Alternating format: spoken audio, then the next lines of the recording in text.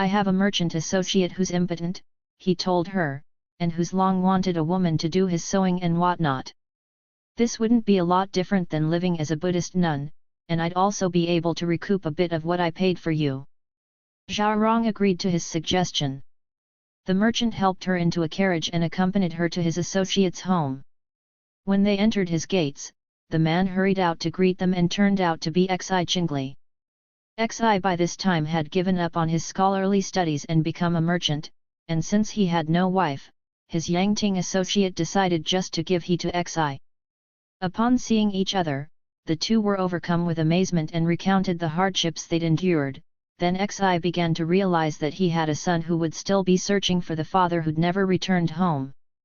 Xi consequently urged all of his fellow business travelers to be alert for any signs of Danan. He also took Zhao Rong officially as his wife, no longer just a concubine. Since she had suffered such tremendous physical trauma, however, she often succumbed to illnesses and couldn't do the manual work required in the household, so she recommended to Xi that he acquire a concubine. But Xi considered the old life he had back at home and refused her suggestion. She rationalized, if I was worried about competing with someone else for your bed, I'd have already married some other man and started another family, but then how could we have ever come together as we are now? When I recall how I was treated by your wife, and all the anguish I kept secret in my heart, how could I treat another concubine that way? Xi then advised one of his business associates to purchase a 30-year-old concubine for him.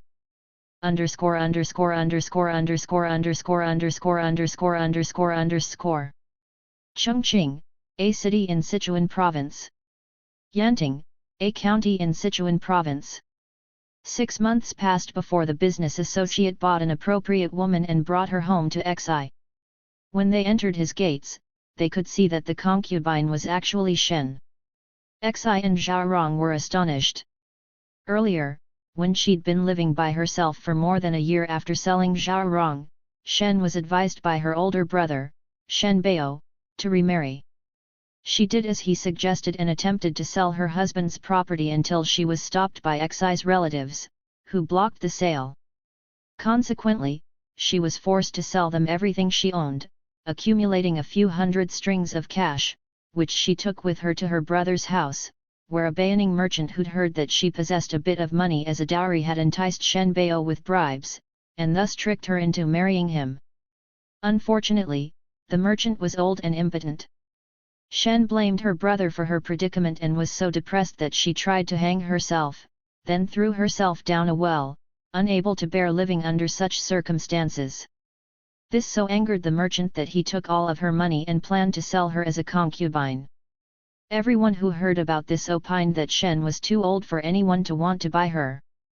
Then Xi's business associate ran across her in Kuizhu, where she'd been transported for sale. Since she happened to be precisely the age that Xi had stipulated, the associate paid for her and brought her back.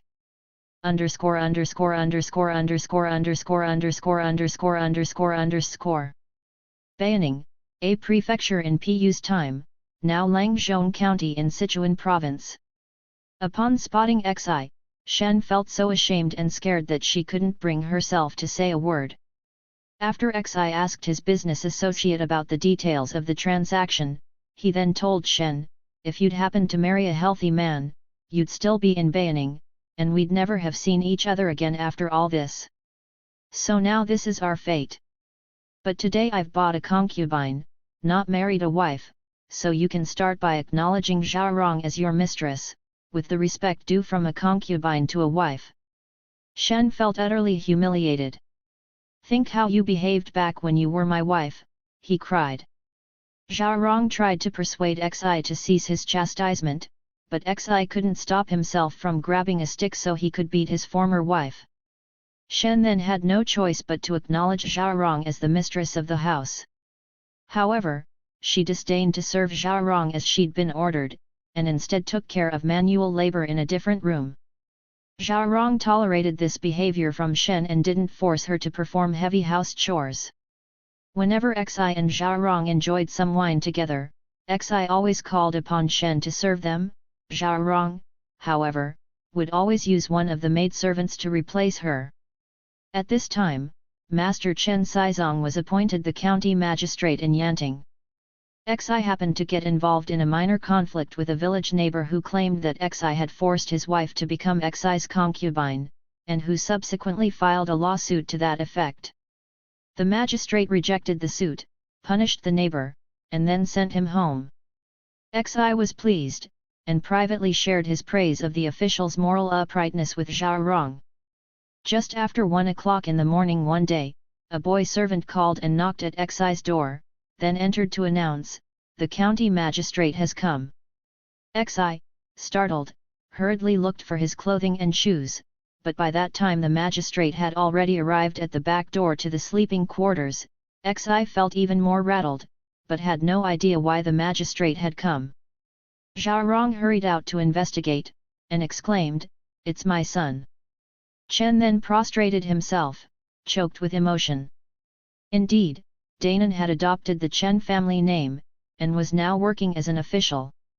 Some time earlier, he'd been traveling to the capital, but decided to take an indirect route in order to pass through his village, where he learned that his two mothers had both remarried, the news of which broke his heart. When Danon's relatives learned that he had become a man of wealth, they returned all of the property they'd acquired from the Xi family.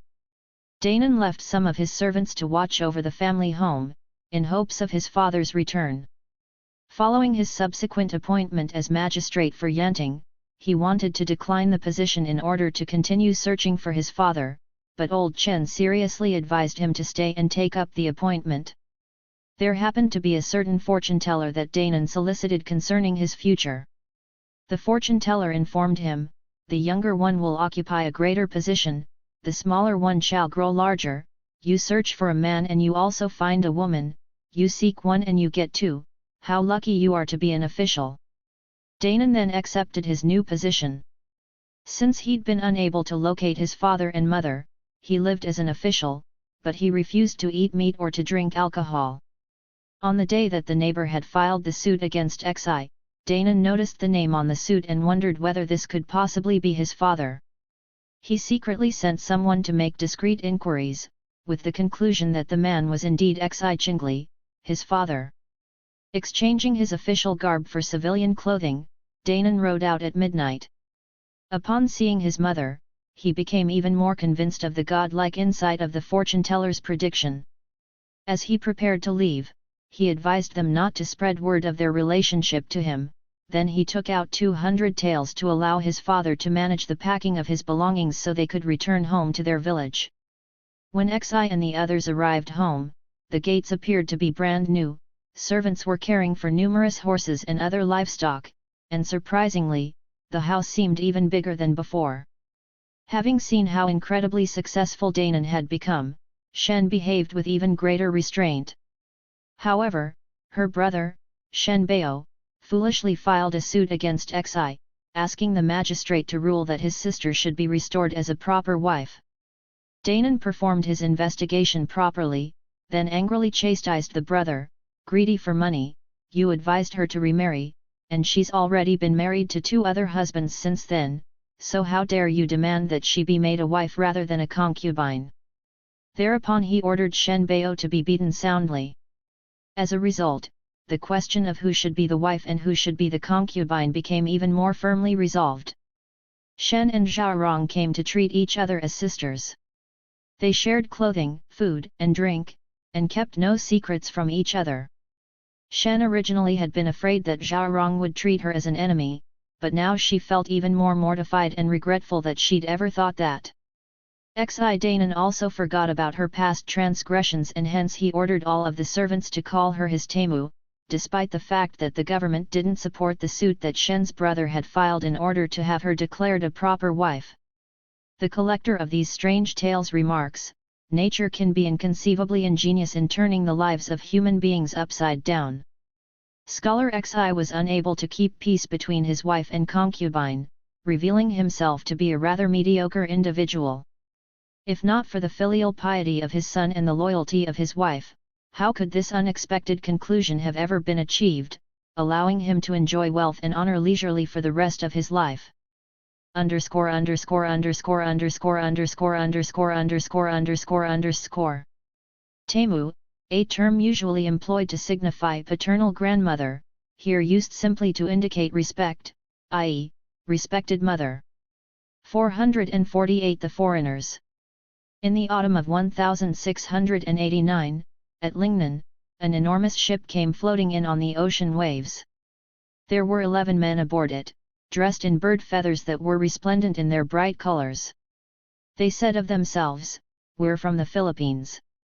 When the wind capsized our ship, dozens of men died, then there were only the 11 of us who survived by clinging to this mighty mast and drifting until running aground on a huge island. For the past 5 years, we've been catching birds and insects for food during the day. At night, we've been down in the hold, sewing together feathers to make a sail. Suddenly one day another ship drifted to the island, its scull and sail entirely gone, as though it had been attacked by ocean winds, so we refitted it to sail back home. After that, a mighty wind guided us to Ayaman. The provincial governor submitted a report to the emperor about the matter, then saw the men off as they returned to their country. Underscore underscore underscore underscore underscore underscore underscore underscore underscore. Autumn of 1689, this would have occurred during the reign of Emperor Kangxi, 1661 to 1722. Lingnan, this signifies the region that includes mountain ranges in Guangdong, Guangxi, Hunan, and Jiangxi provinces, Fan 131N1. Ayaman, another name for Macau. 449 Young Master Wei. Young Master Wei, from Xianyang, grew up in a wealthy family. He was allowed to indulge himself in wanton behavior, and any maidservants or other women who struck his sexual fancy were inevitably seduced by him. He always carried 1,000 taels with him to use in case he ran into any famous prostitutes, or wished to visit some expensive establishment. If a prostitute wasn't very attractive, he'd only stay with her a couple of nights before leaving. If she was to his liking, however, he might stick around with her for months. Wei's uncle had been a distinguished official, and after he retired from his post he became fed up with Wei's licentiousness, so he contracted for a renowned teacher, set up a room to serve as a tutoring center, then shut Wei in with other young masters to study. At night, once the teacher was asleep, Wei would climb over the wall and run off, stay out late, and then return. One night, he lost his footing as he was climbing over the wall, fell, and broke his arm, so the teacher came to realize what had been going on. He informed Wei's uncle, who beat Wei so severely that he couldn't get out of bed and had to be given medicine for his bruises. Once he began to recover, his uncle made a bargain with him: if he studied more than all of his brothers, and wrote some elegant essays, then he wouldn't forbid to him to go out in the evening, but if he proved lazy, he'd beat him just like before. Underscore underscore underscore underscore underscore underscore underscore underscore underscore. Xianyang, a city located in Shaanxi province. As it turned out, young Master Wei proved to be extraordinarily intelligent, reading faster than he was required to do. In just a few years, he was able to pass the local level of the civil service examination. He wanted to cancel the agreement his uncle had made with him, but his uncle continued to clamp down on his nighttime activities. When Wei went to the capital, his uncle had an old servant follow him, with instructions to keep record of his words and movements, and hence several years elapsed without him violating his uncle's stipulations. Once he attained the rank of Jinshi, his uncle finally relaxed his prohibitions somewhat.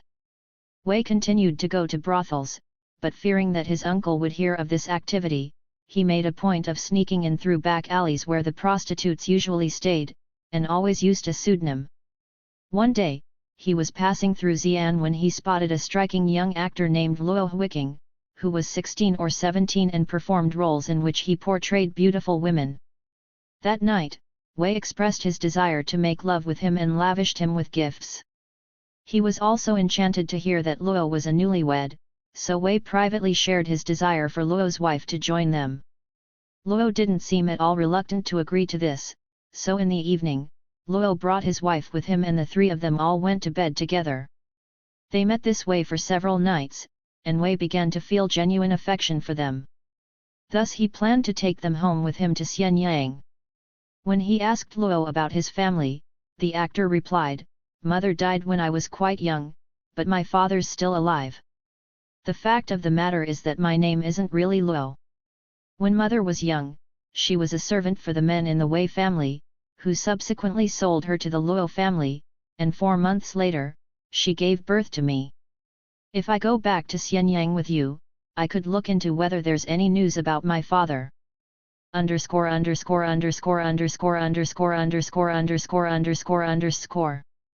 Jinshi, a successful candidate in the highest level of the Imperial Civil Service examination. Startled, Wei asked his mother's surname, and the young man replied, "It's Lu." Wei was so unsettled that sweat started dripping down his body, for he believed that Luo's mother must have been one of the maidservants in his own household. Hence Wei didn't say another word. When the next morning arrived, he gave Luo a generous sum of money, advising him to shift into another profession. Making up the excuse that a business appointment necessitated his returning home, and that later he'd come back for Luo and his wife, Wei left with no intention of returning. Afterwards, he became a county magistrate in Suzhou, where there was a peerlessly beautiful prostitute named Shen Weiniang, with whom he enjoyed making love. On one occasion, he playfully asked her, "Was your first name derived from Lu Yuxi's verse, 'A song from Weiniang could bring even a spring breeze to a halt'?" "No, it wasn't," she replied. "My mother was a famous prostitute by the age of 17, and there was a young gentleman in Xianyang who had the same last name as you, who had relations with my mother for 3 months, concluding with their mutual agreement that they'd get married. When this young gentleman left, I was born 8 months later, and my first name is actually his last name. At the time they parted, he gave my mother a pair of mandarin ducks made from gold, and they still exist. Once he left, she heard no other news from him, which made my mother so angry and upset that she died. When I was 3 years old, I was taken in by Auntie Shen, who gave me her surname." Hearing this, Wei felt intolerably ashamed and appalled. He was silent briefly, then came up with a plan to address the situation. He stood suddenly and hung up a lamp, then called for Weiniang to join him in a drink, secretly placing poison in her cup. As soon as Weiniang swallowed some of the wine, she crumpled in pain, groaning hoarsely.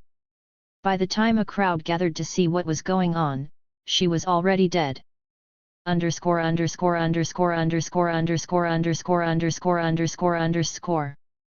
Lu Yuxi, Lu, 772–842, a poet and activist, is perhaps best known for his essay, Treatise on Heaven, concerning the relationship between humanity and the divine. Calling for the proprietress of the brothel, Wei turned the corpse over to her, then offered her a heavy bribe to keep things quiet. But Weiniang had been on intimate terms with men from a number of powerful families, and when they heard about what had happened to her, they became indignant, offering their own bribes to the proprietress to make a formal complaint about Wei to another local official. Wei was so frightened by this that he began indiscriminately bribing everyone involved, but in the end his impetuous response led to him being removed from his position as magistrate. He returned home, now 38 years old, filled with regrets for his former indiscretions. And despite having 5 or 6 wives and concubines, none of them had given birth to a son. Hence he wanted to make his uncle's grandson his heir. His uncle entered into the agreement but felt uneasy about doing so since he worried that the boy would pick up Wei's bad habits if he was adopted as his heir, and thus he requested that Wei delay the adoption until after his death. This infuriated Wei so much that he wanted to make Luo Huiqing his heir, though all the other members of the Wei family opposed the move and stopped him. A few years later, Wei suddenly fell ill and continually beat his chest as he cried, "I took advantage of maidservants and slept with prostitutes, I was such a bad man." Hearing this, his uncle sighed and exclaimed, "He's about to die." Hence he sent his grandson from his second son to Wei's home to stay with him. A month later, Wei died. The collector of these strange tales remarks, young Master Wei's practice of preying on maidservants and directing his intimacies to prostitutes was unquestionably corrupt. Moreover, forcing one's own child to call another man his father is also shameful. Thus the spirits made a fool of him, luring him into committing incest. Yet instead of slicing open his own heart or cutting off his own head in remorse, he merely broke out in sweat and poisoned his own daughter, proving himself a villain and a beast. However, when cultured men like young Master Wei produce children who find their way into the world of prostitution, those offspring do seem to excel all of their brothel peers. 450 Shi Qingzu. Xing Yunfei was from Shenzhen. He loved stones, so if he saw a pretty stone, he wouldn't hesitate to pay any amount to obtain it. It happened that while he was at the river fishing, his net snagged on something, so he jumped in and pulled it open, discovering a stone that was a chi long, exquisitely polished on all sides, with beautiful raised bumps across its facets. Overjoyed, Xing gathered up his rare specimen. After he got home, he carved a violet sandalwood stand for it, then displayed them together on a tabletop. Whenever it happened to rain, clouds would issue from holes in the stone, and from across the room they looked like fluffy balls of clean cotton. There was a certain man of wealth and prominence who came to call at Xing's home and asked to have a look at the marvelous stone. After he'd seen it, he grabbed it and handed it over to a burly servant, then, whipping their horses, they sped away. Xing was helpless to do anything but stamp his feet in regret and anger. When the servant who was carrying the stone came to the bank of the river, he stopped to rest his shoulder against the bridge there, but the stone suddenly slipped from his hands and fell into the water below. The wealthy man was so furious that he whipped the servant. Then he took some gold and hired a good swimmer who dove maybe 100 times into the depths to search for it, but finally was unable to locate it. Hence the man posted public notice of a reward in gold for the stone, then left. ______________________________________________________ Shuntian, old name for Peking/Beijing. Qi, a length equal to 1/3 meter. People began looking in the river every day for the stone, but without any success.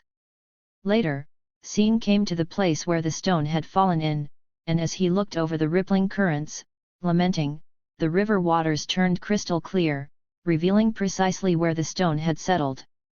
Xing was jubilant, so he took off his clothing and entered the water, where he proceeded to embrace the stone and bring it up to the surface. He carried it home, but didn't dare display it openly again, so he wiped it clean and placed it in his bedroom. One day, an old man knocked at Xing's gate and asked to have a look at the stone. Xing made up an excuse to discourage the visitor, explaining that the stone had already been missing for a long time. With a laugh, the old man replied, "It's in your guest house, isn't it?" Xing consequently invited him into the guest house to see for himself, since he knew the stone certainly wasn't there. When they entered, however, it was indeed there, openly displayed on a table. Xing was so startled that he couldn't speak. The old man began stroking the stone, remarking, "This stone belongs to my family and has been missing for a very long time, but here it is. Now that I've seen it, I hope you'll allow me to take it back home." Xing felt extremely awkward, but argued that he was now the owner of the stone. The old man smiled while asking, "As to the stone being yours, what verification do you have?" Xing was unable to answer him. "I can prove the stone is mine," said the old man. "It has 92 holes, and in one there are 5 characters that spell out, 'This sublime stone is for heaven's use.'" Xing examined the stone carefully, found the hole in which the specified passage was indeed inscribed in tiny characters, as delicate as grains of rice, and squinted his eyes to identify them with certainty. Then he verified that there were 92 holes in the stone, just as the old man had told him.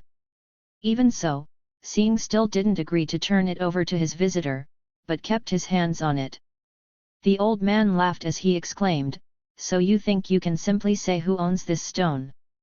Then he bowed to Xing, with hands folded respectfully, and left. Xing accompanied the old man through his gates. When he returned, he discovered that the stone was missing. Xing quickly chased after the old man, who with his halting steps hadn't yet gone far. Running up to him, Xing pulled on the old man's sleeve and complained about the missing stone. "My, that's strange," declared the old man. "How could I possibly hide a stone that size in my sleeve?" Xing realized that the old man must really be an immortal, so he pulled him in the direction of his home, groveling and begging him to come back with him. "Does this stone belong to your family or to mine?" the old man demanded. "Certainly, it belongs to yours," Xing answered him, "but I beg you to part with it, so it can stay with me."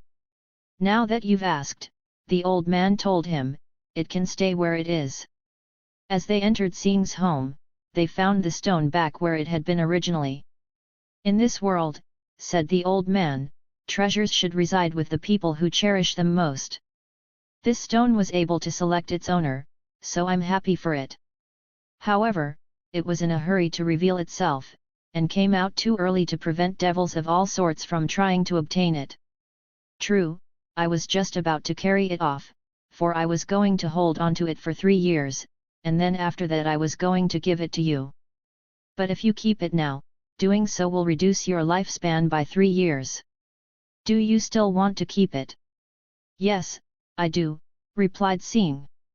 The old man took 2 fingers and pinched one of the holes shut, the stone proving as pliable as clay, then rubbed it with his hand, sealing it. After he'd closed 3 holes in this fashion, he explained, "The number of holes in the stone record the length of your lifespan." Then the old man took his leave so he could go. Xing entreated him to stay, but the old man was adamant about going. Xing also asked him his name, but he simply walked away without replying. A year later, while Xing happened to be away from home, a thief broke into his house, though nothing of value was stolen except for the stone. When Xing returned home and discovered his loss, he felt so dejected that he wanted to die. He scrutinized the scene of the crime and offered a reward for information about the stone, but there was absolutely no sign of it anywhere. A few years went by and Xing happened to enter Baokuo Temple, where he found someone trying to sell the stone, and reasoning that it was already his, he wanted to take it away with him. The seller, however, refused to let him, so they carried the stone before an official to settle the matter. The official asked, "What proof can you offer that the stone is yours?" The man trying to sell the stone was able to say how many holes it had in it. But when Xing asked him what else he knew about it, the man's answer was evasively vague. Xing proceeded to describe the 5 characters to be found in one of the stone's holes and noted the finger marks where 3 of them had been squeezed shut, demonstrating with his fingers how it had been done. The official wanted to have the man beaten who'd been trying to sell the stone, but when the man said that he'd purchased the stone himself for 20 taels in the marketplace, he was allowed to leave.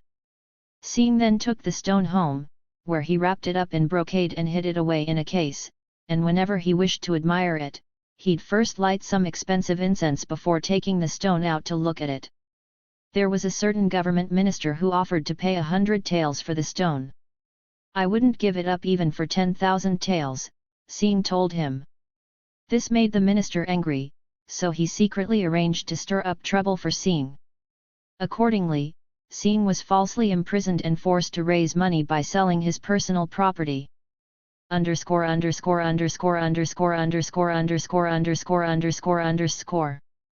Baokuo Temple, located in Zhejiang Province, the Buddhist temple was given this name, literally, dedicate the self to serving one's country, in 880 CE.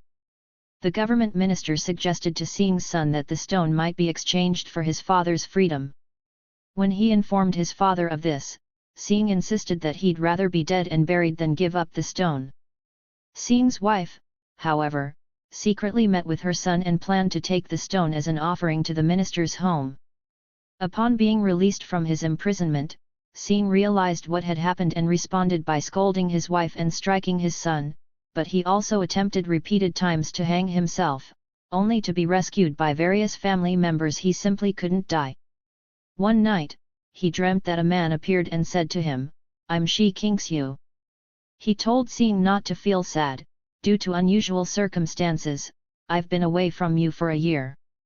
Next year, at dawn on August 20th, you can visit Heidamen, where you can purchase me with 2 strings of cash.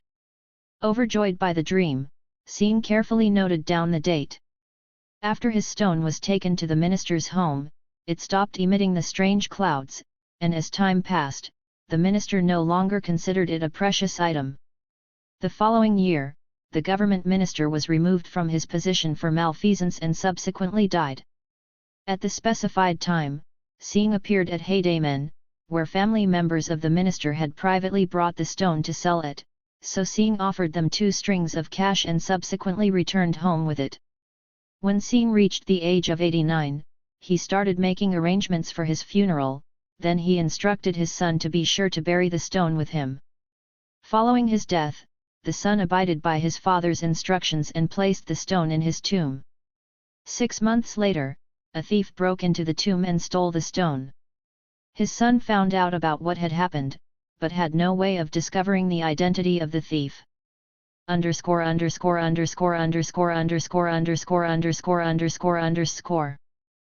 Kingxiu, literally, his name means a refined/polished stone. Heidamen, another name for Beijing's Kongwenmen, a gate 135 feet tall, in what was once Beijing's city wall. The name is a corruption of Heidamen, the gate's popular name, derived from its proximity to the palace of Yuan dynasty, 1271–1368, Mongolian prince, Hada, Has III. 2 or 3 months passed, and then when the son was out walking with a servant one day, he suddenly saw 2 men run towards them and fall to their knees, sweating in panic, kowtowing as they pleaded, "Master Xing, have mercy on us.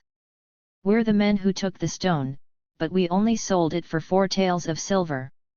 The men were subsequently restrained and taken before an official, where they confessed their guilt during interrogation. When the official asked about the stone, the men reported that they'd sold it to a man named Gong. The official then retrieved the stone from Gong, but became so attached to it that he wanted to keep it for himself, so he ordered that it be conveyed to his storehouse. As one of his clerks picked up the stone, it slipped from his hands and fell to the ground, breaking into several dozen pieces. Everyone who observed this turned pale. The official subsequently sentenced the 2 thieves to death. Xing's son picked up the pieces of the shattered stone and dutifully buried them in his father's tomb. The collector of these strange tales remarks, "A very elegant thing will prove troublesome for its owner. But to sacrifice his own life for it shows the owner's truly addictive behavior." Yet the stone chose to break itself in order to stay with him, so who can say for certain whether or not the stone had feelings for him, too? There's an old saying that a wise man is willing to die for someone who truly understands him.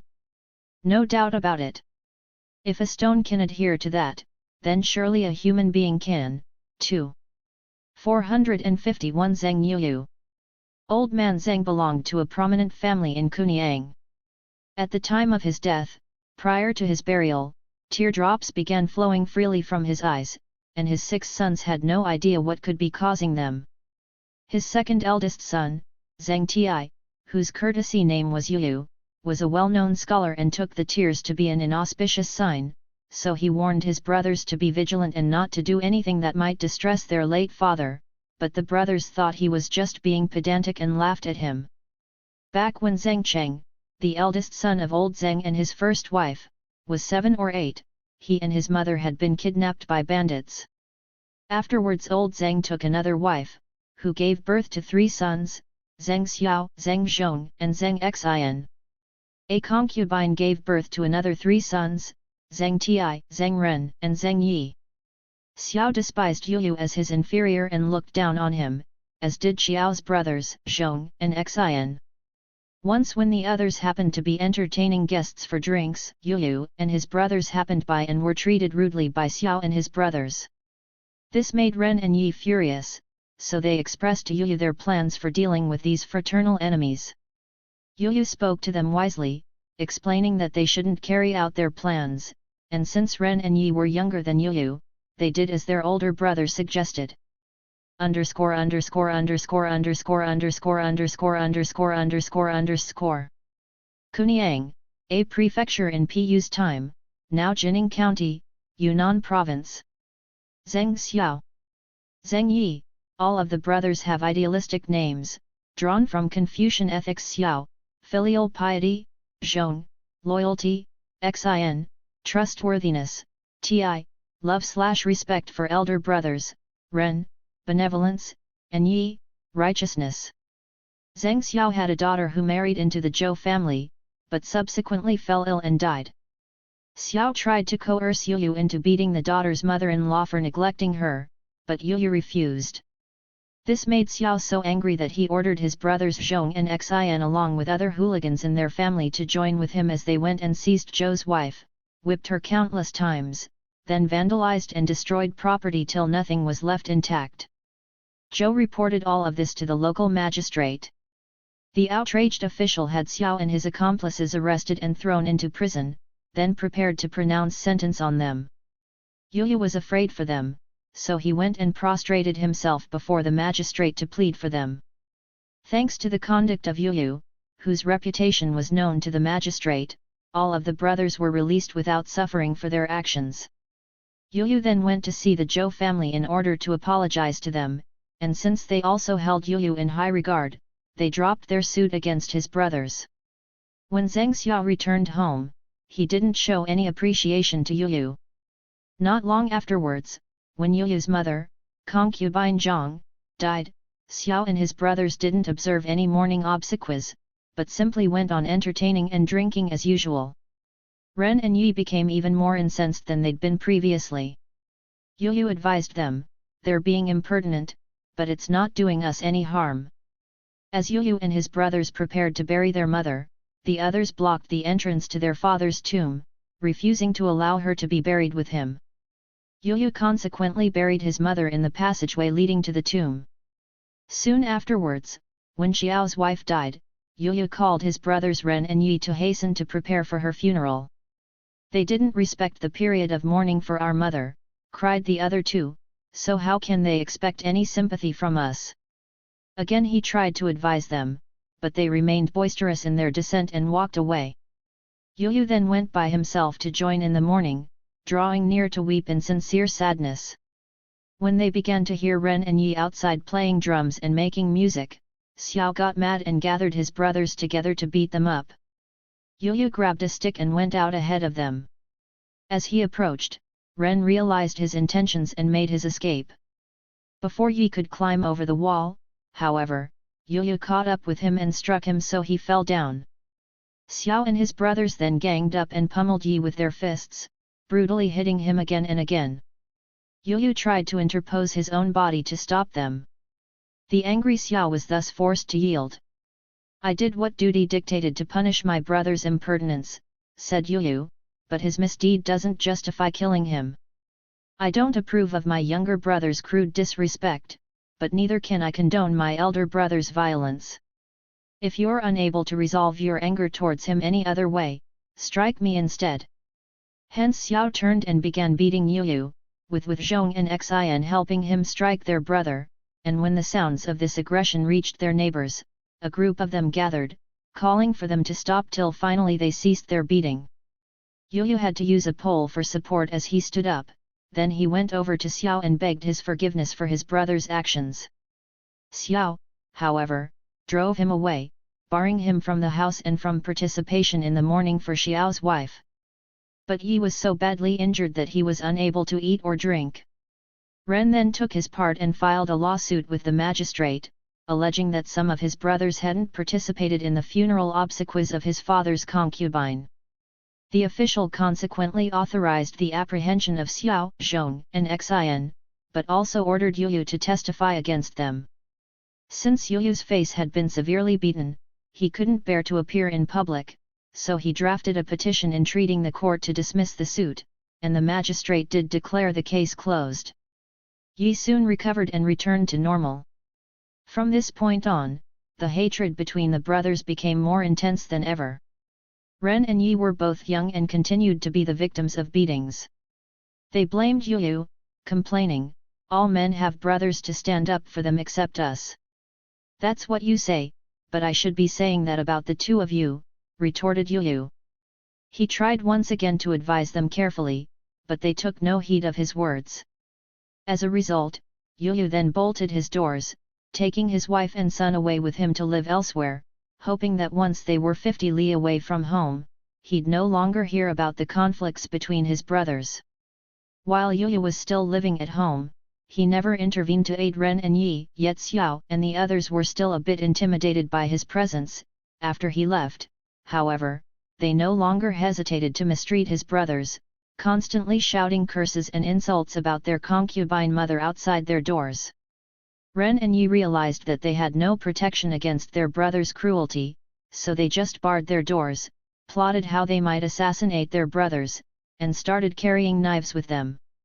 One day, their elder brother Cheng, who'd been captured by bandits, suddenly escaped from them with his wife and returned home.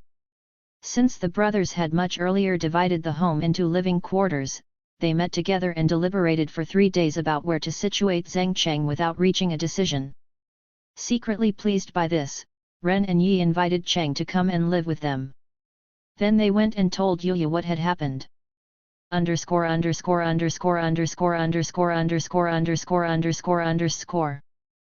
men have brothers. Except us, an ironic allusion to Confucius's Analects 12.5, since it misses the point of the passage wherein Simon Yu, who had his own problems with a treacherous sibling, laments, "Everyone has brothers except for me," while Confucius's disciple, Zixia, answers that righteous individuals earn the respect of others, such that everyone in the world is their brother. Why would exemplary persons worry over having no brothers?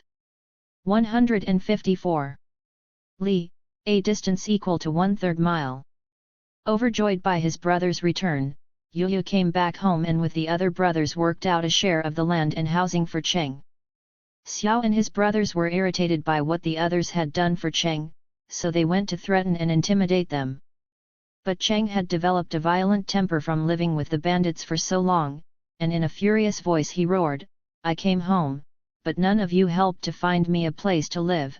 Fortunately, the 3 younger brothers were considerate enough to treat me as their brother, but now you come to punish them for doing their duty. I suppose you'd also like to chase me away. He took a rock and threw it at Xiao, knocking him to the ground. Ren and Yi meanwhile took out a pair of canes, grabbed Zhong and Xin, and started beating them mercilessly. Cheng then filed a lawsuit against the 3 brothers with the magistrate, and the magistrate in turn sent a man to ask Yu to present his opinion on the matter. Yu came to see the magistrate, bowing respectfully while saying nothing, as tears flowed down his cheeks. When the magistrate asked him what should be done with the brothers, he replied, "There's nothing to do but ask the court for its decision." The magistrate then ruled that Xiao and his brothers each had to take a share of their land and possessions and give them to Cheng, such that the 7 brothers would each own approximately the same amount. After this, Ren, Yi, and Cheng grew even closer in mutual love and respect. When the younger brothers spoke of the business regarding their mother's burial location, the 3 of them all wept together. In disgust, Cheng exclaimed, "That wasn't the behavior of human beings, but of beasts." He wanted to reopen the tomb and resituate the concubine's body. Ren hurried off to impart this to Yu. Yu, in turn, rushed home to implore his elder brother not to pursue his plan. Cheng, however, refused to listen, and set a date to reopen the tomb, performing a ritual purification at the site. Then he took a sword and split a tree with it, informing all of his brothers, "What happened to this tree will happen to anyone who fails to attend the ceremony." The others anxiously affirmed that they would be there. Consequently, they were all in solemn mourning as the concubine's coffin was relocated with all proper ceremony. Following this, the brothers got along peacefully. Cheng's temperament, however, remained tough and unyielding, and he regularly slapped or beat his brothers, targeting Xiao in particular. He only deferred to Yu, so if Cheng was in one of his rages, Yu would come and speak to him, immediately calming him down. Everything Xiao did would irritate Cheng, which meant that a day didn't go by without Xiao coming to see Yu, privately ranting to him in complaint. Yu tried gently to advise him, but it did no good. Unable to bear Xiao's continual griping, he moved his family to Sanbo, further distancing himself from the others to avoid their conflicts. 2 years passed with the brothers all living in fear of Cheng, though in time they got used to his behavior. By the age of 46, Xiao had 5 sons, the eldest, Ji, and his third son, Jide, he had with his wife, his second son, Jiagong, and his fourth son, Jiji, he had with his concubine, and a maidservant gave birth to his youngest son, Jizu. All of them had established their own households. Following the example of their father, they quarreled with each other, and nothing Xiao said or did could stop them.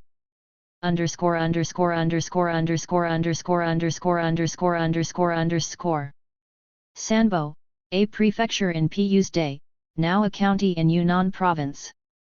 Since only Jizu had no other brothers by his mother, and he was the youngest of Xiao's sons, all of his older brothers were mean and picked on him. His wife's parents lived near Sanbo, so he went to pay them a visit, then took a side trip to see his uncle Yu.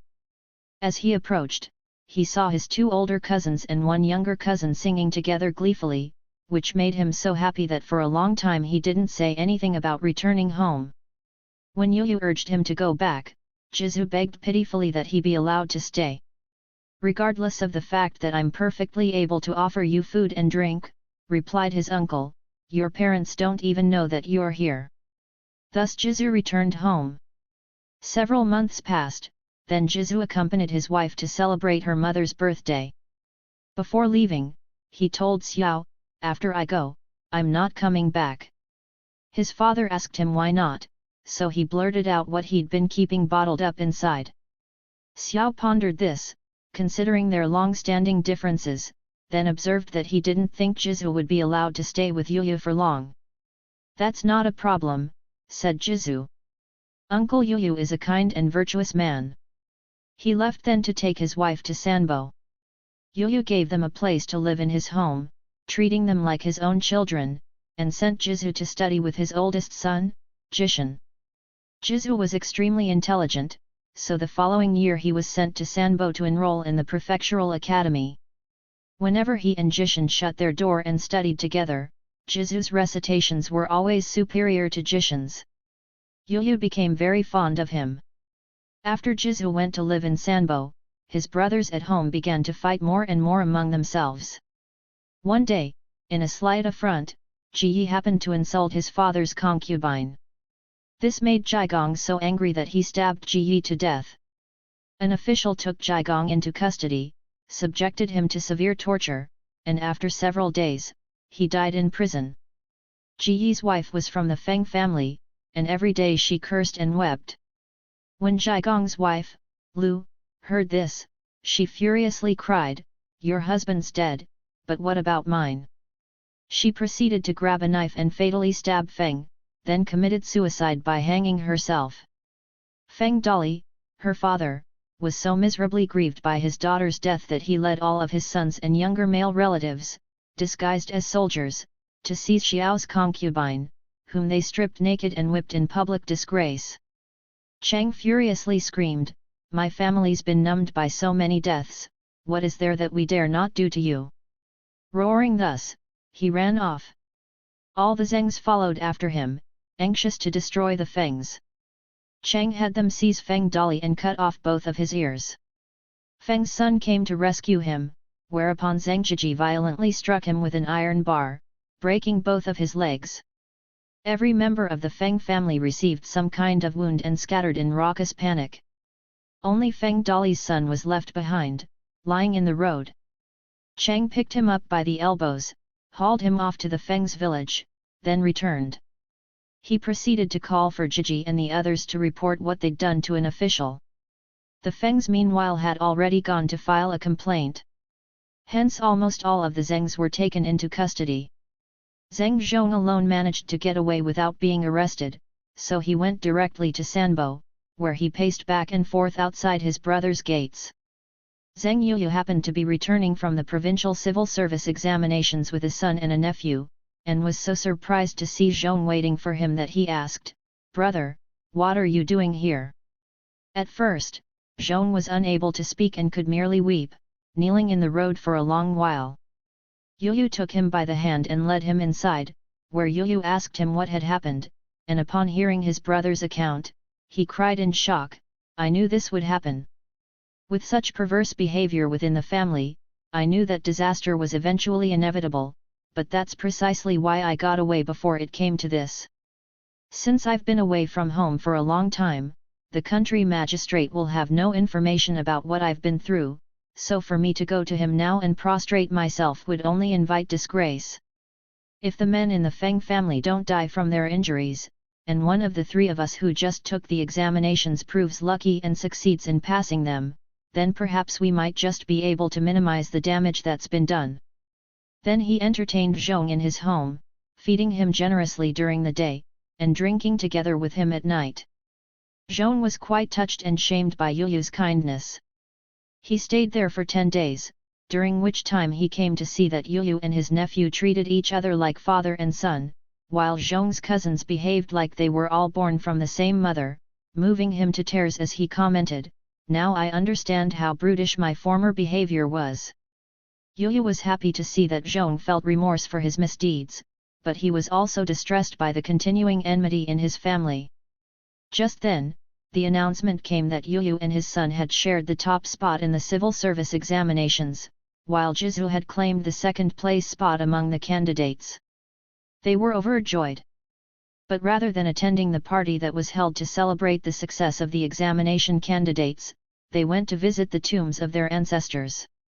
During the Ming dynasty, success in the imperial civil service examinations was a powerful boon, so the Feng family curtailed all further hostility against the Zhengs. Yu Yu then had his relatives offer the Fengs money and grain by way of mollifying them, while he personally put up the money to cover their medical care, in order to resolve the family's disputes. Yu Yu's entire family, sincerely grateful for what he'd done, begged him to come home. With his siblings, Yu Yu burned incense and swore renewed oaths of brotherhood that they might free their minds from the past and start over together, and then he moved his family back to Kunyang. Jizu went with his uncle, not wishing to return home to his own family. Xiao then conceded to Yu Yu, "I'm not a virtuous man, so I don't deserve to have a son who'll bring glory to our family's reputation. You're a good teacher, and that's why he should be your son. Once he's qualified as a jinchi, then you can allow him to return home." Yu Yu did as his brother asked. 3 years later, Jizu succeeded in passing the imperial examination at the provincial level. Yu Yu then decided to send him home, with Jizu and his wife crying pitifully as they departed. Not many days after this, Jizu's son, who was then 3, ran away from home and returned to Yu Yu's house, where he hid in his uncle Jishan's room, refusing to go back. Whenever someone tried to make him leave, he always ran back in. Xiao then found a house nearby for Jizu to occupy, with Yu Yu as his neighbor. Jizu opened a passageway between his house and his uncle's, so the two households could exist as one. In time, Cheng gradually grew old, so the family depended on Yu Yu to take care of its business matters. Ever after this, the family behaved civilly, living in filial piety and brotherly love. The collector of these strange tales remarks, "In this world, only bestial persons recognize their mothers but fail to respect their fathers, and even in such a well-educated family you can find sons who display this kind of behavior." A father showed his family how to comport itself, till over time his example was imbued in his children and grandchildren, becoming second nature to them. As the ancients said, if the father steals, the son will certainly become a thief, for that's how corruption works. When Xiao was heartless, his reward was to be miserable, but he knew that he was morally deficient, so he sent his son to his brother who had the ability to take care of that son's future. If this was Xiao's punishment for his actions, it was certainly an indirect one. Underscore.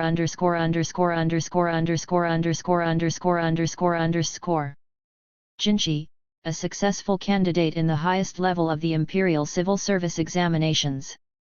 452 The Jiaping gentleman. There was a certain affluent young man from Jiaping of noble appearance and graceful demeanor. When he was 17 or 18, he went to the prefectural capital to take the civil service examination. He happened to be passing the gate of a popular brothel when he noticed a 16-year-old beauty standing there and found himself gazing fixedly at her. The girl gave him a little smile and a nod, so he came closer in order to speak with her. "Where do you live?" she asked him. The young man proceeded to inform her. "Is there anyone else living with you?" she inquired. "No," he replied. "I'll pay you a visit tonight," she told him, "as long as no one else knows about it." The young man went back then to where he was staying, and as evening approached, he dismissed his boy servant.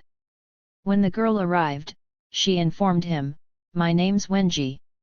I admire your refined elegance, so I snuck out behind my madam's back and came to you. To be frank, I hope you'll want to make love with me." The young man was overjoyed by her words. Following this, she came to be with him every 2 or 3 nights. One evening, she braved the rain to see him, and when she entered his door, she took off her wet clothing, hanging everything on a clothes rack. Then she slipped off her small boots and begged the young man for something to wipe off the mud that had splashed up on her. Afterwards, she took a blanket from his bed and covered herself. Underscore.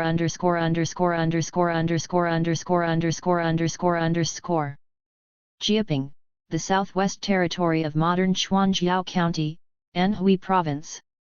The young man examined her boots, which were quite new and sewn from multicolored brocade, the glistening moisture on them now almost dry, and was quite attracted to them.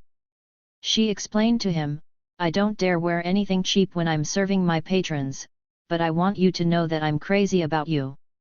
As they listened to the sound outside the window of the rain pouring down, the girl recited, "A chilly wind and cold rain fill the town by the river." Then she implored the young man to add his own line to match it. He said he was sorry, but he couldn't think of anything. "A proper fellow like you," she decried, "how can you not know how to engage in literary invention? What a letdown!"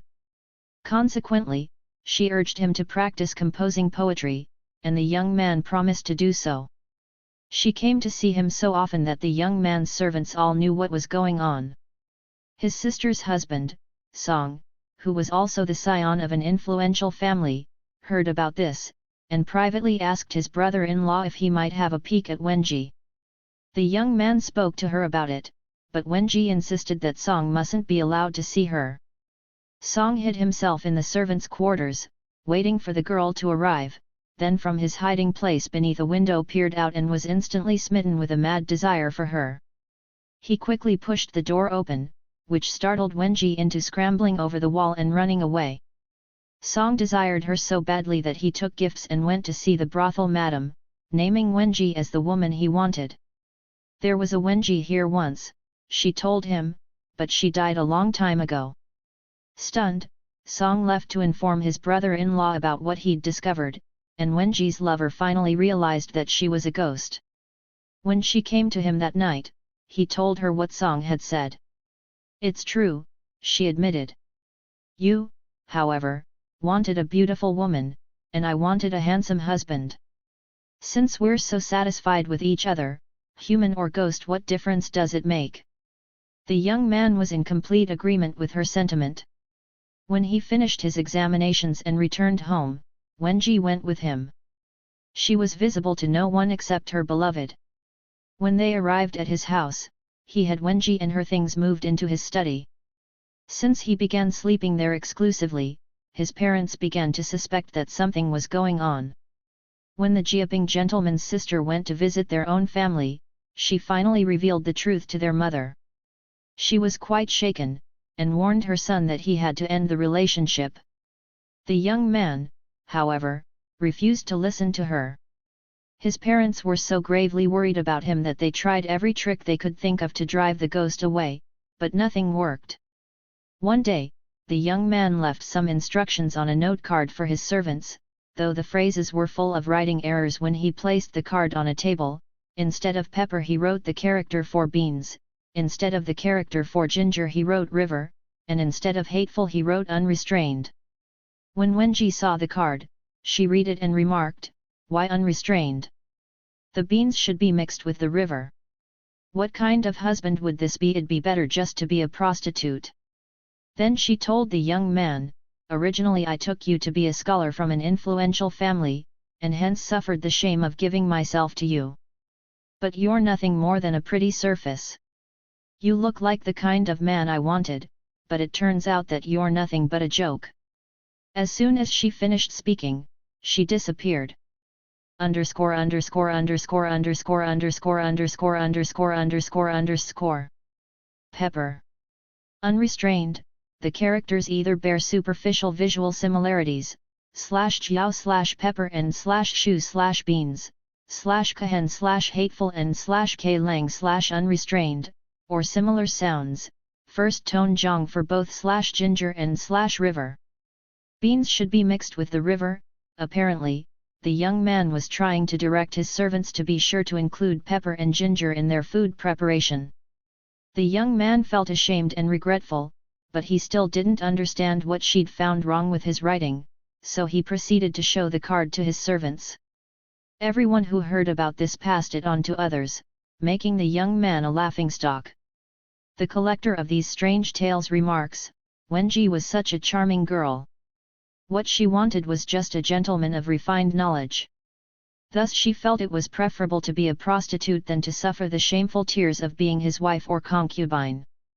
And though his parents' manifold strategies had failed to drive her away, then she saw his ridiculous card telling the servants to mix the beans with the river, which had the same effect of driving off the ghost as Du Fu's poem and the image of Zizang's skull.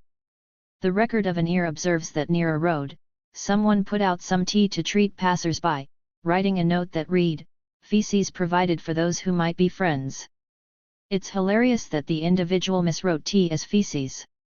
There was a high official's son who later fell into poverty, and outside his gate he once posted an advertisement that read, "Ancient obscene objects sold here."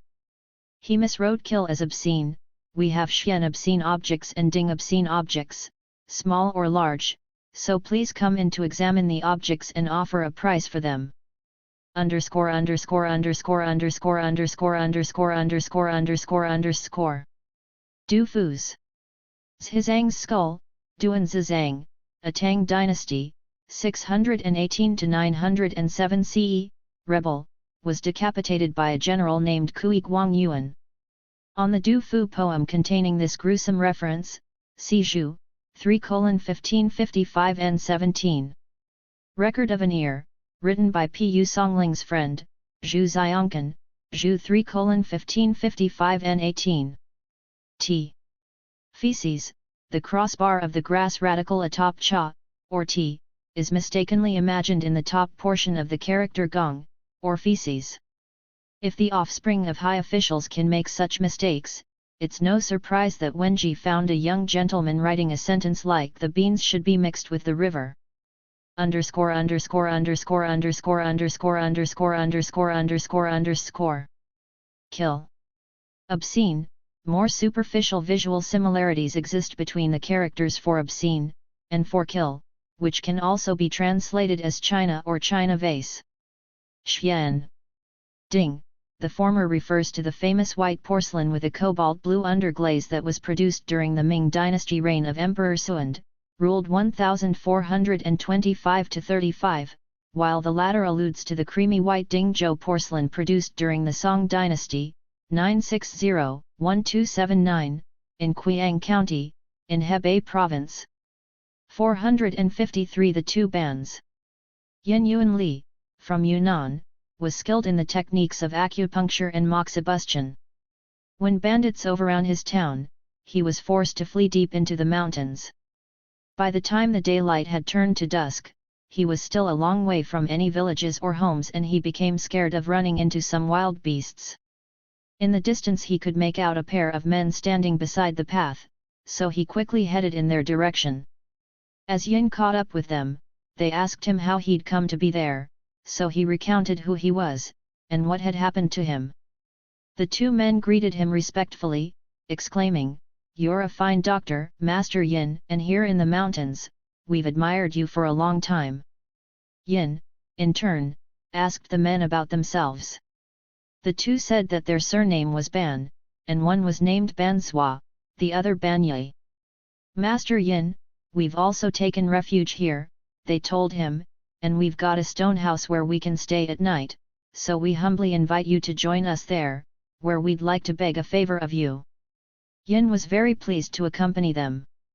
Presently they came to the stone house, located near some cliffs overlooking a valley. They lit a fire to provide some illumination, and Yin could finally see that the two bands looked fierce and bold, certainly not like refined individuals.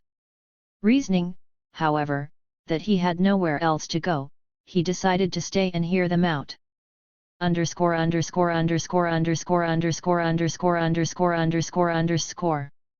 Banswa. Banye, their first names prove perfectly appropriate here, as Zwa means claw, and Ye means tooth. At that point there came a groan from a nearby bed, and when he went to examine its source, he found an old woman lying stiffly there, as if in considerable pain. "What's she suffering from?" asked Yin. Banya replied, "This is what we wish to ask you about, Master Yin." The bands held burning sticks close to the bed to provide more light, then asked the doctor to take a closer look. He examined the area below her nose and discovered a pair of wens at the corners of her mouth, each the size of a small bowl. The bands informed him, "They're so painful that she can't bear for anything to touch them, so she hasn't been able to drink or eat." "This is easily remedied," Yin assured them. He took a clump of mugwort, lit it on fire, and applied moxibustion, comforting them, "She'll recover overnight." The two bands were overjoyed, so they roasted some deer to entertain their guest. Since they had no wine or rice, their fare consisted solely of the deer. Banswa apologized, "We didn't know that we'd have a guest all of a sudden like this, so we hope you won't think us disrespectful or odd." Yin ate his fill of the roasted meat and prepared to go to sleep, using a stone for his pillow. But while Banswa and Banya were honest and simple fellows, they were also a bit uncouth in an inexplicably frightening way, so Yin turned over on his side, unable to fall asleep. Before there was even light in the morning sky, he called over to the old lady, asking her how she felt. She'd just awakened, so she reached up and felt the two wens, which had shrunk to mere scars. Yin instructed Banswa and Banya to go bring some burning wood from the fire for light, and then he applied some herbal shavings to the spots and declared, "You're fine now." The others expressed their humble appreciation to him as Yin prepared to leave. The bands then took a roast deer leg and presented it to him in gratitude. 3 years passed, and Yin heard no further word of the Ban family. It happened then that Yin was traveling through the mountains when he met a pair of wolves that blocked his way so he couldn't proceed. As the sun set in the west, a whole pack of wolves arrived, surrounded Yin, and then attacked him. A wolf leapt at him, knocking him to the ground, several wolves starting clawing and biting at him, ripping up his clothes. Yin figured he was sure to die. Suddenly a pair of tigers rushed out, scattering the wolves in all directions. With mighty roars of anger, the tigers terrified the wolves into paralyzed submission. Pouncing, the tigers killed all the wolves, then simply left after doing so. Yin bolted in disoriented panic since he had no place to stay. He ran into an old woman who suddenly appeared, looked him over, and cried, "Poor Master Yin, what an ordeal to suffer." The distressed Yin relaxed a bit and asked how the woman happened to recognize him. "You used moxibustion a while back, in a stone house," she replied, "to cure an old woman of her wens." Realizing all of a sudden that she was one of the bands, he anxiously entreated her to allow him to stay with her for the night. The old lady led him away and soon they entered a courtyard where lanterns had already been set out. As she informed him, "I've been waiting for you for a long time." She took out a fresh robe and pants for him to put on in place of his torn clothing. Then she fixed him something to eat, urging him in sincere appreciation not to hold back. The old lady also took a pottery bowl and helped herself to some wine, chatting as they drank with great exuberance, not at all like what one would expect from a woman. "Those two men I met the other day, Granny, weren't they your sons?" asked Yin. "Why aren't they here?" The old lady replied, "I sent my 2 boys to meet you, but they haven't come home yet, so they must have lost their way." Yin was quite moved by her solicitous kindness, so he drank uninhibitedly until he reached the point of passing out where he was sitting. It was already dawn by the time he regained consciousness, and as he looked around, there was no courtyard. He was alone, sitting atop a large rock. He heard a sound like the heavy breathing of an ox below, and when he looked over the side of the rock, he saw an old tiger sleeping soundly. On the sides of its mouth there were 2 scars, each of them the size of a fist. At first he was afraid that the beast would awaken and track him before he could escape. But then it dawned on him that the 2 tigers who saved him must have been the 2 Bans, Bansua and Banyai. 454 The carter. There was a carter who was doing his utmost to push his loaded cart up a hill, when a wolf suddenly came along and bit him in the ass. He wanted to let loose of the cart, but was afraid that it would roll back over him, so he endured the pain and kept pushing. By the time he reached the top, the wolf had already bitten off a chunk of flesh and run away. Thus the creature took advantage of him when he couldn't do anything about it, stealing a little taste of fresh meat in a way both shrewd and funny. 455 Divining with the Immortals. Mi Baiun, from Zhang Kaiyu, was skilled at spirit summoning. This involved asking questions of the immortals by holding a wooden plate in the sands for them to come and write upon. One day, a friend spotted a tiny cloud in the sky which inspired him to write the line, like suet or white jade in the sky. He invited me to match it with a line of his own. Mi Baiun immediately found an immortal writing the words, "Ask for old Dong in the town to the south." His friend thought that he was just making up some nonsense. Afterwards, when Mi happened to be in the town to the south, he came to a place where the ground was as red as cinnabar, which he found quite strange. He saw an old man leaning up against something, tending his pigs, so he asked him why the place was so red. "This is the ground red with pig blood," replied the old man. Suddenly Mi recalled the line that the spirit summoning had generated, and was quite astonished. Mi asked the old man his name, and he answered, "I'm Old Dong." It might not be the strangest thing that ever happened, but to know ahead of time that he was going to meet Old Dong in the town to the south is surely an example of divination.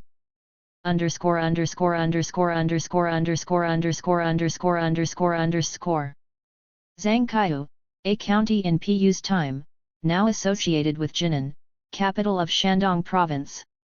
456 Scholar Miao. Scholar Gong was from Minzhou. While traveling to take the civil service examination in Xi'an, he stopped to rest at an inn, where he purchased some wine and proceeded to pour himself a drink. A man of brave and powerful appearance entered the inn, took a seat and started chatting with Gong.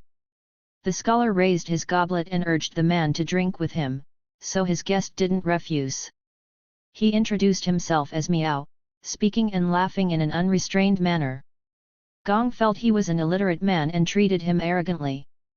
Once they finished their wine, Gong decided he wasn't going to purchase any more. Miao declared, "There's nothing as boring as drinking with a scholar." He stood up and went off to the wine shop to buy some more, then came back carrying an enormous wine jar. Gong tried to take his leave by saying that he couldn't drink any more, and when Miao seized his arm to try to persuade him to keep drinking, his arm hurt so much that it felt like it was going to break. Gong had no choice but to keep drinking until he'd finished several cups of wine. Miao took a soup bowl to gulp down the last of the wine, laughing as he said, "I'm not very good at persuading guests to drink, so you can decide for yourself when to stop."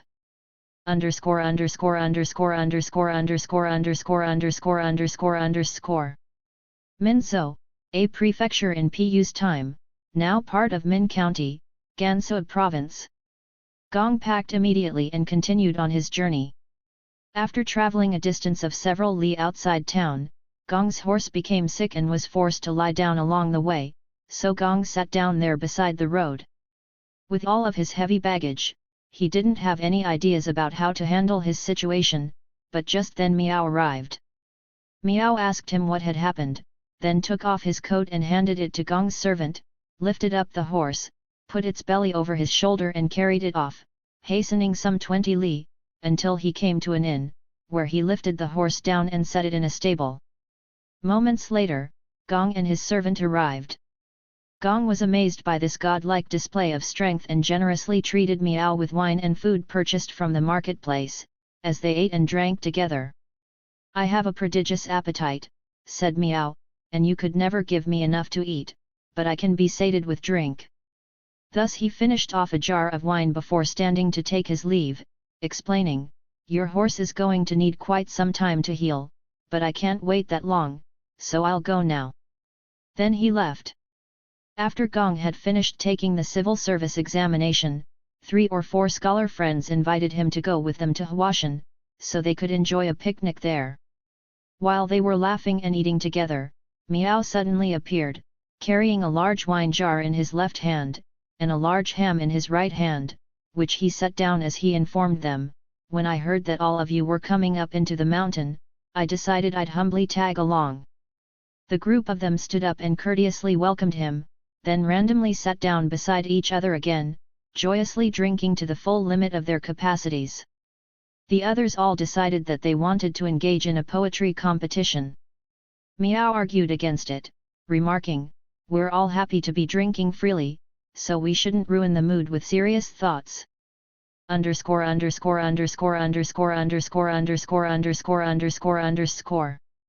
Li, a distance equal to 1/3 mile. Huashan, a mountain located in Shaanxi province. But the others wouldn't listen and established a penalty of 3 cups of wine for the competition. Miao said, "That's not much of a penalty, what about making it a death penalty?" "That's taking the punishment a bit too far," laughed the others. "Well, if you're not going to pursue any more dire punishment than that," replied Miao, "maybe even a brawny fellow like me can try to compete." To start them off, Scholar Jin recited, "The lofty promontory draws the eye to the beautiful sky." Without even thinking, Miao responded, "The chamber pot struck by the sword shines redly." While the next participant sat for a long time thinking about his own line to answer Jin's challenge, Miao raised the jar of wine and tipped it up to drink. Shortly thereafter, the others all offered lines which they had to admit were not very good. Miao shouted, "If that's the best you can do, you'll have to overlook my line and not make any more." But the others just ignored him. Miao couldn't stand it and immediately began roaring like a dragon, till the mountains and valleys shook with the sound of it, then he leapt up and down like he was a rampaging lion. This completely interrupted the concentration of the others, so they had to stop their recitations and consequently began drinking freely once again.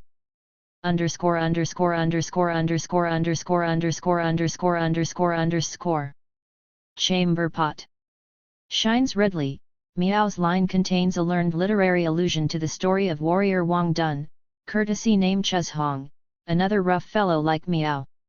According to the Book of Jin, the historical account of the Jin dynasty, 265 to 420, on one occasion Wang was chanting poetry while he knocked the chamber pot to keep the beat till the rim became full of chips, Wang 73-18. It shines redly, presumably as a reflection of his personal proclivity, both Wang's and Miao's, towards violence. By the time they were already half drunk, each of the others began reciting verses that they'd composed for the recent civil service examination, all the while complimenting each other on their accomplished poetry. Miao refused to participate, pulling Gong aside to play some rowdy drinking games. Wins and losses occurred on both sides as the others continued praising their mutual efforts. In a stern voice, Miao finally declared, "I've been listening to everything you've been saying. This excuse for poetry is only suitable for reading to wives at bedtime. Anyone else would find it completely disgusting." The others looked shamefaced, but they were so peeved at Miao's blunt criticism that they began reciting even more loudly. Miao grew enraged and with a growl flung himself to the ground, proceeding to change into a tiger that rushed at the offending scholars, killed them, and then roared before bounding away. The only survivors were Gong and Jin. Jin went on to teach in a private school.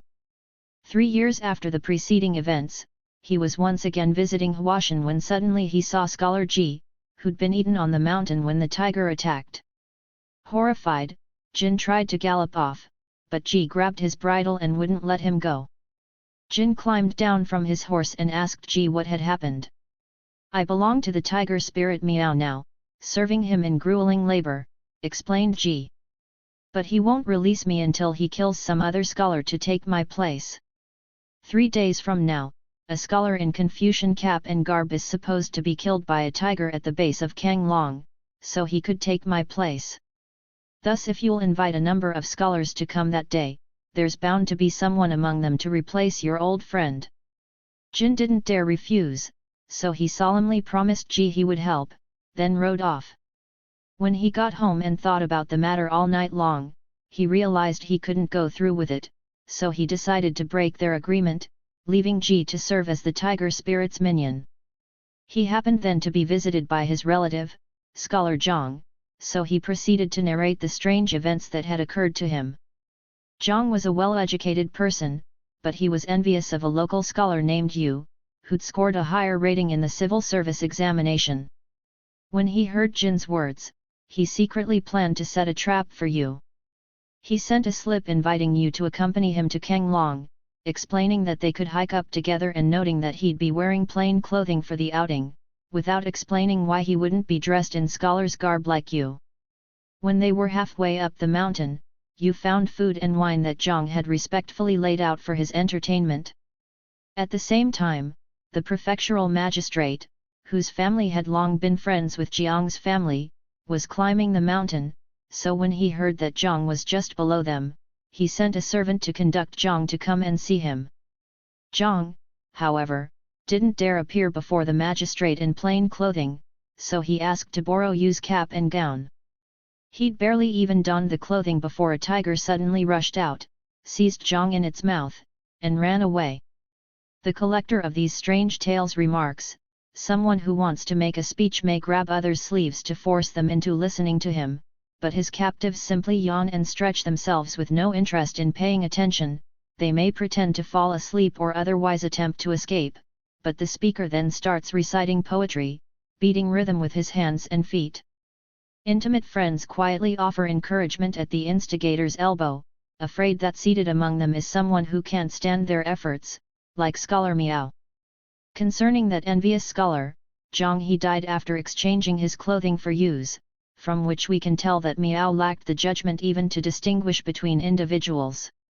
_________________________________________________________ Kanglong, an apt name meaning fiend for this fateful place. 457 The Scorpion Merchant. A merchant from the south who dealt in scorpions came each year to Lingque, where he always purchased a great many of them. The locals would go up into the mountains with their wooden tongs, entering caves and turning over stones to find and capture the scorpions. One year, the merchant returned and checked into an inn. Suddenly he felt his heart start pounding and his hair stand on end, so he hurried to tell the innkeeper, after having taken so many of their lives, "Now I see how I've angered the scorpion ghosts, so they're coming to kill me. Quickly, help me." The innkeeper looked around the room and found an oversized urn, urged the merchant to squat down and hide inside, then covered the top of it. Moments later, a sinister-looking, blonde-headed man rushed in. "Do you have a southern guest staying here?" he asked the innkeeper. "He's gone out," the proprietor replied. The man looked all around the room, loudly sniffed 3 times with his nose, then exited through the doorway. "You're safe and sound now," the innkeeper said to the merchant. He took the cover off of the urn so he could see his guest who'd been reduced to nothing but bloody water. _______________________________________________________________________________________________________________________458 Du Xiaoliai. Du Xiaoliai was from the Western Hills region of Yudu. His mother was blind in both eyes. Du was a filial son in all matters, and even though his family was poor, they always ate well. One day, as he was about to go take care of some business, Du purchased some meat at the marketplace and handed it over to his wife, telling her to use it to make boiled dumplings. His wife was an extremely mean-spirited individual, so as she chopped the meat for the dumplings, she mixed dung beetles into the filling. Du's mother subsequently found the dumplings' smell so repulsive that she couldn't eat them, so she hid a few to show her son. When Du returned home, he asked her, "Were the dumplings delicious?" His mother shook her head, then took out the reserved samples and showed them to her son. As soon as Du tore them open and looked inside, spotting the dung beetles, he became furious. He rushed into his wife's room, intending to punish her, but he was afraid his mother might hear him. He sat on the bed, thinking about what to do, and when his wife asked him what the matter was, he didn't say anything. His wife appeared nervous, then laid down beside the bed, clearly agitated. After a long while, he heard a sound like heavy breathing coming from her. Du angrily declared, "You'd better fall asleep, unless you're just waiting to be beaten." But he also felt her become quiet. Underscore.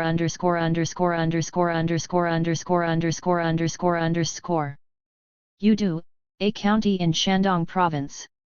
He got up, lit a candle, and found a pig where she'd been, but when he looked at it carefully, he discovered that it had 2 human feet and realized that his wife had turned into the creature. The county magistrate heard about this, so he dispatched some men to take the pig and exhibit it everywhere as a warning to people against unfilial behavior. Rumor has it that Wei Chenzang witnessed this personally. 459 Mao Deifu. Mao Deifu, from Taixing, was a doctor who specialized in skin ulcers.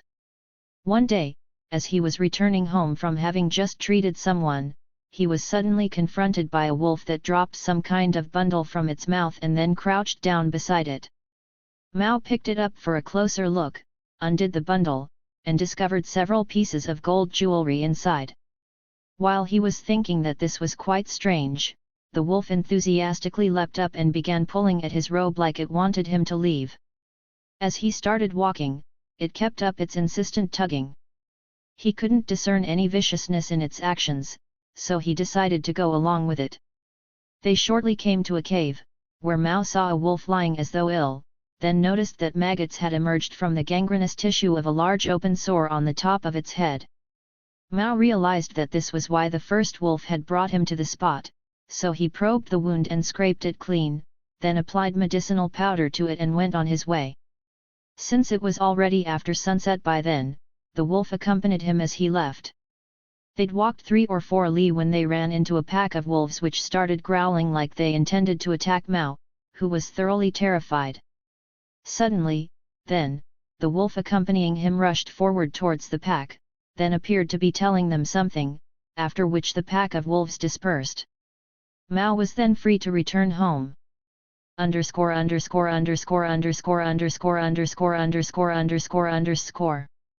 Taixing, a city in Jiangsu province. Li, a distance equal to 1/3 mile. Earlier, a silver merchant in town named Ningtai had been robbed and murdered along the road, but no one had been able to uncover any information about the incident. When Mao showed up with the gold jewelry, someone recognized it as having belonged to Ning, so Mao was apprehended and taken before the local court of law. There he explained what had transpired with the wolves, but the court official refused to believe him and ordered him to be shackled.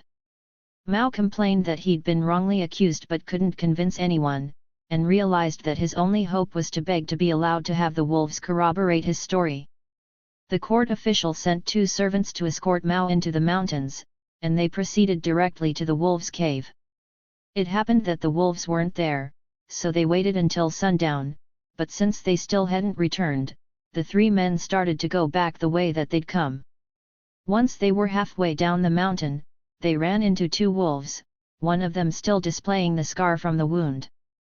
Mao recognized it, turned to bow respectfully to the wolf in greeting, and said, "When we met before, you gave me some gifts, but now I've been accused of stealing them and I'll suffer dire consequences. Only you can exonerate me, or else I'll be returned and whipped to death." When the wolf saw that Mao's hands were tied, it turned angry and rushed at the servants. The servants drew swords and faced their attacker. The wolf lowered its muzzle and gave out a great howl. After 3 such howls, a pack of 100 wolves gathered around them, completely surrounding the servants. The men realized that they were utterly helpless. But as the wounded wolf began to gnaw at the rope binding Mao's hands, the servants realized that it recognized him, and once he was untied, the wolves all dispersed. They returned to the court where they explained what had occurred, and the official there found the account so strange that he didn't immediately release Mao from prison. A few days later, when the court official went out for a walk, a wolf carrying a worn shoe in its mouth dropped it in his path. The official walked past it, so the wolf then picked it up in its mouth again, ran ahead of the official, and dropped it once more in his path. Once the official ordered his servants to retrieve the shoe, the wolf then left. When the official returned home, he privately sent a representative to make inquiries about the owner of the shoe. Someone reported that in a nearby village, there was a man named Kong Xin, who'd been chased by a pair of wolves and lost his shoe in the process. He had Kong apprehended, and learned that the shoe did indeed belong to him. But then the official began to suspect that Kong had killed Ning. An additional investigation verified this.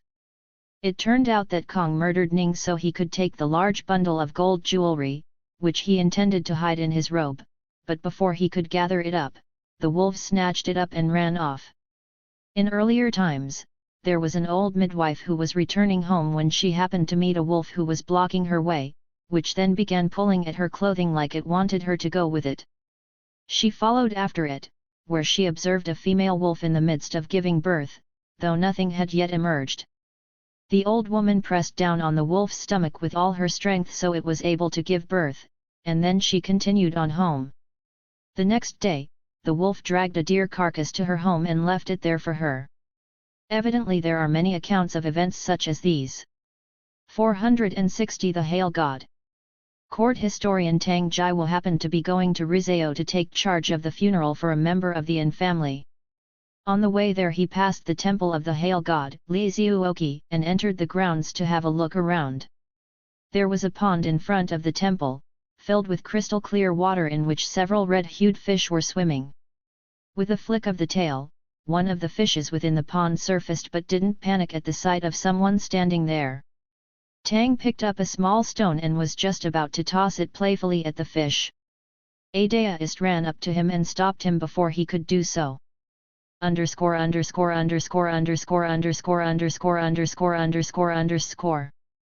Tang Jiwu, Tang Menglai, whose courtesy name was Jiwu and was also known as Bayan, was from Zishuan, in Shandong Province, Pu's home district. Pu visited Mt Lao with Tang in 1672, then accompanied him to Mt Tai in 1673. Opportunities to have collected stories like this one, Chong and Chong 46-7. Rizao, a county in Shandong Province. Liaozhai, during the conflict between the Zhao and Han armies that would eventually result in the triumph of Liu Bang, who subsequently became the Emperor Gao. Liaozhai, a councillor and nobleman for the Zhao, proposed taking 30,000 troops to block the grain shipments to the Han forces through the Taihang Mountains, a suggestion that the Zhao Prime Minister, Chen Yu, refused to take, leading to the loss of the decisive Battle of Jingxing in the early 3rd century BCE. Li was subsequently honored for his wisdom by being made an elemental deity. When Tang asked him why, the Daoist explained, "All of the fish in this pond are the kin of dragons, and if you strike one of them, it'll surely cause a terrible storm." The court historian laughed at his prediction as nonsense and proceeded to toss the stone into the pond. Afterwards, he stepped up into his carriage and headed eastward. As he did so, black clouds appeared overhead that followed him on his way. Hailstones began falling from above that were the size of large balls of unspun silk floss. After he'd travelled for a li, the sky began to clear up.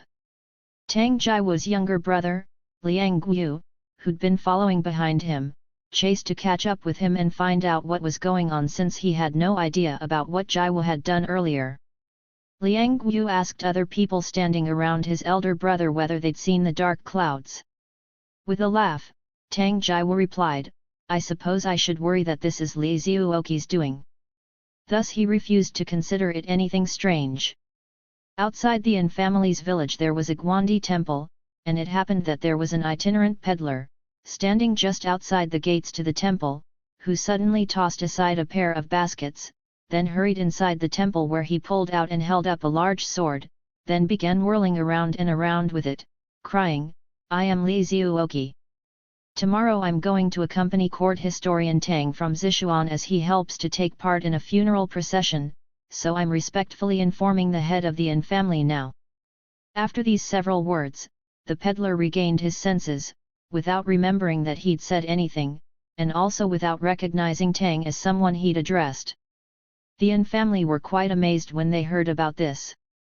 The village was still about 40 li beyond the temple, so they respectfully burned some hell money for the deceased, then went into the temple to express their sincere mourning while also praying for pity for themselves, fearing to show any dishonor regarding the Hail God's visitation. Underscore.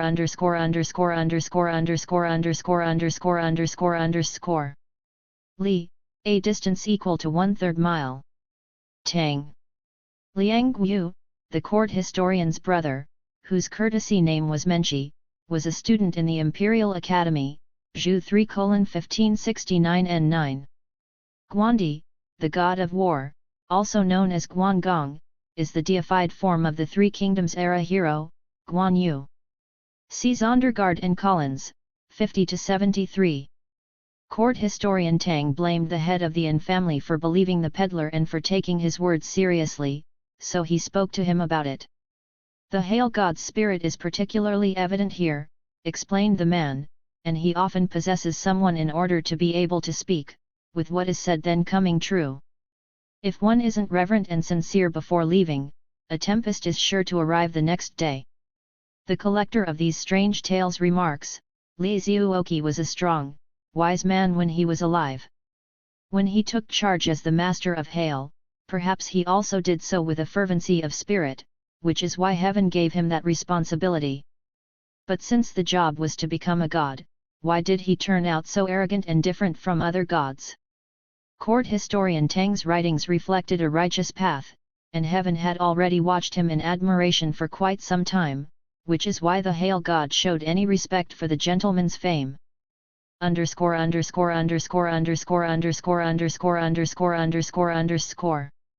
Hell money, faux paper money burned in funeral obsequies to benefit the deceased symbolically, traditionally considered useful for the bribing of underworld officials. 461 8 Crocs Li. Li Yusheng, who studied at the Imperial College, grew up as the second son in his father's house. The old man was very wealthy and made a habit of storing his money in crocs, so his fellow villagers nicknamed him 8 Crocs. When old man Li found himself confined to bed by illness, he called for his son to divide up his money. He had 8 shares of his possessions assigned to his elder son, and 2 shares assigned to his younger son. This left Yusheng feeling dissatisfied and resentful.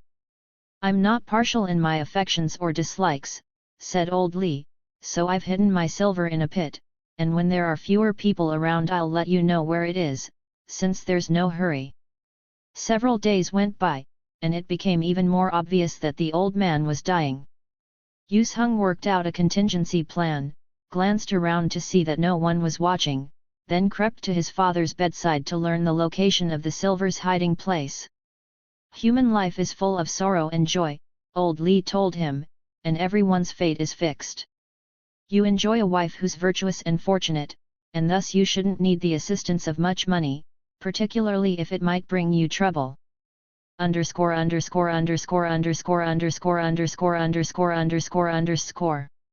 Imperial College. Hucker explains that the Imperial College, or Taixu, was related to the Directorate of Education and the teaching institution that it supervised, officially named School for the Sons of the State, 478. It was said that Yueshen's wife, who was from the Che family, was extremely virtuous and possessed of the same moral excellence as Huan Shaojun and Meng Guang. Yusheng, however, was a resolutely dour individual. His father angrily told him, "You still have some 20 years of hard times that you haven't yet faced, and if I give you 1,000 taels, you'll use them all at once. Unless the time comes that you're at the end of your rope, don't expect to be given anything." Yusheng began demonstrating what seemed like sincere filial piety and brotherly love, and also made sure that he didn't mention the money again. Before long, Old Li's condition deteriorated and he died. Fortunately for Yusheng, his older brother was a good man, providing alms to monks to say prayers for their father, and didn't contest the finances of their father's estate. Yusheng was innocently naive and tried to avoid comparing their shares, hospitably treating his guests to drinks and overseeing the preparation of meals by urging his wife 3 or 4 times a day to cook things for them, yet he paid almost no attention to the business that was the source of his family's livelihood. In the village, hooligans took advantage of him. Over the course of several years, his family's fortunes began to decline. As his financial difficulties emerged, he depended upon his older brother for handouts, enabling him to get by. After his brother succumbed to an old ailment and died, his assistance was sorely missed, for Yusheng found himself cut off from his source of food. When the autumn crops were taken from the fields to the threshing ground and then used to pay off the spring plantings, there was hardly anything left over. Thus he was compelled to sell off some of his few mu of farmland just to survive, even further reducing his means of earning any money.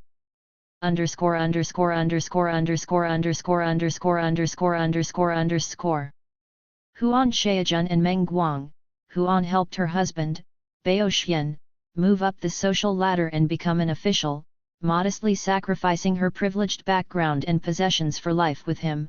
Mao 89.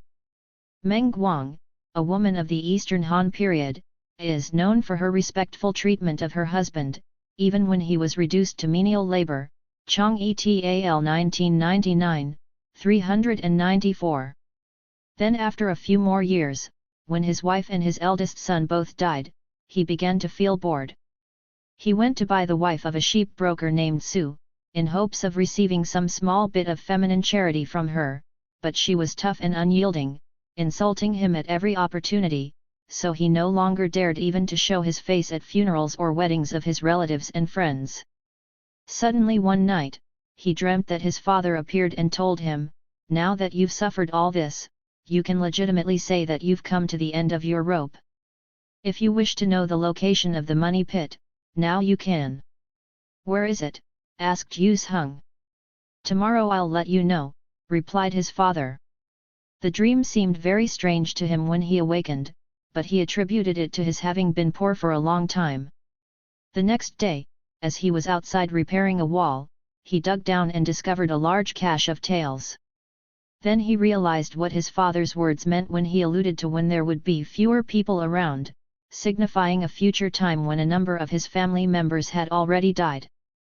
The collector of these strange tales remarks, "Yusheng, my poor friend, is a straightforward fellow and doesn't fake anything.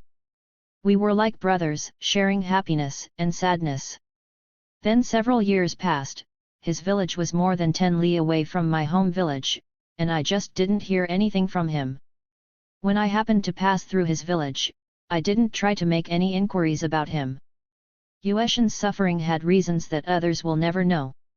Suddenly I heard that he'd found the 1,000 taels and I felt happy for him. Alas!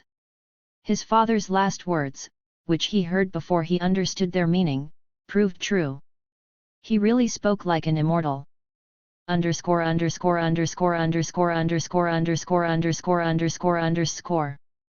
Mu, a measure equal to 1/6 acre. 462 The boatman of Lelong. At the time that Master Zhu Huiyan was the provincial governor in Guangdong, he received a series of reports from itinerant merchants regarding the unexplained disappearances of a number of their colleagues. They'd traveled 1,000 li together, and while no corpses of their purportedly dead fellow merchants had shown up, there'd been absolutely no news of them, and though the reports just kept coming, Governor Zhu was unable to get to the bottom of the matter. When the disappearances first began to be reported, officials issued warrants calling for the arrest of the individuals responsible, but once so many of them accumulated, they were finally set aside and forgotten. When Governor Zhu assumed office, he started investigating the cases that had been open for a long time, with the reports revealing that more than 100 people had died, among whom those from 1,000 li away weren't even mentioned by name. Seriously concerned by the problem, Governor Zhu's constant thinking about it even kept him awake at night. He had his staff make continual inquiries, but next to nothing came of them. Consequently, he purified himself by bathing carefully, then took an official report to the temple of the city god. Shortly afterwards, he was napping in his study when suddenly he saw a bureaucrat, holding a tablet of some sort, enter the room. "What official are you?" asked Zhu. Underscore underscore underscore underscore underscore underscore underscore underscore underscore. Li, a distance equal to 1/3 mile. "I am Lu, from the city god," answered the man. "So what do you have to say?" Lu replied in verse. "The hair of the temples is snow-dappled. Rain clouds appear on the horizon. Wood floats in the water. A door is set in the wall." Once he'd finished speaking, he left immediately. Upon awakening, Governor Zhu puzzled over the text without being able to understand it. He tossed and turned all night, till suddenly it came to him: snow-dappled means old, the rain clouds are dragons, the wood in the water is surely a boat, the door in the wall also signifies a profession, it must be the boatman of Liaozhai. In northeast Guangdong, near Xiaoling and Langwan, there actually was a river crossing known as Liaozhai that flowed southward to the sea, and hence had to be forded when entering Guangdong. Governor Zhu sent a military detachment with confidential instructions to arrest the ferryman at Liaozhai, which resulted in the capture of more than 50 men, and even without being tortured, all of them confessed their guilt. It turned out that they were actually brigands who posed as ferrymen for a cover so they could trick their customers into coming aboard, then either drug them with a paralytic or knock them out with narcotic incense, then rob them while they were unconscious, but afterwards they'd cut open their victims' stomachs and insert a stone, so they could sink the bodies to the bottom of the river. What a heinous crime! Underscore underscore underscore underscore underscore underscore underscore underscore underscore. The hair of the temples. The boatman of Liaozhai. The images in the verse suggest specific characters that are then combined to reveal the identity of the murderers. Old, Lao, and dragons, Long, which are often associated with rainstorms, yield the location, Liaozhai, a port in Longchuan County, Guangdong Province, while Hu, a synonym for door, men, here, also means profession, and hence combines with the boat reference to reveal the perpetrators. After the criminals had been apprehended, people from far and near leapt for joy, celebrating and singing the praises of Provincial Governor Zhu for successfully bringing them to justice.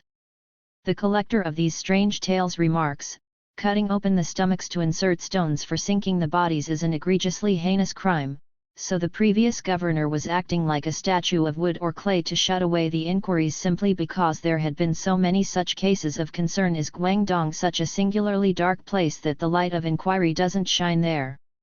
When Governor Zhu took up his post, spirits responded to his inquiry, so the unpunished dark deeds were brought to light in such a strange manner.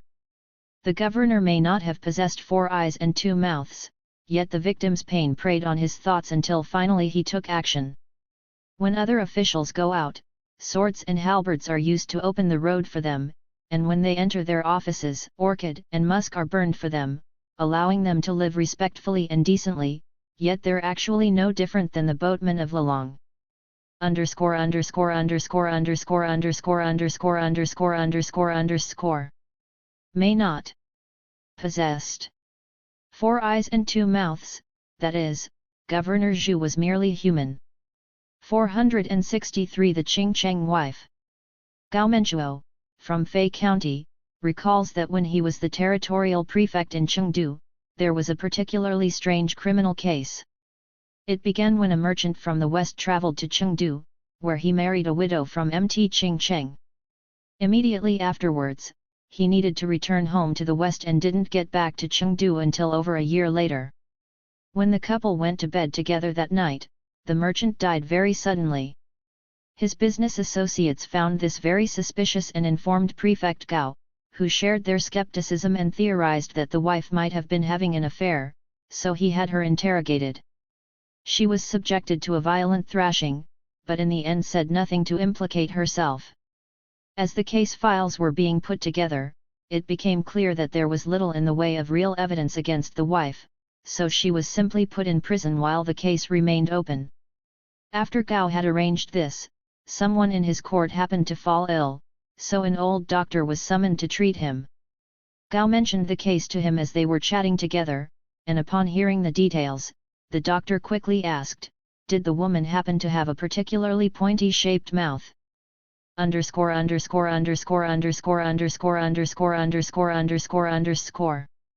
Fei County. Chengdu, Fei County is located in Shandong Province, while Chengdu is the capital of Sichuan Province. Mt Qingcheng, a site of importance in Daoist tradition, located northwest of Chengdu. "Why do you ask?" inquired Gao. At first, the doctor didn't respond, but when Gao kept repeating his question, he replied, "There are several villages encircling Mt Qingcheng, and many of their women engage in sex with snakes, so the girls they give birth to have pointed mouths and also have snakes' tongues in their vaginas. When these women have sex with a man, their snake tongues emerge and enter the man's penis, causing him immediately to die." Gao was astonished to hear this and had a hard time believing it possible. "There's a witch living not far away who has herbs that can provoke the woman's lust," the doctor told him, "so her snake tongue will emerge, and then we can see for ourselves." Gao did as the doctor suggested and sent the old woman to administer her herbs, causing the snake tongue to emerge, and alleviating the prefect's suspicions that the woman had intentionally murdered her husband. The case documents were then turned over to the prefectural headquarters. Prefect Gao's superiors all upheld his ruling of accidental death in the investigation, so the widow was subsequently absolved of all guilt and released from prison. 464 The Owl. There was a graduate of the Imperial Academy, living in Chongshan, who was an unusually greedy fellow. In the 34th year of Kangxi's reign, he was directing military operations at a fort on the western frontier, using the local people's horses and mules to transport provisions for his troops. This administrator forced them to let him use their private animals, thus the entire area became void of livestock. Zhukan was filled with merchants who had arrived there by horse cart. The administrator then commanded a group of his strongest men to seize control of the animals that the merchants had used for transport, which amounted to a few hundred horses. The merchants went all over the territory, but there was no place for them to lodge a complaint. At the time, all the territorial magistrates were away on official business elsewhere in the province.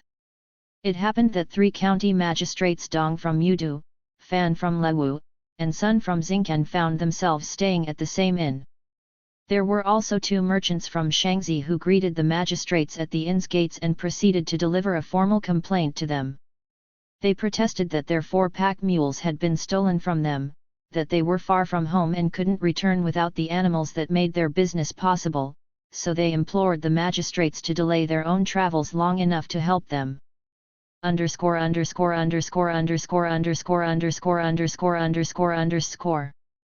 Chongshan, in Pu's time, a county in Shandong Province, its name was later changed to Zuping.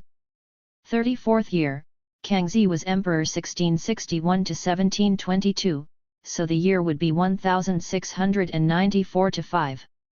Zhukan, a district in the modern city of Zibo, Shandong Province. Yudu. Lewu. Xingkan, Yudu is now the city of Qingzhou, Lewu is still a county, and Xingkan is now called Huanta. All 3 are located in Shandong. The 3 officials sympathized with the men's plight and promised to help them. Together, then, they went to see the fort's administrator. He played his official part well by graciously entertaining them. After they'd been treated to some wine, the group explained why they had come. The administrator refused to acknowledge their comments. The others then reiterated their accusations more vehemently. The administrator offered them more wine, urging them to drink up as he deflected their concerns by remarking, "I have a particular riddle, and if you can't provide an answer, you have to drink more wine as your penalty. There's something in the sky, something on the ground, and an ancient personage you have to identify each, then declare what the personage is holding, say something appropriate for that personage, and answer any questions that are raised." Accordingly, Magistrate Dong replied, "The moon is in the sky, Kunlun is situated below it, and the ancient is Lu Bolun." If asked what he's holding, he'd reply, "That's a wine cup in my hand." If asked to say something about what's in his hand, he'd comment, "The dao of this wine cup mustn't be divulged." Underscore.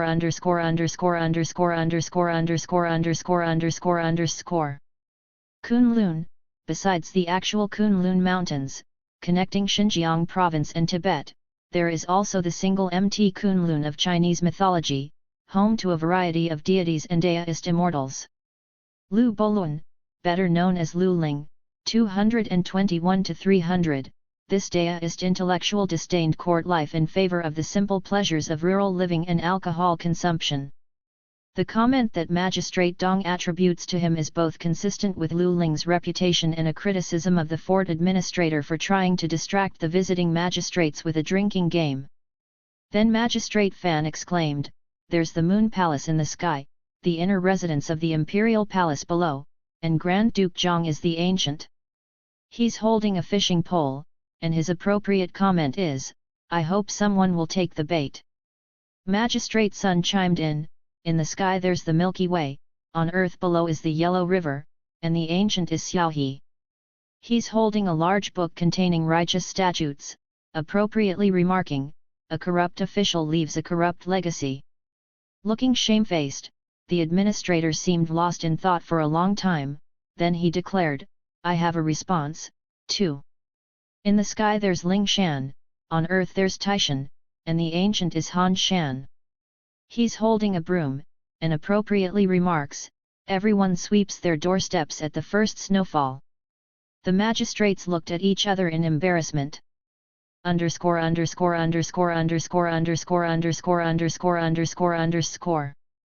Grand Duke Zhang, better known as Lu Shang, 11th century BCE, who served at court faithfully for 2 decades, then pretended to be insane in order not to have to serve an unjust ruler. Folklore has it that he patiently fished while waiting to be recalled to service. His comment here is a thinly veiled suggestion that the administrator should take their hints about changing his ways. Xiaohe, the Chinese statesman, d. 193 BCE, considered one of the 3 great heroes of the early Han dynasty for the brilliant advice he offered Liu Bang, later known as Emperor Jiaozu. Ling Shan. Taishan, Ling Shan is a proverbial abode of daoist immortals, and Taishan is a daoist sacred mountain, located in Shandong Province. Han Shan, the renowned 9th century CE poet, whose name literally means cold mountain, wrote lyrics that resonate with daoist teachings. Suddenly a proud young man walked in, dressed in a rich-looking robe, and courteously greeted the others. They urged him to take a seat and the administrator filled a large wine cup for him. With a laugh, the young man said, "I'm not drinking any wine just now. I heard the refined responses from all of you, and I was hoping to offer my own humble attempt." The others all invited him to do so. The young man then replied, "In the sky is the Jade Emperor, below on earth there's our own Emperor, and the ancient is the Hongguo Emperor. He's holding a sword that's 3 qi in length, and he's commenting, appropriately, 'A greedy administrator should be flayed.'" This made the 3 magistrates all burst into laughter. The administrator viciously sneered, "What makes you think you can come here and say something like that, you crazy punk?" He ordered his servants to grab the youth. The young man proceeded to leap onto a table, changed into an owl, launched himself through a curtain and flew outside, then alighted on a tree in the courtyard and looked back into the room, making a laughing sound.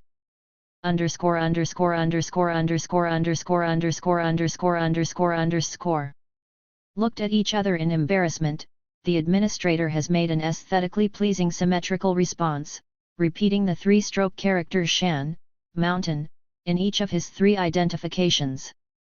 He has also failed to acknowledge the balance, and the implicit critiques, in the magistrate's responses. The broom reference even suggests that he's swept them aside. Jade Emperor, ruler of the heaven, earth, and the underworld in Chinese mythology.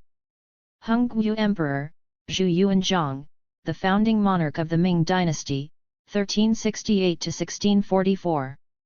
The sword that the young man associates with him reflects the monarch's warrior background, as his forces conquered Nanjing in 1356, which eventually became the capital during his reign.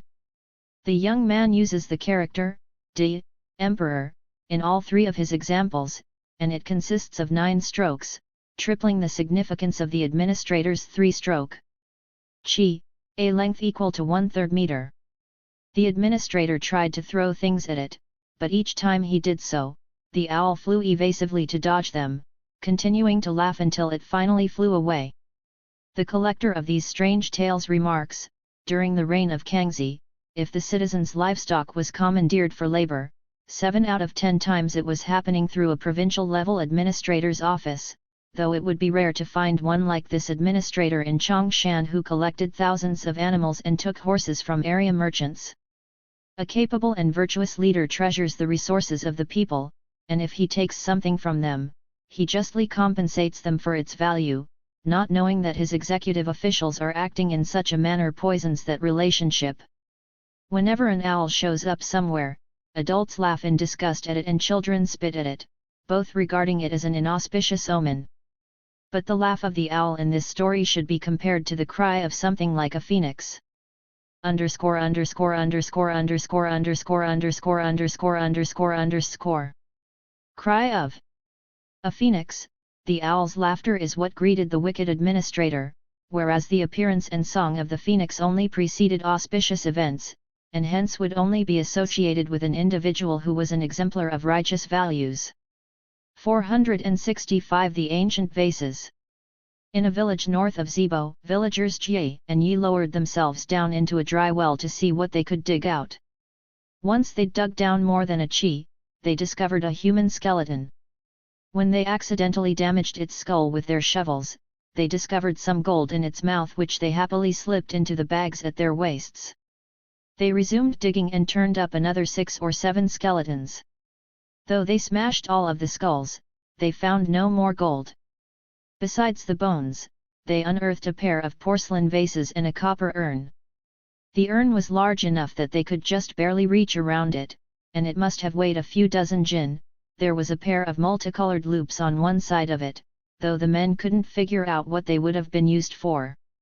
The vases were also antiquities, but they couldn't identify the designs on them. After they came up out of the well, both men dropped dead. In a few minutes, however, Yi revived and said, "I was a citizen of the Han dynasty. I was caught up in the chaos of Wang Mang's rebellion, and my whole family was thrown down this well. It happened that I had a little gold, so I hid it in my mouth. I really wasn't planning on hiding gold in my mouth, and everyone else was doing the same thing. What's the idea of breaking all of our skulls into pieces? What detestable behavior! Underscore underscore underscore underscore underscore underscore underscore underscore underscore. Zibo, located in Shandong Province. Chi, a length equal to 1/3 meter. Jin, a unit of weight equal to 1/2 kilogram. Wang Mang's rebellion. Wang Mang, 45B.C.E26 CE, seized the imperial throne from the Liu family during the Han dynasty and declared himself the emperor of the Xin dynasty, ruling from 9 to 23 CE. A crowd gathered to burn incense and paper money while blessing the deceased, promising to have their bones reinterred, and Yi recovered his own personality. Jie, however, failed to return to life. When Scholar Sun, from Yanshenzhen, heard about this strange business, he went to purchase the copper urn and then left with it. Yuan Suanzi, who'd been successful in the first 2 levels of the Imperial Civil Service examination, was given one of the vases, with which he was able to predict weather conditions. Whenever he noticed a bit of moisture on the outside spreading to cover the entire surface of the vase, it soon began to rain. Once the moisture started to dry up, however, the clouds would begin to disperse and the sky would clear up. The other vase entered the house of Zhihokai Zhang, who discovered that it could keep track of the 1st and the 15th days of each lunar month. On the 1st day of the lunar month, the vase would start filling up with more black beans each day. On the 15th day it would be absolutely full. After the 15th, beans began disappearing each day until it was as empty once again as it had been originally. Since the vase had been buried in the ground for such a long time, there were some small stones stuck to the lip of it that couldn't be brushed or picked off. As soon as he stopped trying to knock them off, however, the stones fell off by themselves, leaving the lip of the vase a bit pockmarked, which he regretted. It's said that when flowers were put in water in the vase, it wasn't unusual for them to produce fruits that were ordinarily grown on trees. Underscore.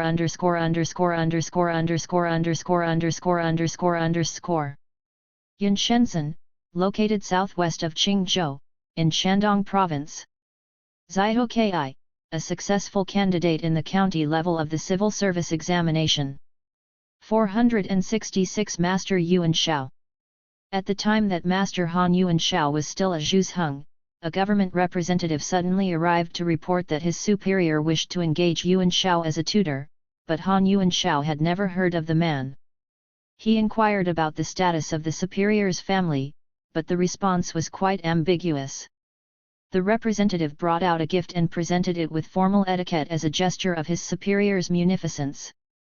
Han Yuan Shao accepted it, made an appointment to come and begin working for the superior, and the representative left. When the appointed day arrived, a carriage was sent to pick him up. It traveled a rather circuitous route, without passing anywhere Yuan Shao had been before. Suddenly he spotted a hall and pavilion, so he got out of the carriage and went inside, and the prevailing atmosphere was that of a foreign high official's residence. After he confirmed that he was there to serve as a tutor, a great variety of food and wine was set out for him, and he was advised to help himself, though there was no sign of his host. Later, once the feast's dishes were removed, the official's son came out and respectfully greeted Yuan Shao as his tutor. He was 15 or 16 years old and possessed a striking appearance.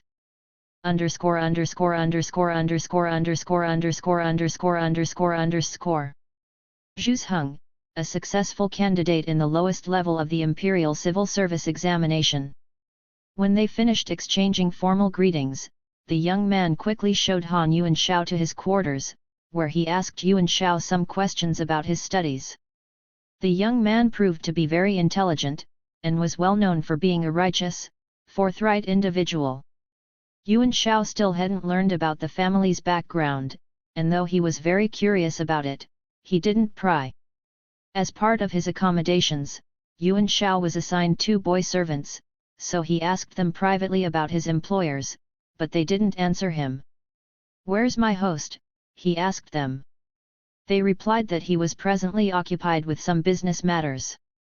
Yuan Shao asked them to lead him to where he might get just a glimpse of his host, but the boy servants told him that they couldn't do so. He implored them repeatedly till finally they led him to a place where he could distinctly hear the sound of someone being tortured. He peered through a crack in the door to see what was going on and saw a king sitting in a great hall, with steps leading down to a forest of sabers and a mountain of swords, both of which were being used to inflict punishments determined by the underworld. Yuan Shao was horrified. As he was shrinking away from the door, his presence became known to those inside, who accordingly stopped their activities while the king sent all the ghosts away and quickly called for the 2 boy servants. Turning pale, the boy servants cried, "We did this for you, Master Han, and now our bodies will pay for it." Trembling, they rushed in. "How dare you lead this man here so he can spy on our private business?" the king shouted angrily. He took an enormous whip and administered a severe beating to the boys to settle the matter. Then he had Han Yuan Shao seized and brought into the hall, where he exclaimed, "If you hadn't seen anything, the mortal world and the underworld would have continued to seem like different planes. But now that you know about the work here, it would be difficult for us to return to the original purpose for which I had you come." Accordingly, he offered Yuan Shao a bag of gold to take away with him, commenting, "Everyone knows that you're tops in dependability, you'll do fine, but your frustrations haven't concluded yet." He dispatched servants to secure conveyance for Yuan Shao and to accompany him home. Along the way, Han Yuan Shao wondered aloud whether he was already dead. One of the servants told him, "How can that be the case? Master, what you eat and use comes from the mortal world, since they can't be found in the underworld." Upon his return home, Yuan Shao experienced a few years of hard luck, but then, as the king had predicted, he succeeded in scoring first place in the provincial level of the imperial civil service examination, then received first place in the examination at the Emperor's Hall. 467 Shui Weiniang. Feng Yugui was a Confucian scholar from Liaozhai. He was poor, and hadn't been trained in any occupation. One year, during the reign of Wanli, there was a terrible natural disaster, and he was forced to escape to the south without his family. As he was subsequently returning home, he came to Yizhu, but began to feel ill. After coming down with some kind of sickness, he continued to travel several li until he came to a wall on the south side of a graveyard, and since he was so completely exhausted, he was forced to lie down on one of the tombs there. In no time at all, he was dreaming that he'd arrived at a village where an old man came out through the gates to invite him into his home. Its interior consisted of two simple, crude rooms. There was a young woman of 16 or 17 inside, who appeared to be both intelligent and refined. The old man sent her to make some cedar twig soup, which she then served to their guest in a clay pot. The old man asked Feng about his home and his age, then afterwards remarked, "I am Li Hongdu, from Pingyang. I have no permanent home around here, even though I've been in the area now for 32 years. Please keep my family in mind, so if you run into my sons and grandsons looking for me, you can tell them how to find me. I certainly won't forget your kindness. My adopted daughter, Weiniang, who's quite lovely, would be a good match for you. As soon as my third son reaches me, I'll have him manage the wedding arrangements.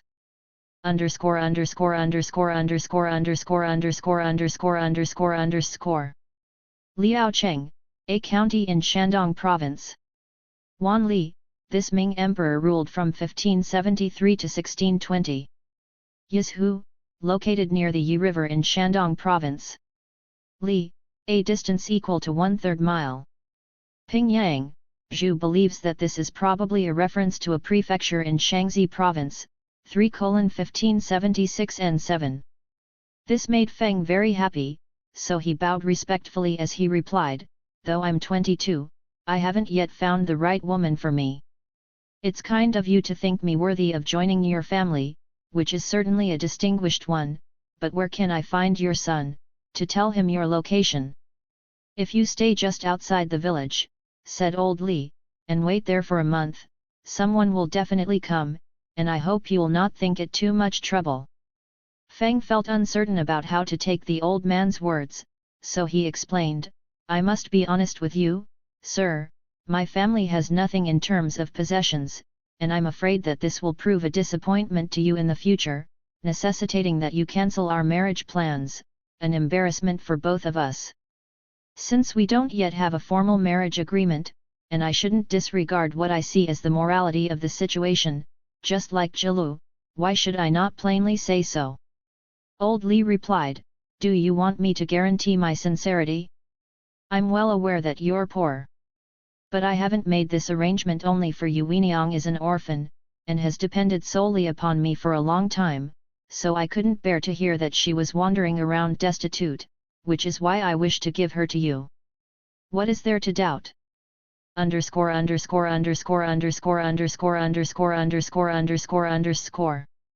Jilu, Zhongyu, whose courtesy name was Jilu, and also Zilu, was one of Confucius' disciples.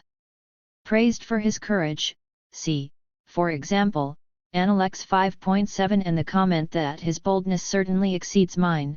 He needed instruction in refining his moral sense, see the doubts expressed in Analects 5.8.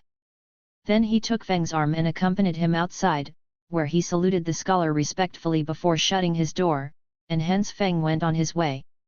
When he woke up, Feng's body was lying beside a tomb and it was already noon. He slowly stood up, then continued on until he entered a village. The villagers were all frightened at the sight of him, revealing that the day before, he'd been found dead beside the road. Suddenly, Feng realized that the old man had been buried in the tomb, so he didn't say anything about their encounter and prevailed upon the villagers for a place to lodge temporarily. The villagers were afraid that he might die again, so they didn't dare invite him to stay with them. There was a Zioki in the village who had the same last name as Feng Yugui, and when he heard about Feng's experience, He hurried to ask him about his family background. It turned out that he was actually a distant uncle of Feng Yugui. He happily led Feng home with him, fed him, and treated his illness, and in a few days he was fully recovered. Feng Yugui proceeded to tell his uncle about his dream encounter with old Li, which the uncle found quite fascinating, so he suggested that Feng might stay with him and wait to see what would happen. Feng hadn't been staying with his uncle for long when an official arrived at the village and inquired about the location of his father's tomb, identifying himself as a jinchi from Pingyang named Li Shuxiang. Originally, he explained, his father, Li Hengdu, had been traveling with a fellow Pingyang native to another province to conduct business, but died near the Yi River, so his associate had him buried there. But afterwards, when he continued on his way to return home, the associate also died. At that time, old Li's 3 sons were all still quite young. ______________________________________________________ Zaiho Ki, a successful candidate at the county level of the Imperial Civil Service Examination. Jinchi, a successful candidate at the highest level of the Civil Service Examination. The eldest son, Li Boran, who'd qualified as a Jinchi, became a county magistrate in Huainan. He'd dispatched several men to search for his father's tomb, but they'd been unable to determine its location. The second son, Li Zongdao, had qualified as a Xiaolian. Li Shuxiang, the youngest son, had also passed the competitive exams that certified him as a Jinchi. He was the one who'd come to the Yi River territory to make inquiries regarding his father's tomb. The day he arrived, the villagers all claimed not to know its site. Feng Yugui then led Li Shuxiang there and pointed out the tomb. Shuxiang was hesitant to trust him, so Feng proceeded to describe the dream that he'd had. Shuxiang found this very strange. He carefully examined a pair of tombs that were connected, where an official had been buried 3 years earlier, next to his young concubine. Shuxiang was afraid he might open the wrong tomb, so Feng showed him the place where he'd been sleeping when he had his dream. Shuxiang then obtained some new coffins which were set beside the tomb, and proceeded to have the tomb opened up. As soon as it was open, they could see the corpse of a woman, and though her clothing was faded and decayed, her makeup made her look like she was still alive. Shuxiang concluded that they'd opened the wrong tomb and was so shocked that he didn't know what to do. But then the woman suddenly sat up and looked all around her, asking, "Has third brother arrived?" Shuxiang was terribly frightened, but when he drew near to ask her who she was, she identified herself as Weiniang. Taking off some of his own clothing to drape around her, he then had her transported to an inn.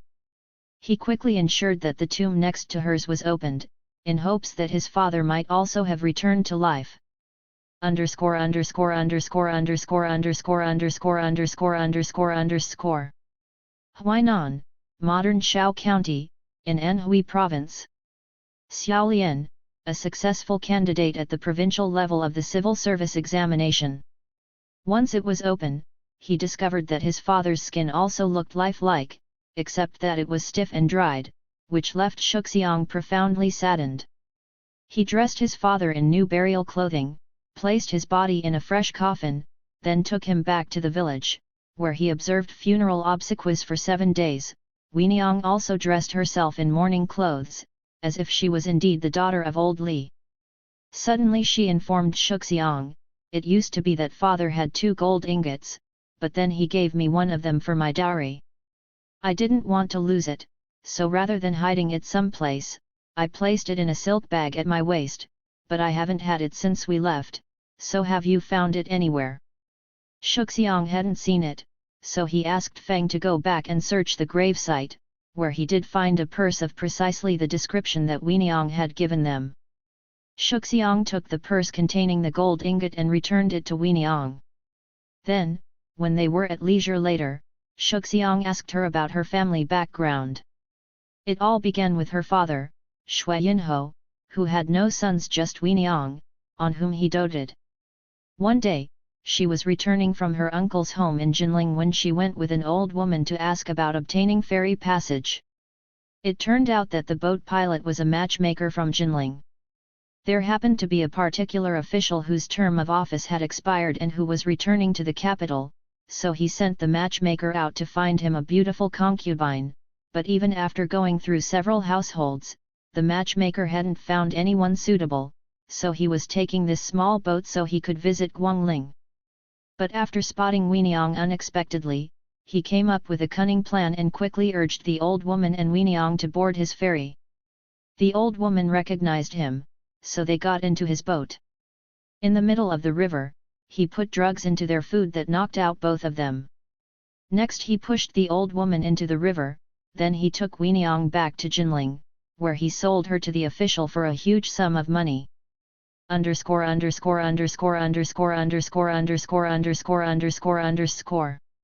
Jinling, another name for Nanjing. Guangling, another name for the city of Yangzhou, in Jiangsu province. As they entered the official's gates, his wife figured out what was going on and became furious. Since Weiniang had no way of knowing this, she didn't behave deferentially towards the wife, so as a consequence the wife had her beaten viciously and then locked up. The official and his household had been traveling north by boat for 3 days by the time Weiniang regained consciousness. A maidservant explained to her what had happened, which simply caused Weiniang to burst into tears. One night, as they were lodging near the Yi River, Weiniang committed suicide by hanging herself, so they buried her in a hastily dug grave. Once she was buried, Weiniang started being bullied by a crowd of ghosts till old Li showed up to protect her, and she thus revered him like he was her birth father. "You weren't fated to die yet," he told her, "so I'll help you pick out a fine prospect for a husband." Earlier, when Feng Yugui had been sleeping by his tomb, old Li caught a glimpse of the scholar, then returned and told Weiniang, "There's a scholar who seems moral and dependable. As soon as my third son arrives, I'll have him arrange the marriage for you." Some days later, he told her, "You can return to wait now, for my son's almost here." That was the very same day that Li Shuxiang opened his father's tomb. As soon as they'd held the funeral obsequies for old Li, Weiniang described her past experiences to Shuxiang. He sighed for quite some time, then decided to make Weiniang formally his sister, so she could keep the Li surname. Shuxiang also bought her some wedding clothes, then married her to Feng, telling the couple, "I don't have much money with me here, so I can't provide you with a proper dowry. I was thinking that you could come live with me, which would be a comfort to mother. What do you think of that?" Weiniang and Feng joyfully accepted his offer. Consequently the couple accompanied Shuxiang, along with a carriage to convey old Li's coffin. When they arrived, Shuxiang's mother asked them about all that had happened, her heart filling with love for the couple like there were her own children, so she arranged lodging for them in a nearby courtyard.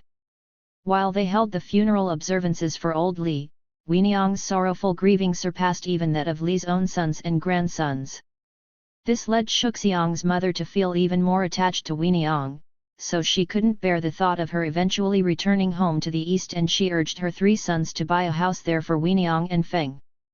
It happened that another man sharing Feng's surname was selling a residence for 600 taels. Wasting no time in trying to raise the money first, the brothers prepared a contract for the owner, setting a date by which they would pay in full for the house. When the date arrived, the Feng who owned the house arrived early for his payment. Weiniang just happened to be entering the courtyard to visit her adoptive mother when she suddenly noticed that this Feng closely resembled the boatman who'd murdered the old woman and sold her as a concubine earlier that same year. This Feng was clearly startled to see her. Weiniang quickly ran inside. 2 of the Li brothers had come to visit and care for their mother, who'd been feeling a little ill.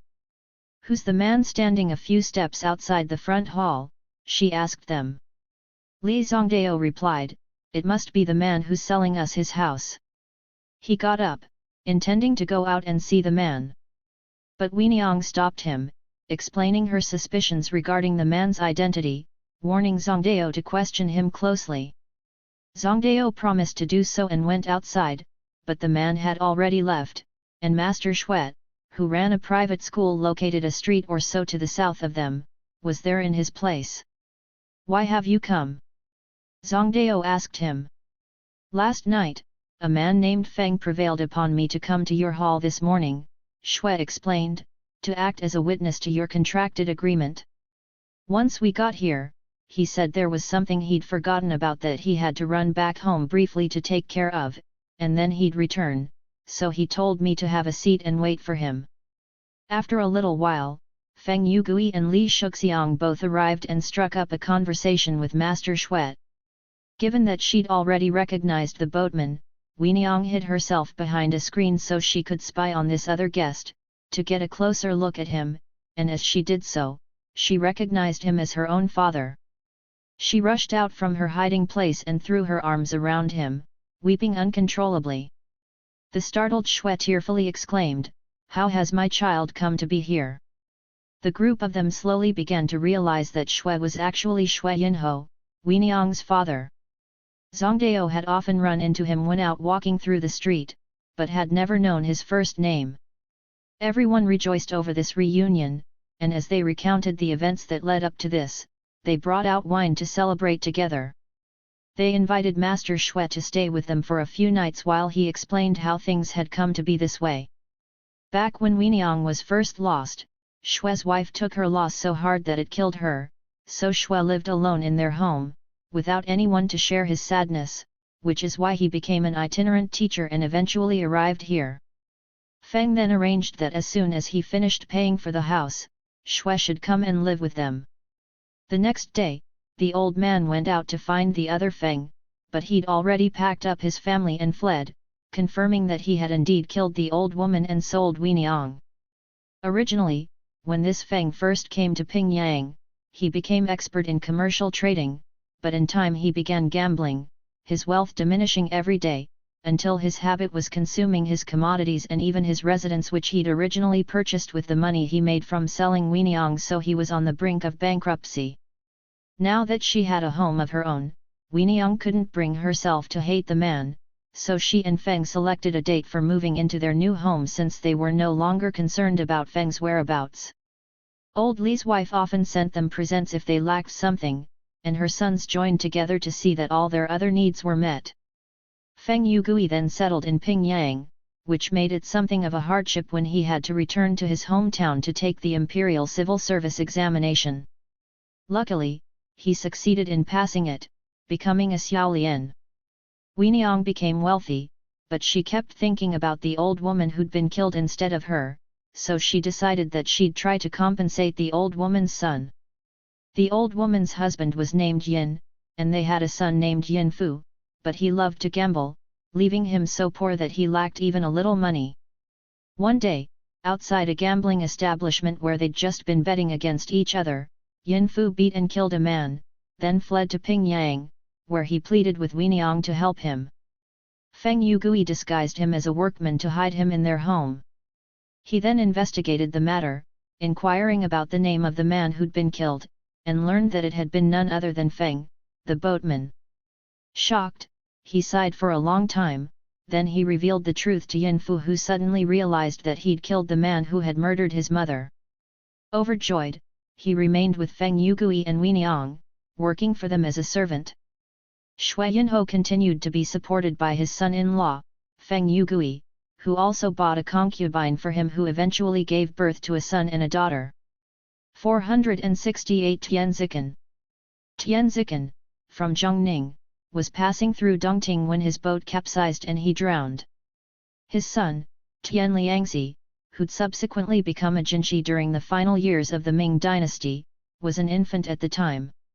When Tianzikan's wife, whose surname was Du, received notice of her husband's death, she poisoned herself and died.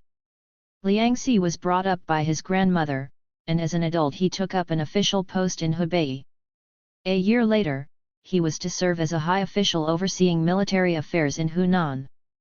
But when he came to Dongting, he was overcome by emotion and bitter tears, so he returned home.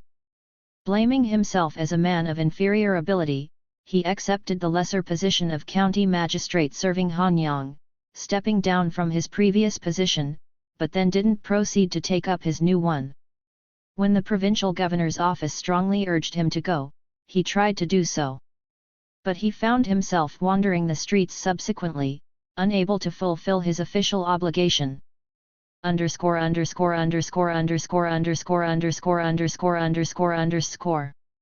Zhongning, the ancient name for Nanjing, capital of Jiangsu Province. Dongting, a lake in northwestern Hunan Province.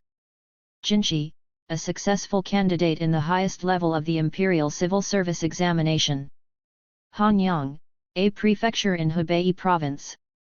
One night, as his boat was anchored at a river bank, he heard the sound of a xiao flute playing, its tones rising and falling as he listened. He took advantage of the bright moonlight to disembark and ventured off about half a li, till he saw a thatched building standing in an open space and a light flickering from inside. When he approached a window and peered inside, he observed 3 men drinking together.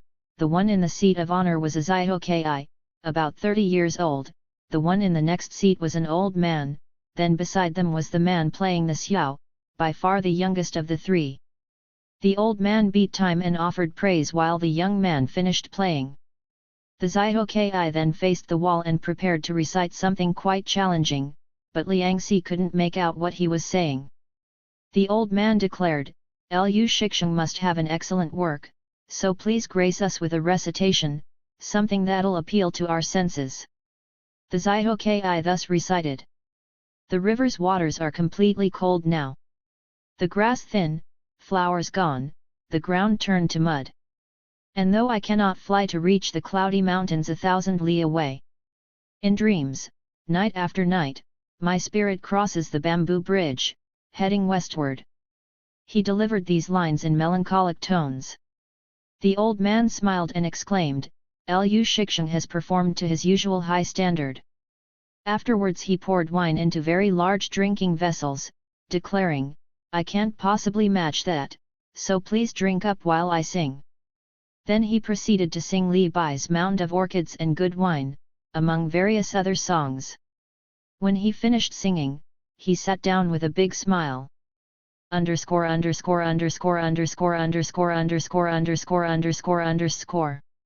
Xiao flute, a bamboo flute played vertically.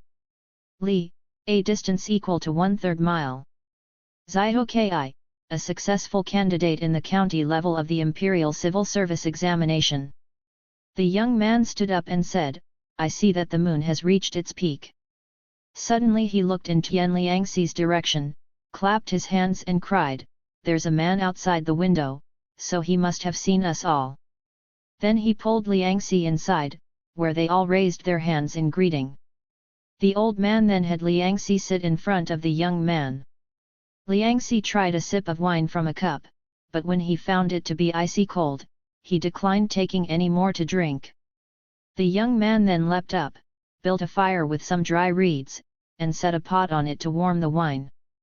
Liangxi took out some money, intending to pay for some of the warmed wine, but the old man absolutely refused to accept anything from him. The others asked him about his home and family, so Liangxi told them his life story. The old man respectfully introduced himself by commenting, "You're our local county magistrate. My name's Zhang, and I was born here." He pointed at the young man and declared, "This is Du Yehao, from Jiangxi." Then he pointed to the Zaihokai, "This is Lu Shixing, who's also a local native like me." Lu then looked at Liangxi rather haughtily, without any pretense of treating him as an equal. Liangxi accordingly asked him, "In what village do you live? For a fellow of such outstanding talent, I'm surprised I haven't heard of you." "Even though I've been without a permanent home for a long time," replied Lu, "what a pity it is that people in the same areas of interest aren't acquainted with each other." His words seemed genuinely sad and pained. The old man waved his hand disapprovingly, exclaiming, "If you're going raise a ruckus with this kind of annoying talk, we'd better keep things hospitable with a drinking game." Then he raised his drinking vessel and said, "A drinking game will keep us engaged, and whoever fails at it will pay a penalty. We'll each throw 3 dice and then respond with something styled on the classics that's consistent with the numbers on the dice." He threw the dice, rolling a 1, a 2, and a 3, so he called out, "Three's the same as adding 1 and 2, and in 3 years we'll meet again to dine like Fan Juking with Zhang Shao, friends who are happy to be together." underscore underscore underscore underscore underscore underscore underscore underscore underscore. Li Bai, Tang Dynasty poet Li, 701 to 762, often celebrates the aesthetics of wine drinking and of flowers, or of both, in his verse. Then the young man, Du, who threw a pair of twos and a four, declared, "Men who don't study see vulgarity to be the norm and laugh at what's not funny.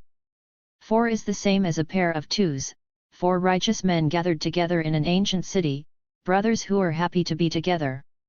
Lu rolled a pair of ones and a single two, commenting, "2 is the same as a pair of ones. When father and son embrace, the son's two arms embracing his father, father and son are happy to be together." Tian Liangxi then tossed the dice, receiving the same numbers as Lu, and declared, 2 is the same as a pair of ones, for 2 grain vessels entertain the person visited as well as the visitor, host and guest are happy to be together. When he finished his recitation, Liangxi rose to take his leave. Lu then started to get up, saying, "Now that we've established a friendship here, unless you're too busy to share your thoughts with us, why leave so hastily? We were on the verge of asking you about someone, so we hope that you'll linger a bit longer." Underscore underscore underscore underscore underscore underscore underscore underscore underscore. Fan Juking with Zhang Shao, these Eastern Han-era friends, who exchanged visits faithfully from long distances, are featured in a popular Ming Dynasty tale. When Zhang Shao dies, Fan Juking dreams of this happening and hurries to see his friend, but the funeral procession has already left for the graveyard by the time he finally arrives. However, an inexplicable heaviness of the coffin, which forces the pallbearers to put it down, delays the proceedings long enough for Juking to join them. Feng 16. As Liangxi sat back down again, he asked, "What are you talking about? I have a certain old friend who drowned at Dongting. Aren't you members of the same family?" asked Lu. "My late father died there," Liangxi replied, "but how did you know each other?" "We'd been close ever since we were young," he explained. "The day he drowned, I was the only one to witness it, so I recovered his body and buried him beside the lake." Tears began to fall from Liangxi's eyes as he prostrated himself, begging Lu to show him the site of his father's grave. "If you come here tomorrow, it's off in that direction, where I'm pointing," Lu indicated. "If you want to spot the tomb, just walk a few steps further, but you'll also see that there are 10 bundles of reed stalks lying on top of the grave." Liangxi's tears poured forth as he paid his respects to the group and then left. Upon returning to his boat, he found himself unable to sleep at all that night, thinking that there had to be some reason that Lu had explained things as he did. He set out at daybreak but discovered to his great shock that the thatched building was no longer there. Accordingly, he headed off in the direction that Lu had pointed out to search for the grave, and consequently found it. The bundles of reeds were lying on top of it, their number tallying with that Lu had told him he'd find. Suddenly he understood the significance of his encounter with Lu Shixing to be a kind of parable, for the man he met in that place had been his own father's ghost. He made detailed inquiries among the local people, learning that 20 years earlier, there'd been a wealthy old man named Gao, who was well liked, so when people drowned, he had men recover their corpses and then paid to bury them, which is why there were now several other graves in that same area. Thus Tian Liangxi resigned his official position, dug up his father's bones, and returned home with them. Upon arriving, he informed his paternal grandmother, who confirmed that everything he'd suspected was absolutely true. Du Yehao, from Jiangxi, had been her cousin, and when he was 19, he drowned at Dongting. Afterwards, his father moved away from Jiangxi. Then Liangxi remembered that after his mother, Du, had died, she'd been buried on the west side of a bamboo bridge, recalling the lyrics of Zhiho Lu's recitation. However, he never learned who the old man was. 469 Wang Guiyan. Wang Xi, whose courtesy name was Guiyan, was very well known by his contemporaries and their families. It happened that he'd been traveling south and his boat was anchored near the shore of a river. There was a boatman's daughter nearby who was engaged in embroidering a shoe, truly a beauty. Wang stared at her for a long time, but it was as though she was unconscious of his presence. Thus he loudly recited, "The Luoyang girl next door," making sure that she would hear him. The boatman's daughter acted as though she understood some of what he was reciting, then tilted her head a little bit and winked at him before turning back and continuing her embroidering like before. Wang's mind was racing as he took a small ingot of gold and tossed it to her, so it landed on the lapel of her robe. The boatman's daughter picked it up and flung it away, with the gold landing on the river bank. Wang picked it up and returned to his boat, thinking her action quite odd. Then he took a gold bracelet and threw it over toward her so it fell at her feet. The woman continued her work without turning to look at him. Before long, the boatman returned to his boat. Wang was afraid that he'd see the bracelet, however, his daughter very calmly proceeded to cover it up with her feet. The boatman then untied his mooring and cast off to leave. Wang felt so frustrated and disappointed that he just slumped into his seat, lost in thought.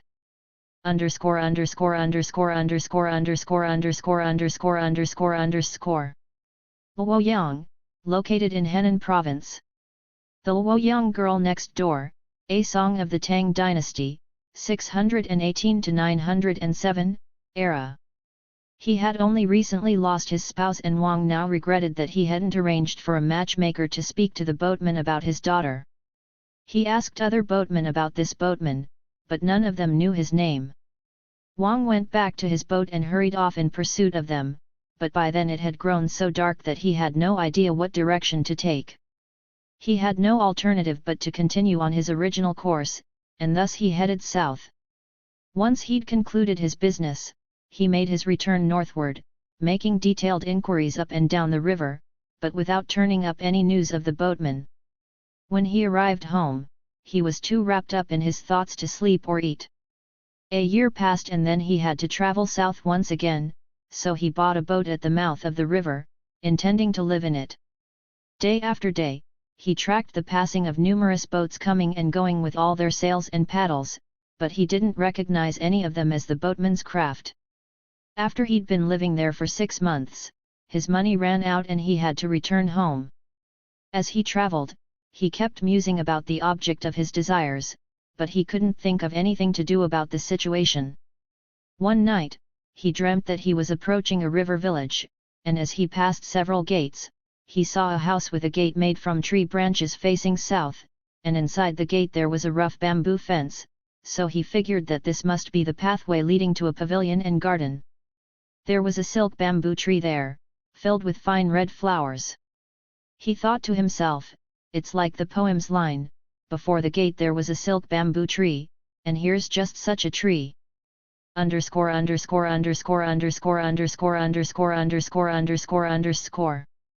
Silk bamboo tree, common to southeast China, the Albizia mollis features a dark, rough bark and attractive red flowers and grows to a height of 10 to 25 meters.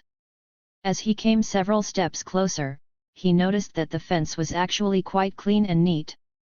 Then as he entered, he noticed a building to the north that had 3 pillars and a pair of doors that spanned one entire side of it.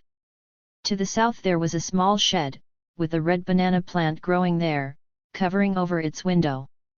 Leaning forward to peer into it, he observed a clothes rack near the door with a brightly decorated skirt hanging on it, and realizing with a start that this had to be the daughter's bedroom, he quickly stepped back from the window, but he also realized that someone had hurried out from inside to check on the visitor, and he saw that it was the boatman's daughter, wearing light makeup.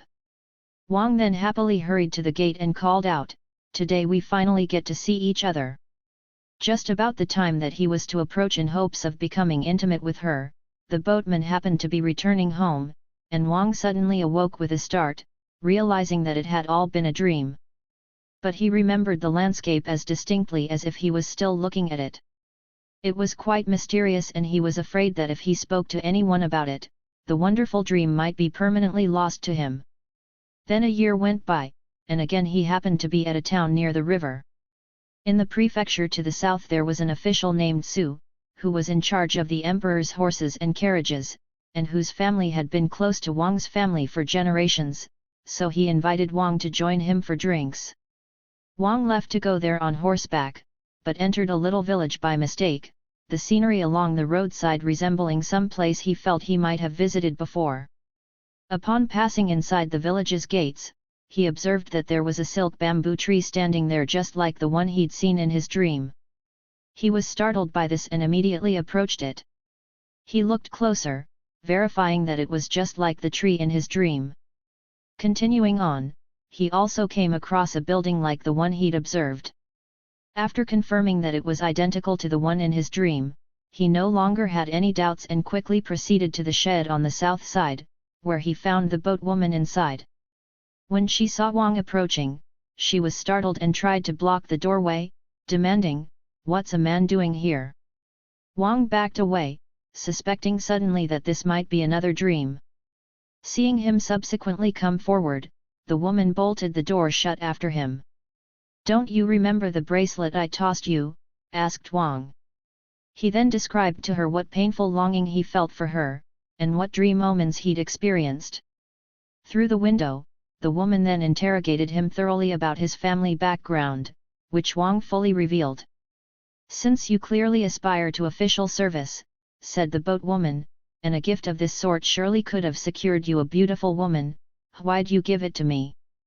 Wang replied, "If this wasn't meant for you, I'd have already been married a long time ago." "If it's as you say," she told him, "then it's enough for me to know what's in your heart. It's going to be hard for me to tell my parents about this, for it'll mean disobeying them and tearing our household apart. I still have the gold bracelet because I foresaw that I'd have more news from the one who'd fallen in love with me. My parents happen to be visiting relatives, so they'll be returning at any time. If you withdraw for the time being and then more formally arrange to marry me, I imagine that you'll be successful. If you approach your goal of obtaining a wife by being pushy, things will surely go wrong." Wang consequently hurried off. The boatwoman called out after him, "I'm called Yuniang, and my surname is Meng. My father's courtesy name is Jiangli." Wang memorized these details as he departed. He went to accept Su's invitation, but returned early so he could pay a visit to Meng Jiangli. Meng welcomed him to his humble home, setting up a seat for him beside the bamboo fence.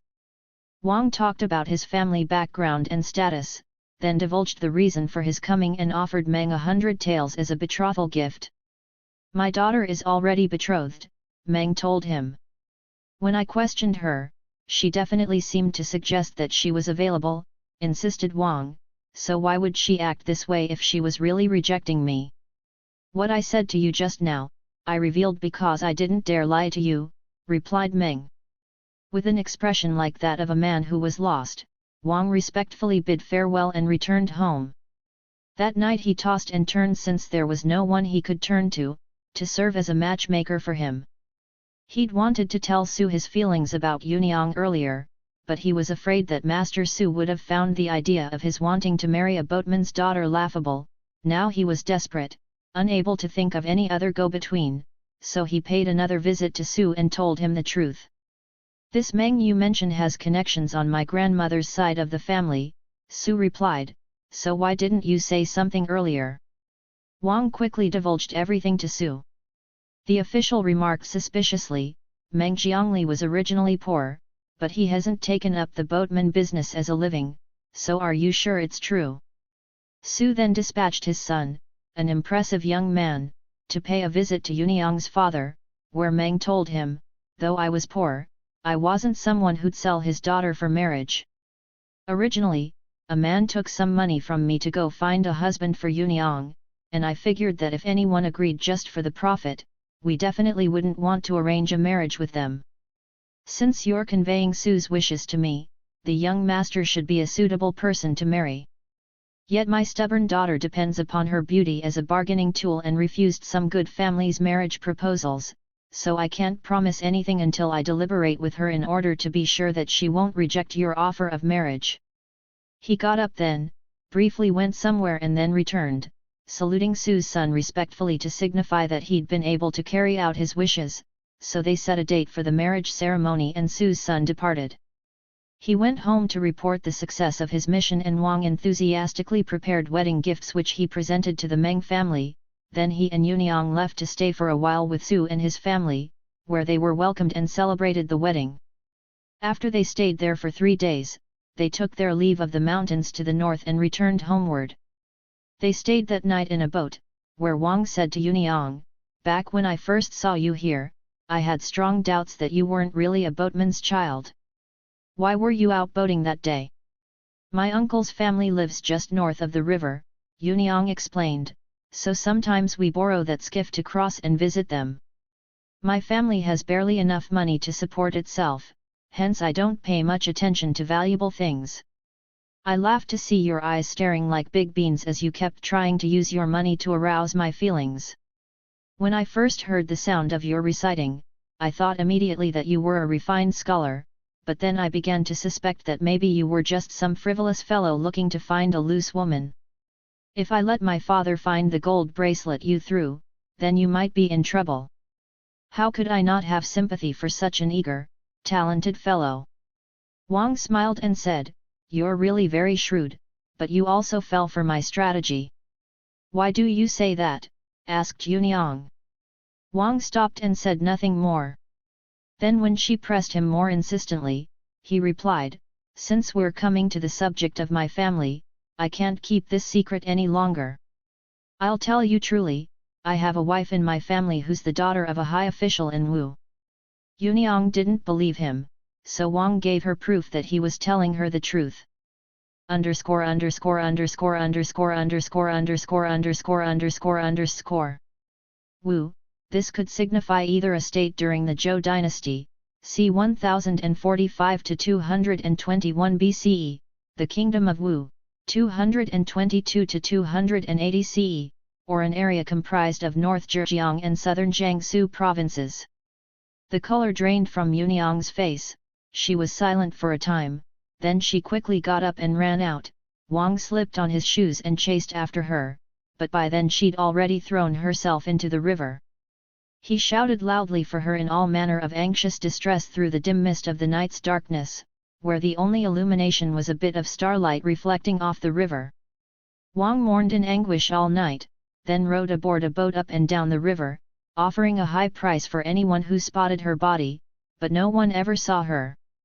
Depressed, he returned home, torn by conflicting feelings of loss and worry. He began to fear that Meng would come to see his daughter, and there were no words he could speak in response. He had an elder sister whose husband was an official in Henan, so he got a carriage ready and went to stay with them. After he'd been staying with his sister and her husband for a year, he returned home. Running into some rain while he was on the road, he stopped at a private home where the house and porch appeared to be quite clean, and an old woman was playing with a boy in front of the building. When the boy saw Wang walking up, he rushed into his arms and hugged him, which Wang thought rather odd. But when he saw how sincerely loving the boy's expression was, he picked him up and set him on his knees. The old woman called out to the boy, but he didn't leave. In moments, the rain cleared up. Wang lifted the boy down and handed him over to the old woman, then prepared outside to leave. In tears, the boy cried, "Daddy's going to leave." The old woman tried to shush him, but he wouldn't stop until she forced him to go to his room. Wang had already finished packing and decided to sit down a while before leaving, when suddenly a beauty emerged and hugged the boy from behind, and it turned out to be Yuniang. Wang was astonished as Yuniang chided him, "You heartless man! You send me this lump of flesh, and where was I supposed to put him?" Wang then realized that the boy was actually his own son. The pain of their separation preoccupied him too much for him to ask Yuniang about what had happened, so instead he first swore his ignorance about what had happened to her and justified his actions. Yuniang's emotions switched from anger to sadness, and they made their inquiries of each other through their tears. Earlier, an old man named Mo, who at the age of 60 still had no son, had made a pilgrimage with his wife to the South China Sea.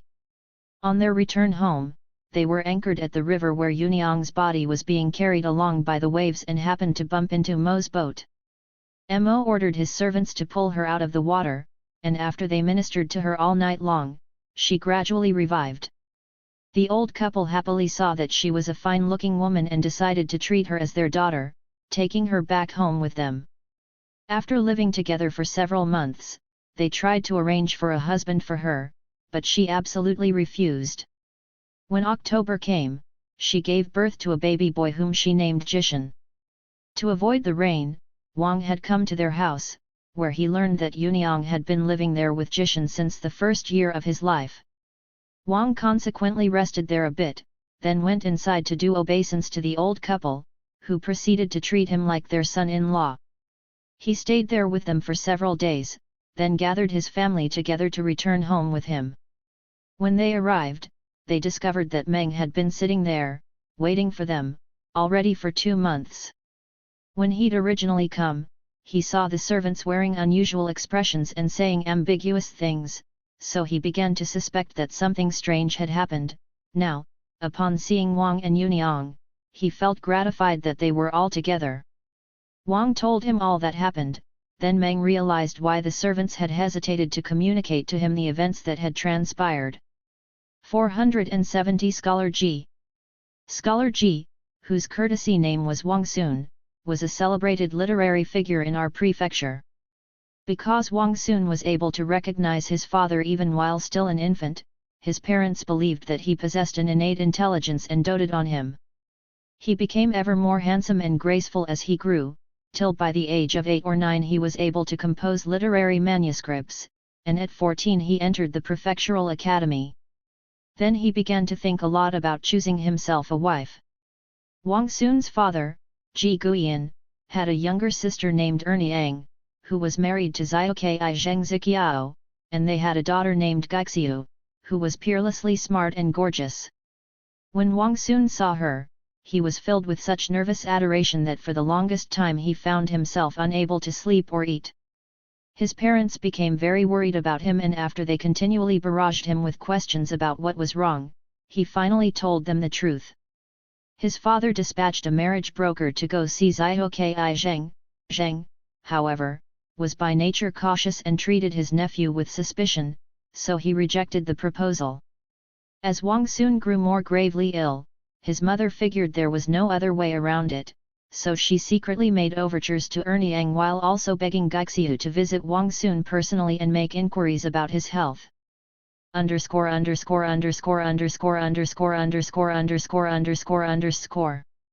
Zhiokai, a scholar who's qualified at the county level of the Imperial Civil Service examination. When Zheng heard about this, he grew quite angry, cursing as he left to confront the Ji family. Afterwards, Wang Sun's parents lost all hope as they were forced to listen to his tirades. There's a prominent family by the name of Zhang in our prefecture, who had 5 daughters, all of whom were beauties. The youngest, named Wuyuk, was the most attractive of all the sisters and hadn't yet been betrothed. One day, after visiting some family tombs, she met Ji Wang Sun on the road, and after peering out at him from her carriage, she returned home and told her mother frankly of her interest in him. Her mother learned through inquiries about Wang Sun's background, so she consulted an old woman matchmaker named Yu. The old woman then went to pay the Ji family a visit. At the time, Wang Sun was still bedridden, but after she asked the parents about his illness, Yu laughed and replied, "I can offer a cure for your son's sickness." Wang Sun's mother, Yuniang, asked her what she meant. The old woman related her contact with the Zhang family and described Wuyuk's beauty. Yuniang was overjoyed and sent Yu in to see Wang Sun. The old woman consequently entered, comforting Wang Sun by telling him about Wuyuk.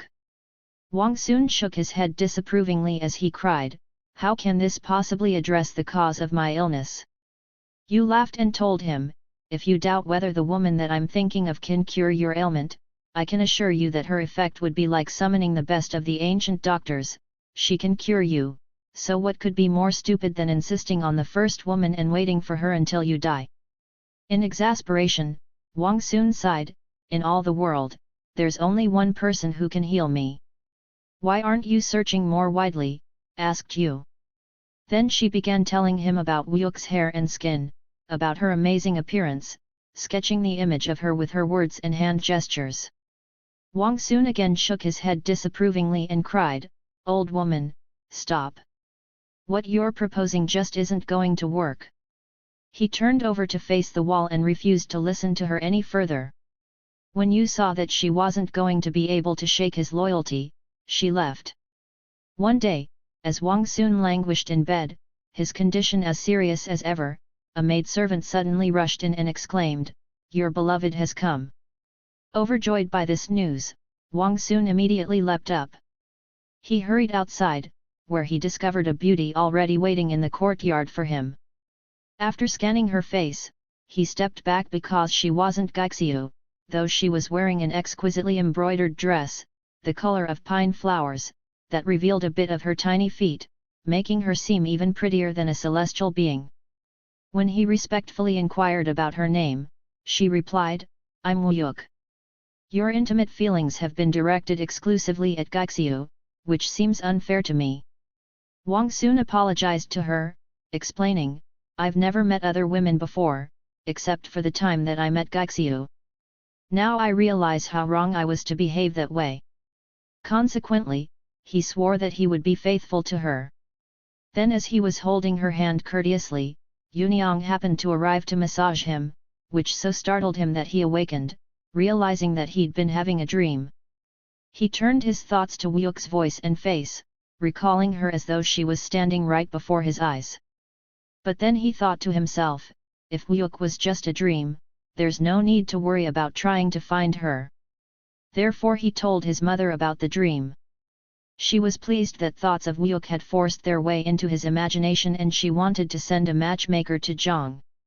Wang Xun was afraid that what happened in the dream wouldn't be the same in reality, so he entrusted an old neighbor woman who knew Zhang's wife as a pretext for her paying a visit, enabling her secretly to check upon Wu Yuk.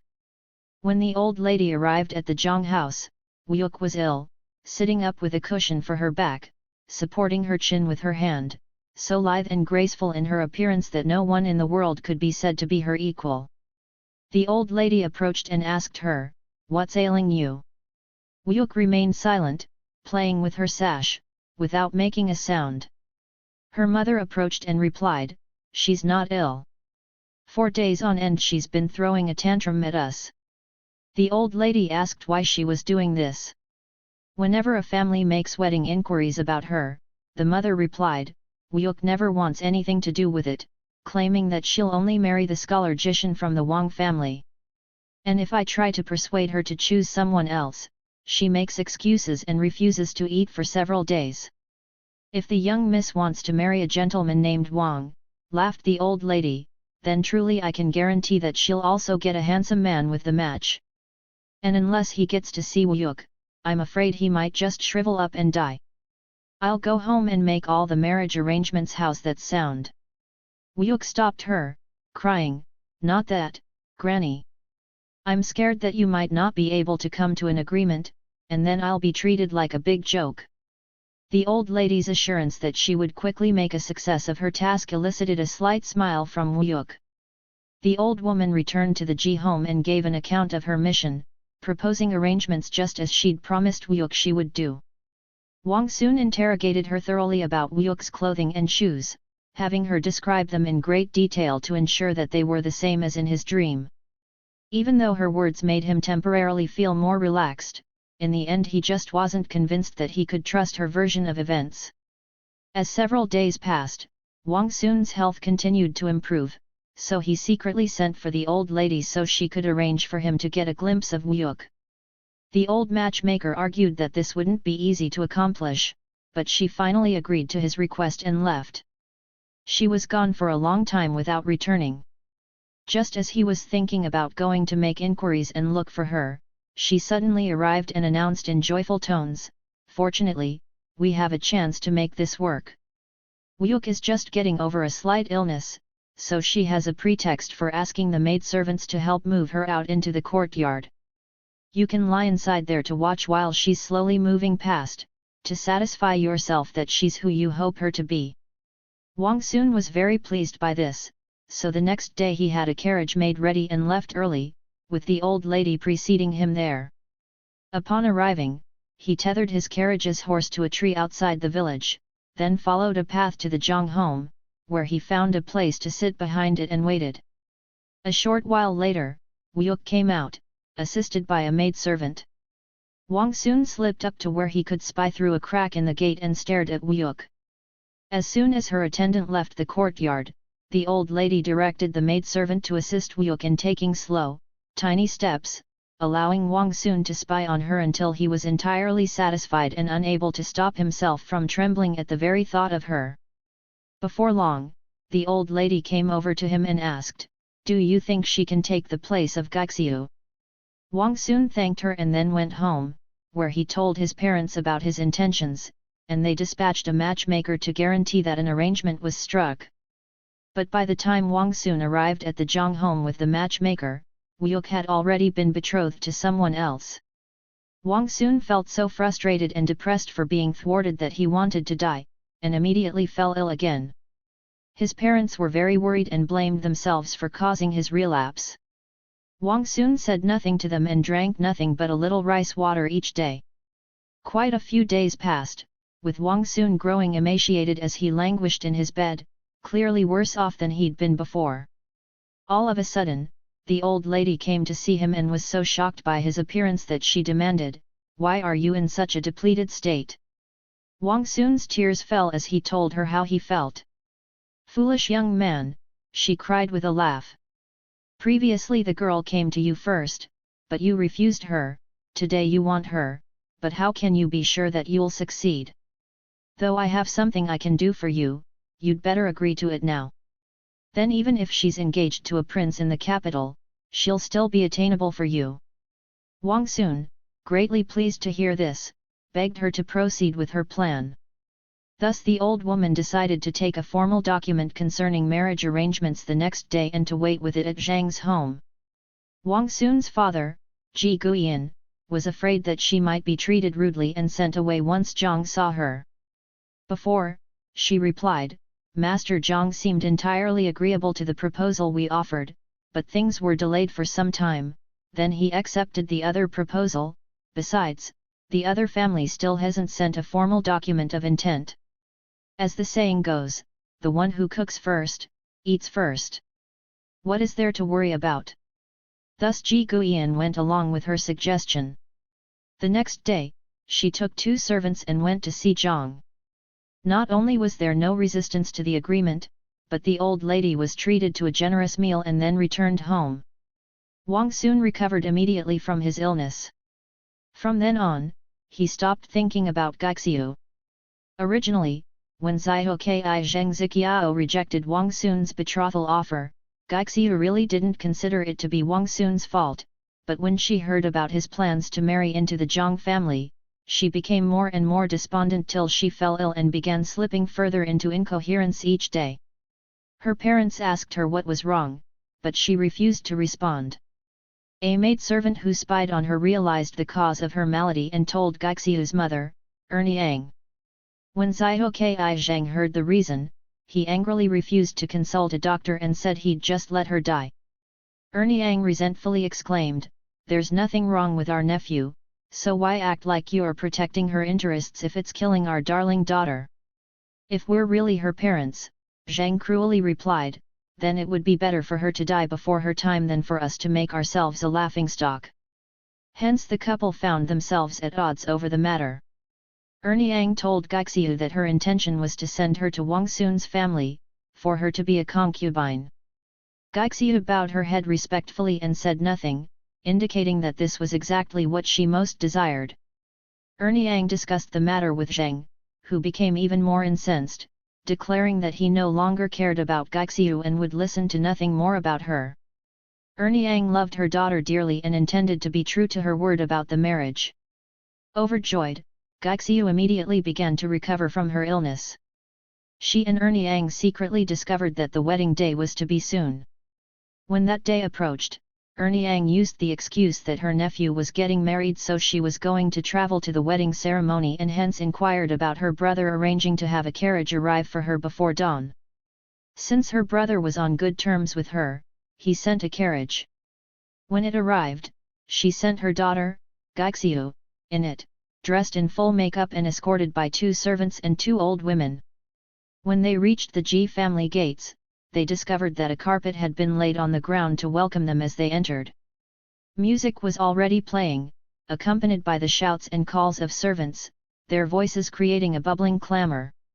Wang Xun hurried out, seeing a shocked young woman with a red bridal veil over her face, who looked like she wanted to escape. Zheng's servants, supporting her from both sides, then began bowing to him. Wang Xun had no idea why they were doing this, but simply went along with it until they were finished. The two old women helped the bride over to where she could sit down, then they all finally realized that this had to be Gaixiu. The whole household was caught up in such a nervous confusion of activity that Wang Xun didn't know what to do. It happened to be near sunset by then, and Wang Xun no longer dared head out personally to take this latest news to Wu Yuk. Thus Ji Guiyan dispatched servants to inform that Zhang's of this latest development. Zhang was outraged and wanted to sever their previous agreement. Wu Yuk, who was unwilling to do so, declared, even if she came here first, the wedding plans hadn't been all formalized, it would be best for us still to go there and accept their welcome. Her father admitted that she was right, so they sent a message to the Ji family regarding their intentions. Following its arrival, it was Ji Guiyan's opinion that they dare not agree to the Zhang family's offer, too. The family members sat down together to debate the matter, but were unable to resolve it. After waiting for a long time, Zhang realized that an answer wasn't forthcoming, so he took a carriage and accompanied Wu Yuk to the Ji family residence, where the servants put up another bride's room for her. Wang Xun tried to entertain Wu Yuk and her father, but paced nervously, unsure how to handle the situation. His mother then intervened to settle the matter, suggesting that they should determine who was the elder of the two young women, and they agreed to do so.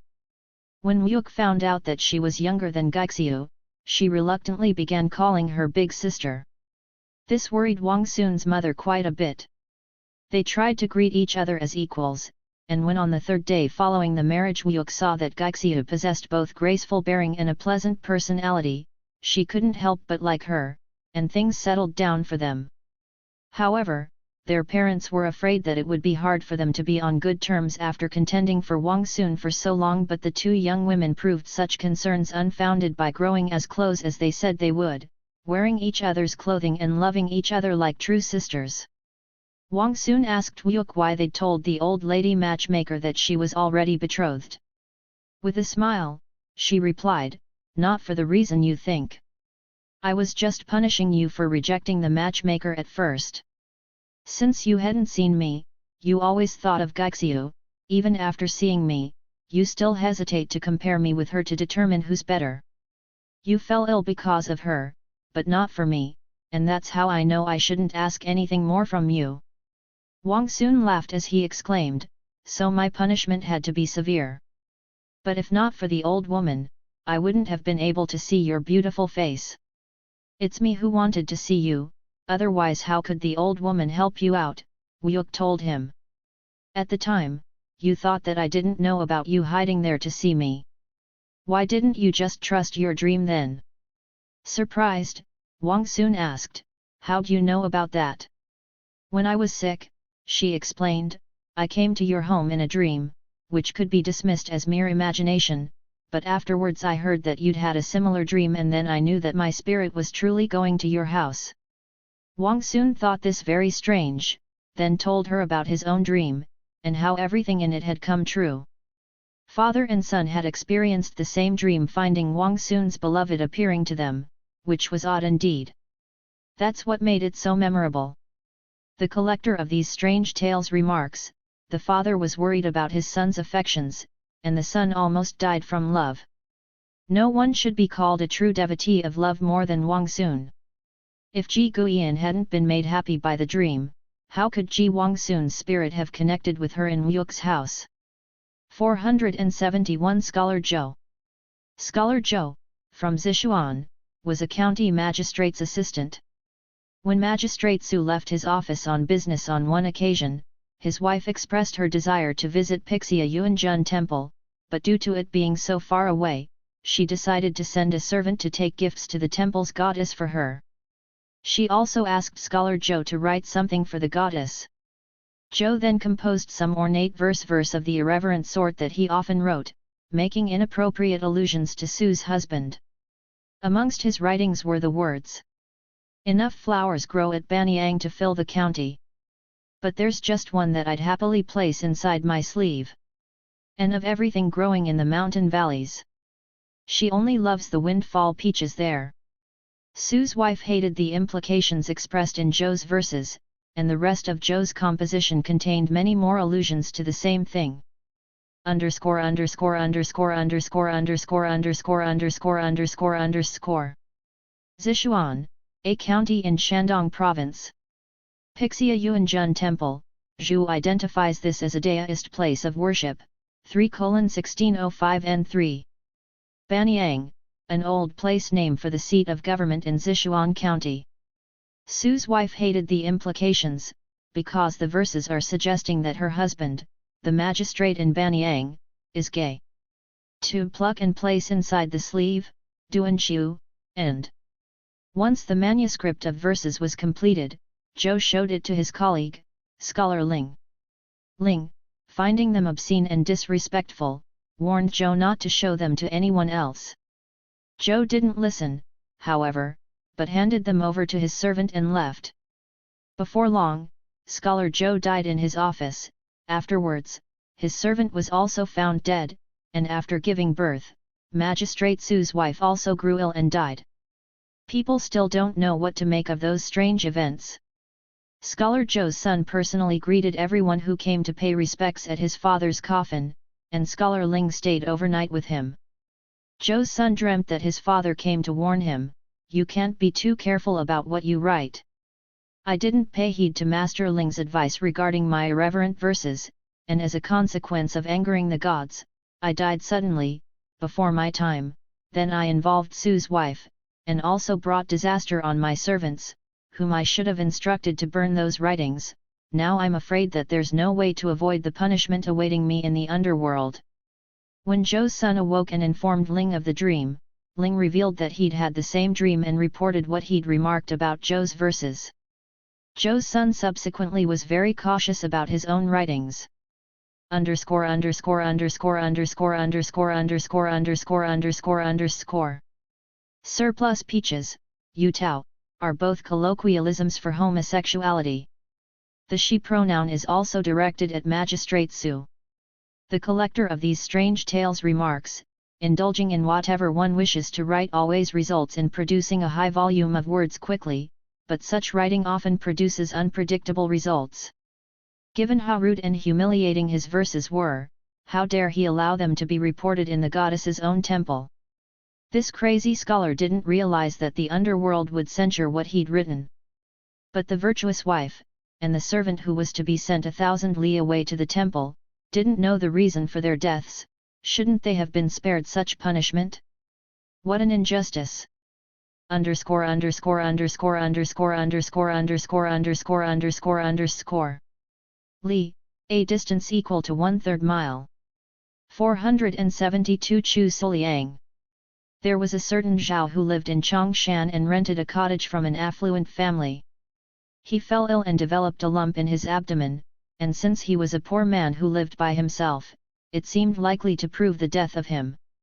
One day, his condition got him down so much that he moved to lie down just outside the cottage. When he awoke, he noticed a woman of peerless beauty standing near him. When he asked her what she was doing there, she replied, "I've come here specifically for you to make me your wife." Startled, Zhao told her, "It's a moot point to talk about the kind of wishful thinking that a poor man wouldn't dare indulge in. Since I barely have the strength to breathe, what good would it do me to have a wife?" "I can cure you," she insisted. "My condition," Zhao countered, "isn't something you can suddenly get rid of. Even if you had an effective prescription for what ails me, I don't have the money to buy any medicine." The beauty assured him, "I can treat your problem without using any medicine." Then she took her hand and pressed Zhao's stomach, rubbing it vigorously. Her palm felt as hot as fire. In no time at all, the lump in his abdomen began to make a faint cracking sound. Underscore underscore underscore underscore underscore underscore underscore underscore underscore. Chongshan, a county in Piyu's time, located in the southern part of Shandong Province's modern Huanta County. Then a few moments later, she wanted him to go out and relieve himself. He quickly got up, walked a few steps, undid his clothing and began to discharge a gluey fluid as he staggered about, and when the curdled mess was finally all out of him, he felt relieved of all his body's pain. He came back to lie down again, and asked her, "Who are you, fair lady? Please tell me your name, so I can invoke blessings on your behalf." "I'm a fox immortal," she said.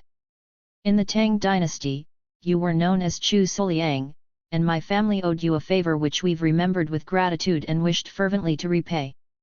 Today I met up with you, the man I've been searching for. Now I've had the chance to repay our long-standing debt, and we can celebrate." Zhao was ashamed of his shabby appearance, then thought about the thatched cottage he was renting, with its coal-burning stove soiling the magnificent beauty's clothing. The woman, however, asked him to go on inside. Zhao then led her into the cottage, and since there was no mat over the clay bed that he heated to sleep on, or even a fire in his stove, he declared, "Regardless of my circumstances being like this, I can't stand the fact that we're meeting in such disgraceful conditions.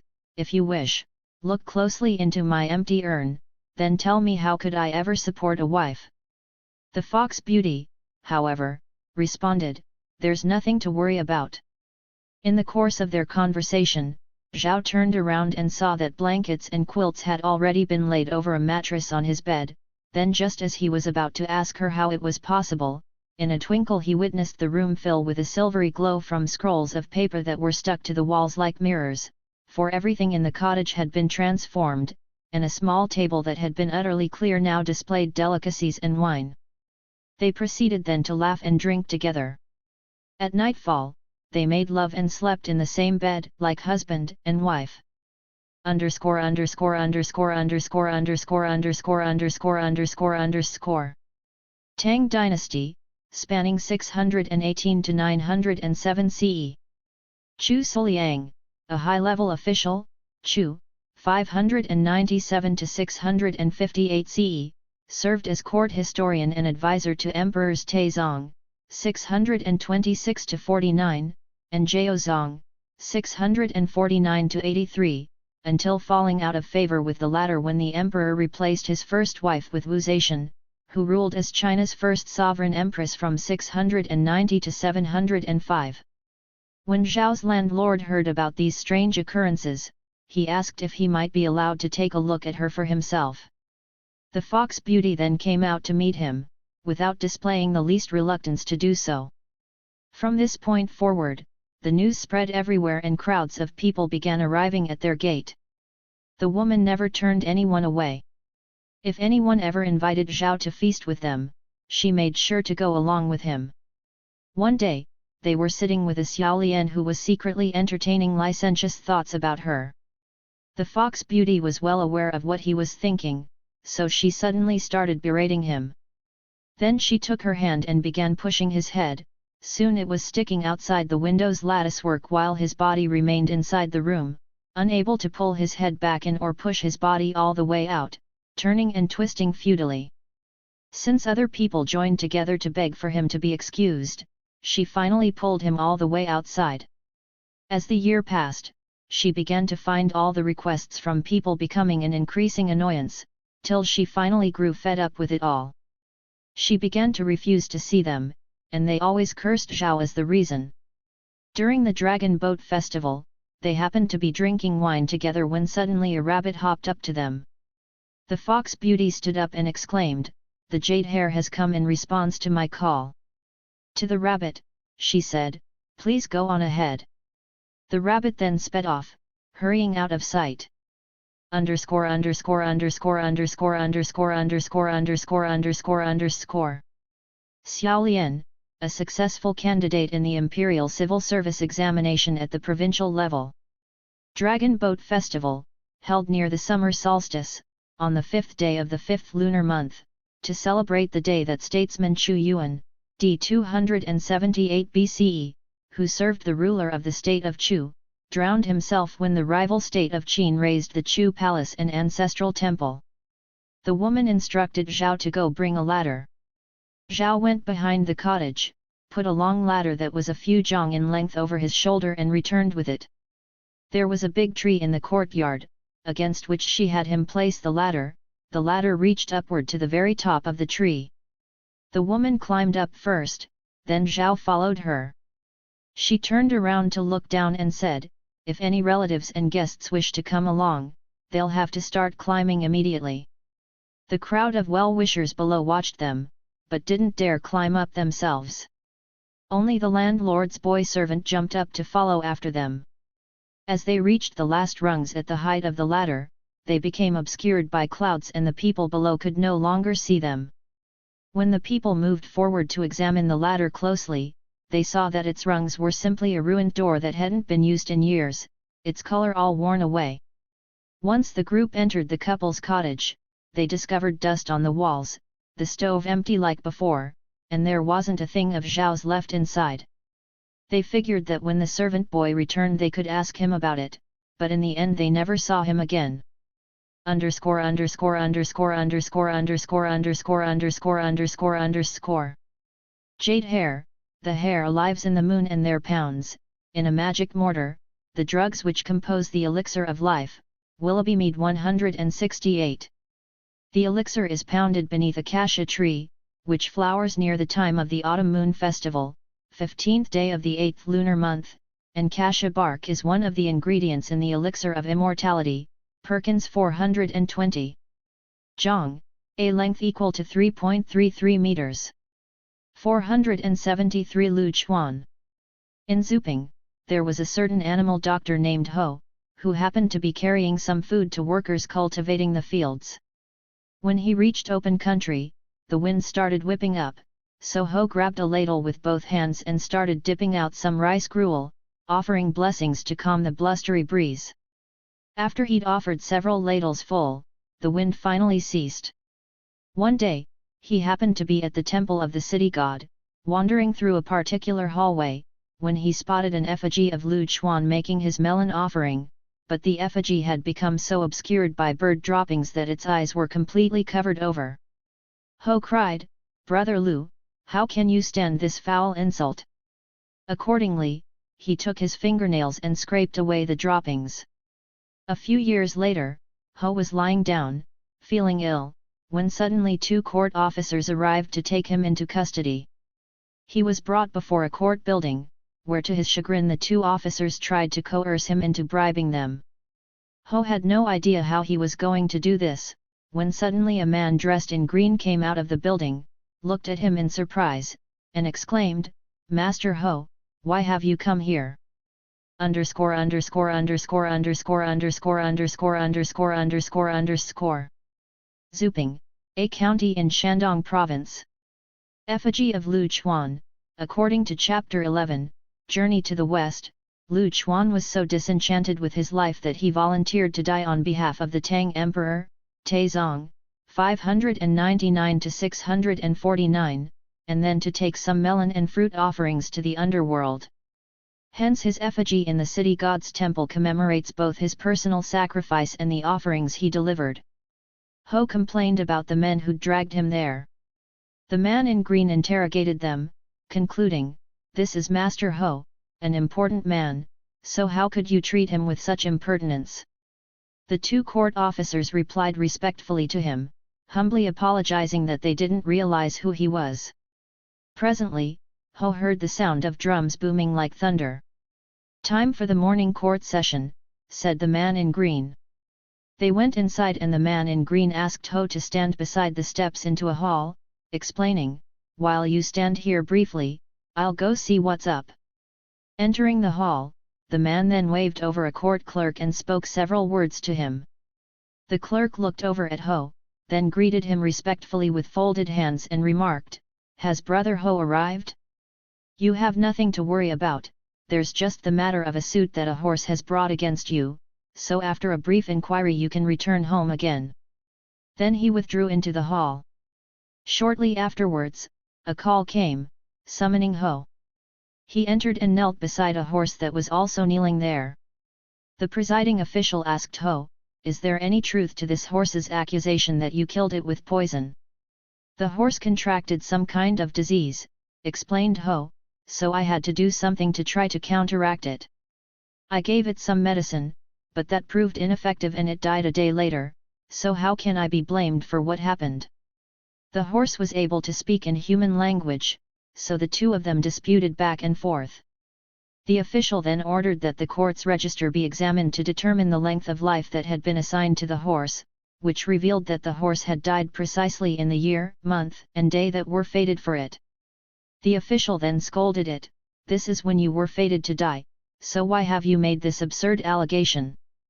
The horse left the hall, accompanied by the official's rebukes. Consequently, the official told Ho, "You live a principled life and do kind things for others, so it's not right that you should die." He then ordered the two court officers to return him to the living. The man in green and the court clerk also came out to see Ho off, advising the officers to ensure that he was treated well on the way home. "Today you helped to protect me," Ho told them, "even though I've never had the honor of meeting you. If you'd please tell me your names, I intend somehow to show you my gratitude." The man in green replied, 3 years ago, when I was passing through Taishan, I was dying of thirst. As I passed by, outside your village, you gave me some ladles of gruel to drink, and I've never forgotten that kindness." "My name is Lu Chuan," said the clerk. "I was covered in filthy bird droppings, so disheartened I could hardly bear it, then you scraped them away with your hands, and now I can see everything brightly once again. We have no wine or food in the underworld, so I can't entertain you as my guest, thus I'd recommend that you leave right away." Ho recognized Liu's urgent subtext and headed homeward. After reaching his home, he cordially tried to detain the court officers, to offer them something to drink, but they didn't dare take even a cup of water. When Ho suddenly revived, he learned that he'd been considered dead for over 2 days already. Henceforth he became even more generous and supportive. Whenever there was a seasonal festival, he'd pour out libations of wine to honor Lu Chuan. At the age of 80, Ho, strong and healthy as ever, could still leap up onto a horse and gallop away. One day, Ho was out on the road when Lu Chuan came riding up on horseback, as if he was about to embark on a long journey. Once they finished greeting each other with warmth and respect, Lu informed Ho, "Your allotted time has almost expired, and an official document to that effect that has already been issued. I turned back the servants of the court who were sent to take you into custody and told them they didn't need to send anyone else. You can return home to make the necessary preparations, and after 3 days' time, I'll come to accompany you on your journey. I've arranged for you to receive a modest official appointment in the underworld, so you'll suffer no hardships there." Then he rode away.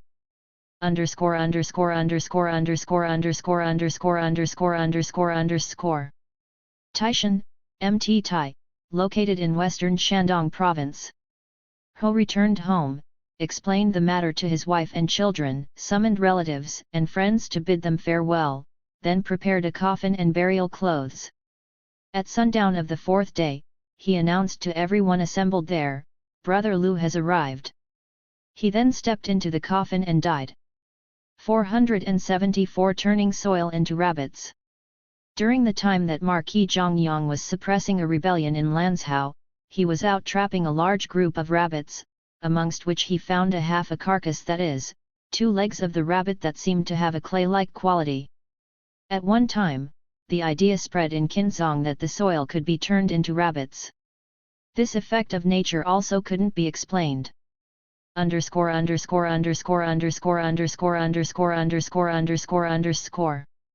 Zhongyang, leader of loyalist forces in western Gansu province in 1674-5, when the provincial commander of Shaanxi province, Wu Fukan, rebelled and took over Lanzhou, Wakeman 1109.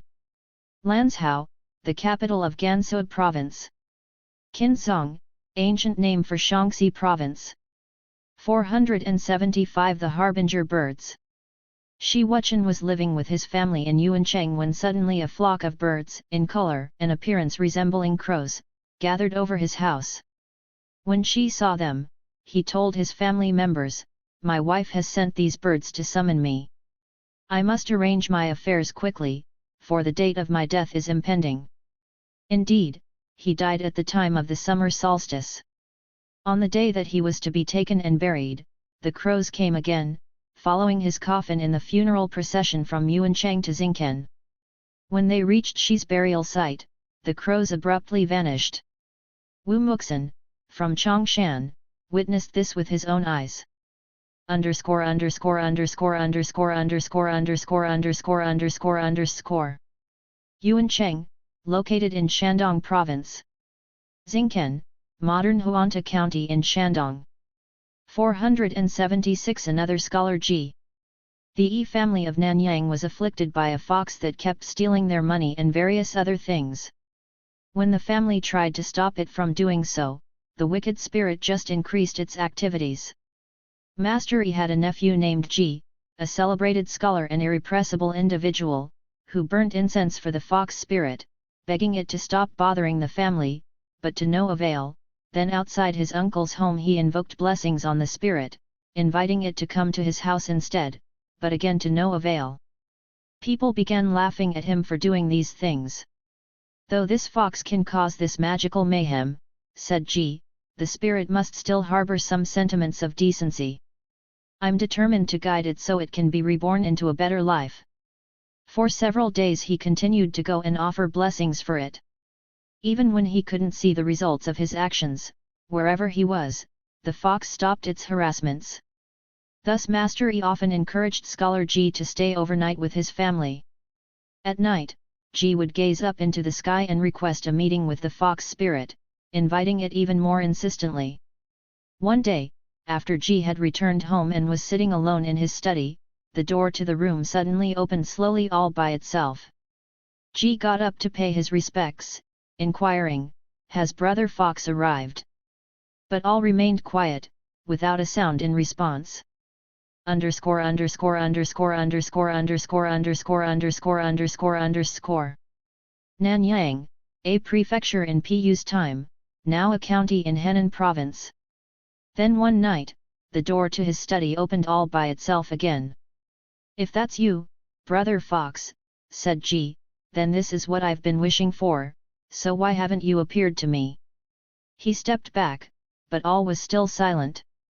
The 200 copper coins that had previously been on his tabletop, however, were gone the next morning. That evening, Ji put a few hundred additional coppers on the table. At midnight, he heard the coins clinking together loudly and clearly. "Have you come?" asked Ji. "I've respectfully provided a few hundred additional coins for your use. Even if my offerings aren't exactly copious, I'm not stingy, either. If you need money, you shouldn't hesitate to say so frankly, so what's the point of stealing from me?" In a little while, he went over to the table and saw that there were still a couple hundred coins there. He continued putting the coins out in the same place, and for several nights none of them went missing. Instead, a roasted chicken that he'd intended for the entertainment of some friends was taken. In the evening, Ji put out some wine for the fox. However, there were no signs of the spirit's presence after this. Meanwhile, the Yi family began to be plagued by the wicked spirit just like before. Ji then went there to offer blessings once again, and said to the fox, "I set out money for you, but you didn't pick it up, then I set out wine, but you didn't drink it. My uncle is old and infirm, so please don't torment him any longer.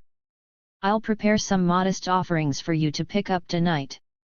Then later on he set out on his table about 10,000 coins and a whole jar of wine, along with 2 chickens, all for the fox to take. Ji went to bed, but there was no sound all night long, and in the morning, everything was still on the table. From that point, the fox ceased its disturbances. One day, Ji was returning home late, and when he opened the door to his study, he found a jug of wine on his desk, along with a platter of roasted chicken. There were 400 copper coins strung together with red cord, just like the things that had previously been taken. He realized that these were meant as compensations from the fox. He sniffed the wine, finding it quite fragrant, noticed its blue-green color as he poured it, then enjoyed its rich but mellow taste. After drinking half of the pot, he began experiencing covetous thoughts and suddenly found himself wanting to go steal something. Consequently, he opened his door and went out. Thinking about a particularly wealthy household in the village, he went and climbed over the family's wall. Even though the wall was quite high, he was able to leap over it lightly, as though he had a bird's wings. He entered the home, stole a sable robe and a golden pot, and then left. When he returned to his study, he placed the items beside his bed there and fell asleep. The next morning, he carried the items into his bedroom. His wife was surprised, and when she asked him where he'd gotten them, Ji haltingly told her, though he was wearing a joyful expression. Astonished, his wife cried, "You've always been upright and unyielding, so why have you suddenly become a thief?" Ji, calmly acting like it was nothing strange, proceeded to tell her that he'd developed a rapport with the fox. Suddenly realizing what had happened, his wife declared that fox must have put some kind of drug into the wine. She remembered that cinnabar was supposed to be effective in driving out such evil effects, so she ground some up and mixed it with wine for Ji to drink. Moments later, Ji suddenly cried out, "What could have made me become a thief?" His wife then explained what had happened, leaving Ji at a loss about what to do. Soon he heard that it was the wealthy family that had been robbed, for the news had already been bruited throughout the village. Ji ate nothing for the rest of the day and just didn't know what to do.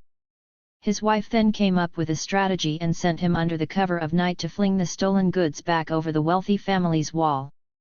Ji did as she advised. When the wealthy family discovered that the stolen items had been returned, the matter was dropped.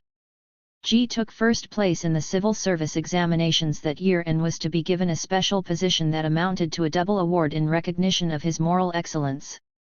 The week that his award was to be given to him, a poster was pasted up on the outer wall of a public office, declaring, "This Ji stole a fur robe and a pot from a family, so why is he being praised for his morality?" It was posted at the highest point of the building's side, so even standing on tiptoes, someone couldn't have simply reached up to paste it there. Other scholars who found this suspicious took down the poster and asked Ji about it. Scholar Ji was startled by the poster, thinking that no one but his wife would have known that he was the thief. Furthermore, the public office was closely observed, so how could anyone have come there and pasted up the poster unnoticed? Accordingly, he realized, this must be the work of the fox. Thus he told them the whole story, holding nothing back, and the other scholars consequently considered him even more deserving of his award. Ji thought to himself, "I never did any harm to the fox, yet it has repeatedly made trouble for me, so maybe it was acting for some villain who felt too ashamed to do me harm himself." The collector of these strange tales remarks, Scholar Ji wanted to guide the wicked spirit to behave correctly, but instead it left him confused by its wickedness. Since the fox certainly wasn't committing any great evil, Ji tried to deal with it patiently, but the fox just responded by playing tricks on him. But when one doesn't carry over positive qualities from a previous life, or lacks a mate who can help bring out his best qualities, it's hard for him to stop once he takes a wrong step in life, just like Yuan Shi, who was guided to do wrong even to his own family members and to widows. Depraved behavior indeed. Alas! Now that's something to fear. Underscore.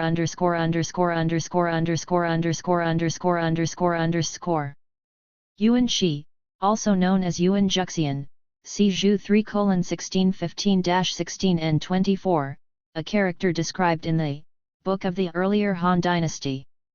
Wu Muxin reports, in the reign of Kangxi, a respected county magistrate in Zhejiang was investigating a particular prisoner. The man was accused of committing a robbery, and his face had been carved with characters spelling out his crime, but the magistrate felt that there were some details that needed to be cleared up. The magistrate checked the character signifying robbery on the prisoner's face and found it inconsistent with official calligraphy, so he had someone obliterate that character.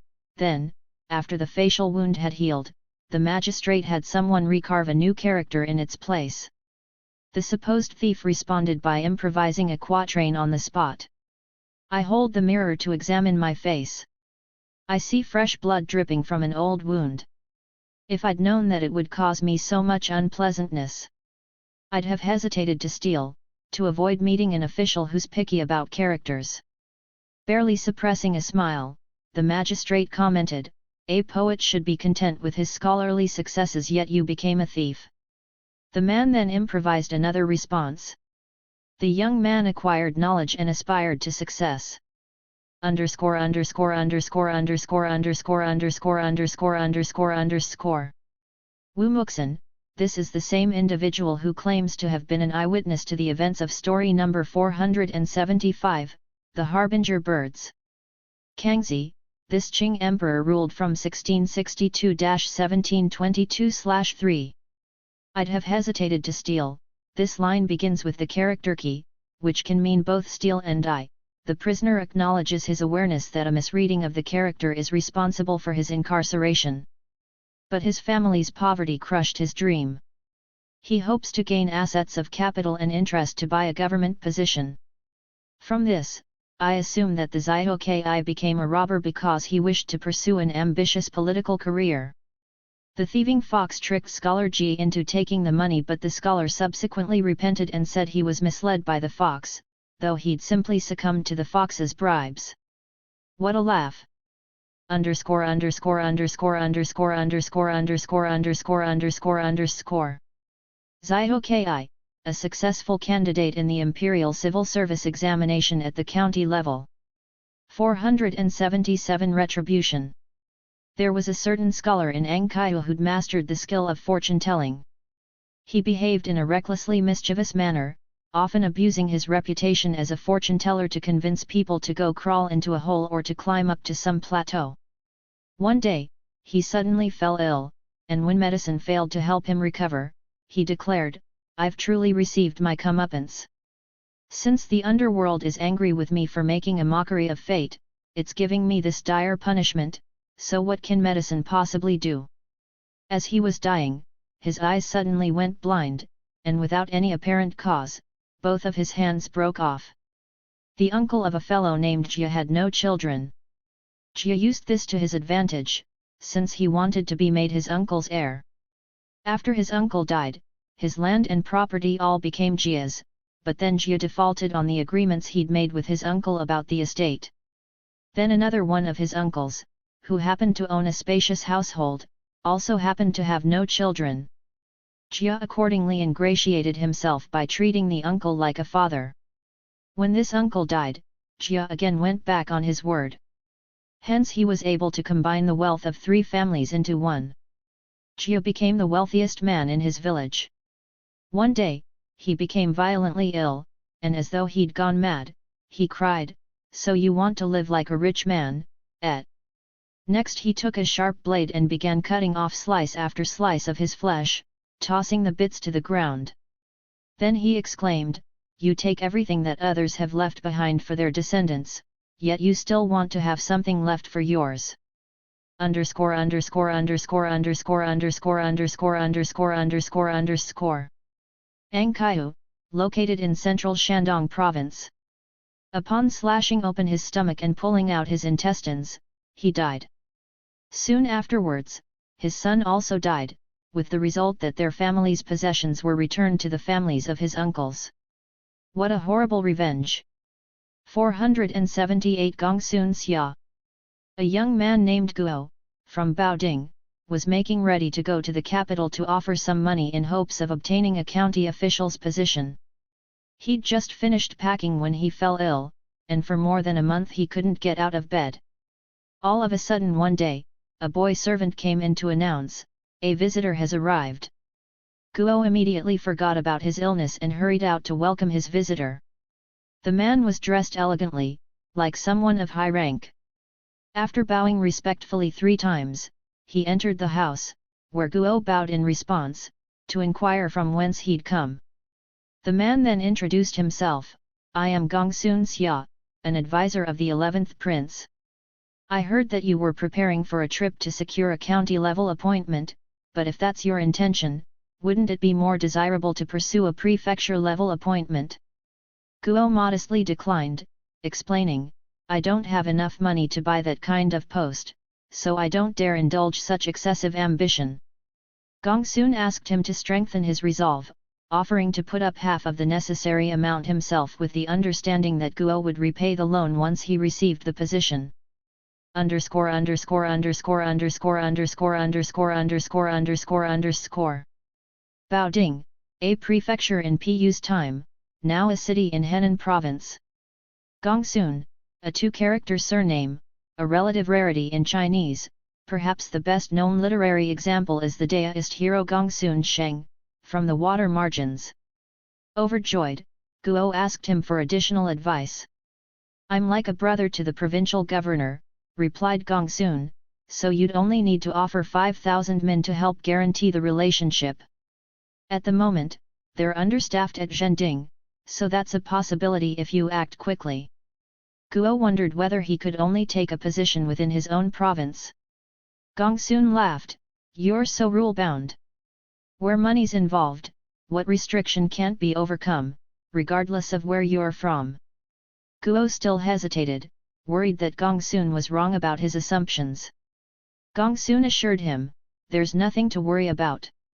Here's the truth of the matter, there's an opening in the underworld for the position of city god.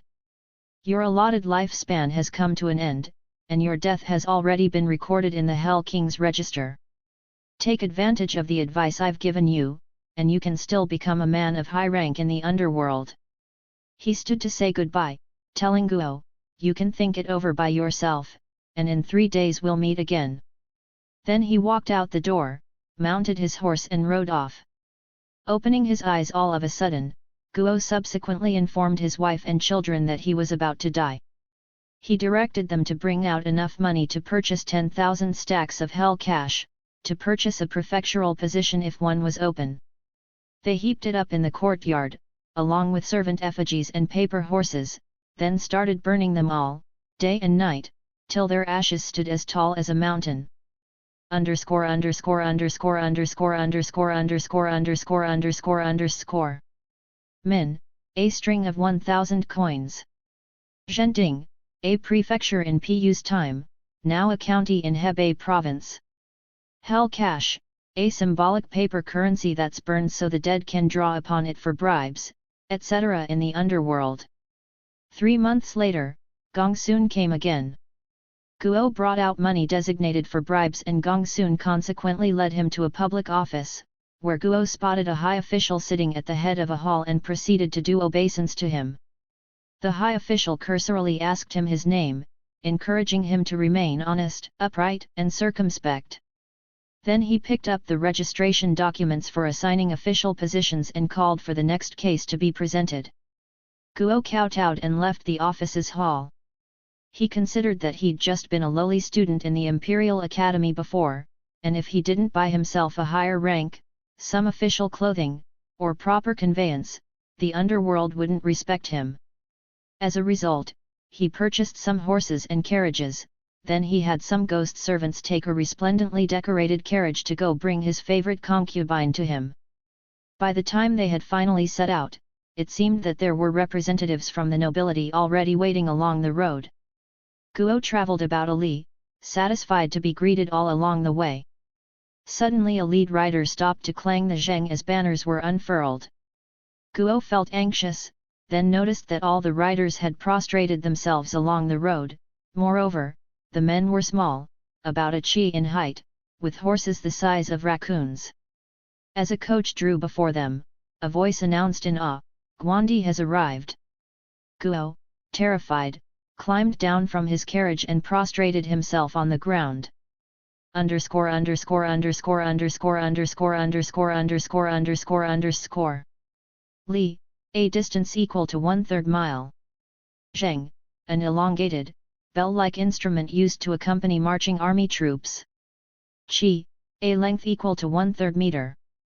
Guandi, Guan Yu, d. 219 CE, one of the 3 Peach Garden Oath brothers from the epic Sangwoyanyi, Romance of the Three Kingdoms, a valiant warlord for the Shu Kingdom's attempts to restore the Han dynasty to power, subsequently deified as Guandi, and known also as Guangong, see Sondergaard and Collins 50-73. Portraits give him an iconic, long beard. In the distance he saw that the god was followed by 4 or 5 riders who slackened their reins as they arrived. His beard blew about his cheeks, but not like people portrayed it in the mortal world. His expression was fierce and brave, his eyes so wide that they virtually stretched to his ears. From horseback, Guandi asked, "What official is this?" "He's the prefect of Zhending," said another. Guandi exclaimed, "Trivial though a prefect may be, what upright man would flaunt himself exaggeratedly like this?" When Guo heard this, he felt scared and quickly drew back, timidly turning away like a little boy. Guandi told him to get up, ordering him to follow them on horseback. The way led to a palace hall which Guandi entered and took a seat facing the south, then ordered writing materials to be given to Guo in order for him to write down his home village and name. When he was finished, Guo submitted what he'd written. Guandi examined it, then angrily roared, "This is spelled incorrectly, and the characters aren't even drawn accurately. This is some kind of wealthy cheater, unworthy of assuming an official's office." Then he ordered an investigation of the records regarding Guo's moral deeds. A man knelt before him, holding out the register for perusal, but the deity couldn't find anything written in it about Guo. Guandi sternly cried, "Actively seeking a government position is a small sin, but trying to buy an official title is a serious one." Before long, the armored god slapped manacles on Guo and left. 2 men came and grabbed Guo, tore off his cap and robe, then beat him 50 times, nearly stripping the flesh from his buttocks, before driving him outside the hall's gates. He looked all around, but his carriage and horses had vanished, and he was in too much pain to walk, so he just collapsed in the grass. It was then that he recognized where he was, realizing that he wasn't very far from his own home. Luckily, his body felt light as a leaf, so he was able to arrive at his house in just a day and a night.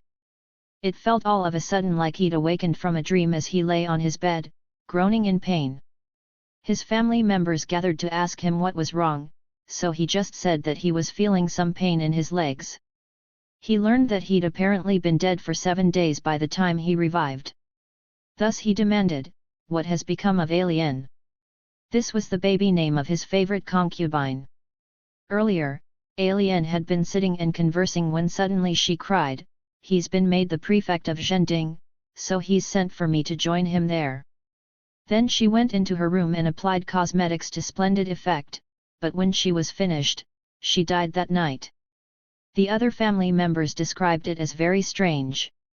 Beating his chest, Guo deeply regretted his earlier request and ordered his servants not to bury his concubine's body, hoping that she, too, might return to life. Her corpse remained silently lifeless for several more days, and then he had her buried. Guo fell ill and recovered only very gradually, with the pain in his legs becoming so severe that it was 6 months before he could get up and walk again. He frequently commented, "The utter loss of my high office, and the excruciating punishment the underworld inflicted on me, all of that I could endure, but not to realize that I was condemning my beloved concubine, that is truly unbearable." The collector of these strange tales remarks, "Oh my! This wealthy cheater wouldn't be qualified to take any official position. If one is offered inside information on positions to buy in the underworld, I'm afraid that even in those places where Guandi can't seem to reach, those who try to purchase their way into authority can be severely punished." Master Guo Hui, from my home village, who was conducting business similar to what Guandi did with the fellow from Baoding, was regarded as something like a god among human beings. Master Guo was a bluntly honest man, and had been recognized for this by the emperor, so he was en route to the most recent important position to which he'd been appointed. There were few other travelers around, and only 4 or 5 servants traveling with him. A vehicle carrying over 20 passengers happened along, with a few dozen riders preceding it, and something like 100 horse grooms following behind. Master Guo didn't know what official they must be accompanying, so he rode ahead of the group, then behind them, and sometimes right among them. The riders at the front of the procession became angry at his intrusive presence and started yelling for him to go away. Master Guo, however, didn't turn to look back at them. He fled the scene, and it wasn't until he came to an enormous town that he finally stopped. Afterwards, he sent some men to make discreet inquiries, learning that the official was just an Imperial Academy graduate who was on his way to accept an appointment in Hunan. Then Guo dispatched someone to summon this scholar to come and speak with him. When the student heard this, he gulped in panic, asking the messenger in turn about Guo's official background, slowly coming to realize the full extent of his authority and feeling frightened that he'd underestimated the official's position. In formal dress, he prostrated himself before the influential gentleman. Master Guo asked him, "Are you that fellow, the county-level official?" "That's correct," replied the student. "You come from a small village," Master Guo noted, "so how can you support a following of so many servants like this? If you assume your new office, the common people of the whole region will suffer as a result. I can't allow you to bring harm to the people, so you'd best turn around and go home, rather than going ahead." At this, the student kowtowed and said, "But I still have my imperial diploma." Master Guo then directed him to display the diploma, and upon checking it over carefully, he declared, "This is also a trifling matter. I can replace you with someone else and retract the document." The student prostrated himself in obeisance and then left. Once he was on the road, returning home, he couldn't figure out why the official had said those things to him, so he went back, but Master Guo had already left. In the everyday world, it's really an original, never heard of event, that someone taking up a new appointment would be scrutinized by a senior official before even arriving there. Master Guo was a great man, and that's how he was able to make this matter turn out happily for us. 479 Han Feng. Late in the Ming dynasty, a few counties north of Jinan, a terrible plague broke out, afflicting most households. There was a peasant from Qidong named Han Feng, who was a filial son by nature. When his parents both fell ill, he covered them with plain silk coverlets, then wept and prayed for them at the temple of the stone official. His tears continued to fall as he took the road home. On the way, he met a man who was clothed in immaculately clean robes and cap, who asked him, "Why are you so sad?" Hence Han told him all about his situation. The man replied, "The stone official god isn't here just now, so how can your supplications help you? But I happen to know a little magic, so perhaps I can give it a try." Han was overjoyed and asked the man about his name and background. "I'd rather not say," explained the man, "and besides, what does it matter if I don't tell you my hometown? Underscore underscore underscore underscore underscore underscore underscore underscore underscore. Ming Dynasty. This dynasty ruled China from 1368 to 1644. Jinan, a prefecture in Piyu's time, now the capital of Shandong Province. Qidong, a county in Shandong Province. Temple of the Stone Official. Zhu notes legends associated with large stones changing into men in the Zhangqiu and Chongshan County records in Shandong Province, 3:1624 and 4. Han then earnestly invited the man to come with him to his house. "I don't need to go with you," the man said.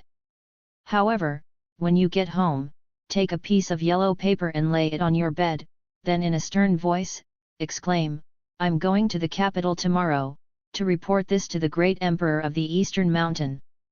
Then your parents' sickness will end.'" Worried that this might not prove effective, Han adamantly begged the man to go with him. His companion informed him, "The truth is, I'm not a human being. The inspector in the underworld considered me an honest man, so he appointed me as a local deity for some of the northern counties. I was moved by your filial piety, so I've instructed you in this bit of magic. At the moment, the great emperor of the Eastern Mountain is examining the ghosts of those who've been wronged and have died unfairly, to determine whether they can be of service to the city gods or other local deities. Today, the ones who've brought trouble to your village are the ghosts of people who were killed by the northern soldiers. They were eager to enter the underworld capital, and they've been seeking hell money bribes from the ill to pay for their expenses. If you recite what I've told you regarding the great emperor of the East Mountain, they're certain to be afraid of the consequences and hence your parents will be spared." Han felt so awestruck that he respectfully prostrated himself on the ground and kowtowed his thanks. By the time he stood up, the other man had already vanished. He exclaimed in wonder and then returned home. Han obeyed the man's instructions, and his parents both recovered. He spread word of the technique to the neighboring village, and it invariably worked there, too. Underscore.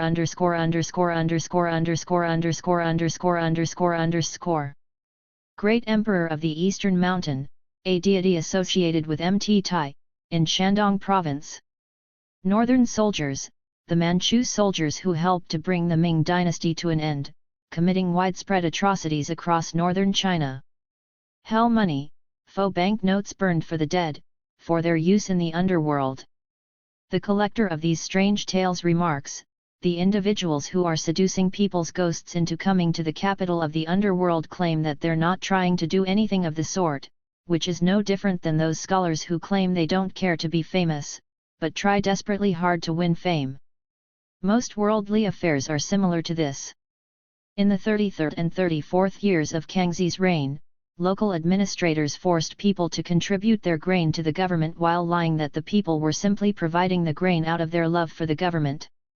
In addition, in each county within the various administrative divisions there were certain officials who extorted taxes from the people. At the time, there were 7 cities in the northern prefectures experiencing drought, and in those unfortunate years it was difficult to get people to contribute. A court historian named Tang came to a favorable place to cross the river, and there he saw a group of more than 10 men who'd been captured and tied up. Accordingly, he asked them, "Why has this been done to you?" "An official arrested us," they informed him, "to make us contribute leshu." These peasants didn't understand the meaning of the term leshu, so they thought it was some kind of substance that they were expected to contribute. One can't tell whether to sigh or to laugh about it. 33rd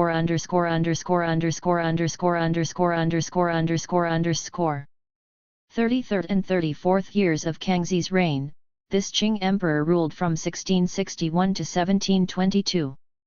Leshu, the characters le shu, could literally mean happily transport, but here they convey a euphemistic insistence that the peasants offer bribes in lieu of paying the taxes levied against their grain.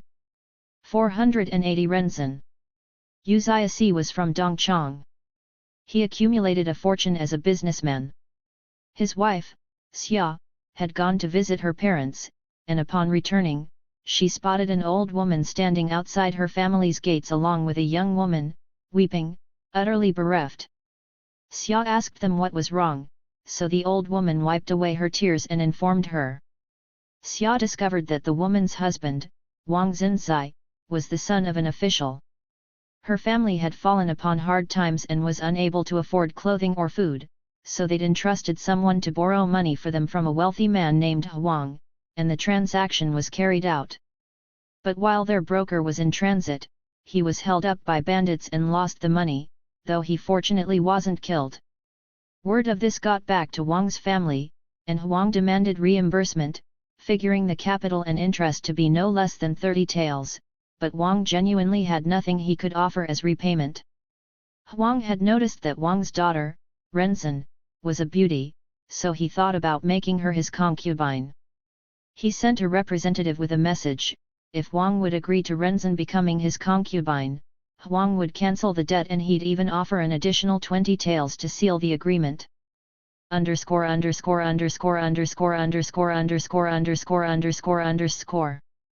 Dongchang, a county in Shandong Province. Wang discussed the offer with his wife. She tearfully replied, "Even if we're poor, we're still the noble descendants of an official. Huang has made his money as a humble tradesman, so how dare he offer to make our daughter his concubine? Besides, we've already arranged for a husband for Renzhen, so how can you even consider making such a decision?" Earlier, Wang had been good friends with the son of Xiao Lianfu, whose wife gave birth to a son named A Mao, and when he was still an infant, the friends had discussed a marriage between their families. After this, Xiao Lianfu's son was appointed to a position in Fujian, but died there a year later. His wife and son couldn't afford to return home, so all news of them was cut off. It was because of their agreement that Renzin was 15 and still unmarried. When his wife reminded him of this, Wang said nothing, but tried to think of a solution to their problem. "We have no alternative," commented his wife, "so I'll go to consult my two brothers." Wang's wife was from the Fan family, and since her grandfather had been appointed to a position in the capital, his two grandsons had been left a great deal of property and real estate. The next day, Fan took her daughter with her and informed her brothers of the situation. Despite their sister's tears, the brothers were unwilling to say anything or to intervene in the matter. Fan wailed pitifully and returned home. The moment she arrived, Xia asked her what they'd said, which Fan related as she continued weeping. Xia commiserated with her. When she saw for herself Renzin's grace and loveliness, she felt an even greater sympathy for them. Thus she invited them to come home with her, where she hospitably offered them food and drink, then comforted them by saying, "Please don't be sad, I'll do everything in my power to help you." Fan thanked her profusely, while Renzin tearfully prostrated herself on the ground, and Xia's pity for them grew all the greater. ________________________ Xiao Lian, a successful candidate in the Imperial Civil Service examinations at the provincial level, equivalent to a juran. She collected her thoughts, then declared, "Even though I have a bit saved up, 30 taels is too much for me to provide right now. I can pawn some things and then give you that money, too." Fan and Renzin formally offered her their thanks. Xia told them she'd have the money for them in 3 days. After they left, she thought of various ways to carry out her scheme, but realized that she didn't dare let her husband know what she was up to. 3 days later, she still hadn't accumulated enough money, so she sent someone to borrow what she needed from her mother. By then, Fan and Renzin had already arrived, so Xia described the situation to them. Accordingly, they arranged to return the next day. Late that afternoon, Xia took all the money she'd collected, wrapped it up and placed it beside her bed. After dark, a robber made his way through a hole in their wall and entered carrying a torch. Xia felt something was wrong, then saw a ferocious-looking man brandishing a short knife. Terrified, she didn't dare cry out, so she pretended to be asleep. The robber went towards a storage chest and was about to try to force its lock open. Turning around, however, he noticed that there was something wrapped up beside Xia's bed, leaned down and scooped it up, then came near the bedroom lamp to untie the bundle and examine its contents. He stuck the money he found in a bag at his waist, didn't bother trying any further to pry open the chest, and ran off. Xia then sprang up and cried for help, but there was only a young maidservant in the house, so she went to the wall to yell, but by the time the neighbors had gathered to respond, the robber was already gone. Inside, beside her lamp, Xia began sobbing. She saw that the maidservant was sleeping soundly, so she proceeded to hang herself from the frame of a window. At daybreak, when the girl woke up, she screamed for someone to come and save her mistress, whose limbs were icy cold. When Yu heard this, he came running, and upon demanding what had happened from the maidservant, he broke into piteous weeping before heading off to plan her funeral. In the aftermath of all this, Xia's body didn't begin to stiffen, nor did it decay. 7 days passed, then they placed her body in a coffin. After the family buried her, Renzin secretly slipped out and wept at her gravesite. A violent storm suddenly struck, with thunderbolts exploding over the grave that struck Renzin dead. When Yu heard what had happened, he ran to investigate and found Xia's coffin open, his wife moaning hoarsely from inside it, so he took her in his arms and lifted her out. When he spotted Renzin's corpse, he didn't know whose it was. Xia looked closely at the body and recognized it as Renzin. Both of them were astonished. Before long, Fan arrived, and when she saw Renzin's lifeless form, she tearfully cried, "I had a strong suspicion that she was here and now I find it's true." Once she heard that you'd hanged yourself, she couldn't stop her sobbing day or night. Tonight when she told me that she wanted to go weep at your gravesite, there was nothing I could say to dissuade her. Xia was moved by Renzan's sense of duty to her and asked her husband to have Renzan buried in her coffin. Fan humbly expressed her gratitude for this kindness. Liaozhai carried his wife home, while Fan also returned home and gave the bad news to her husband, Wang Xinzai.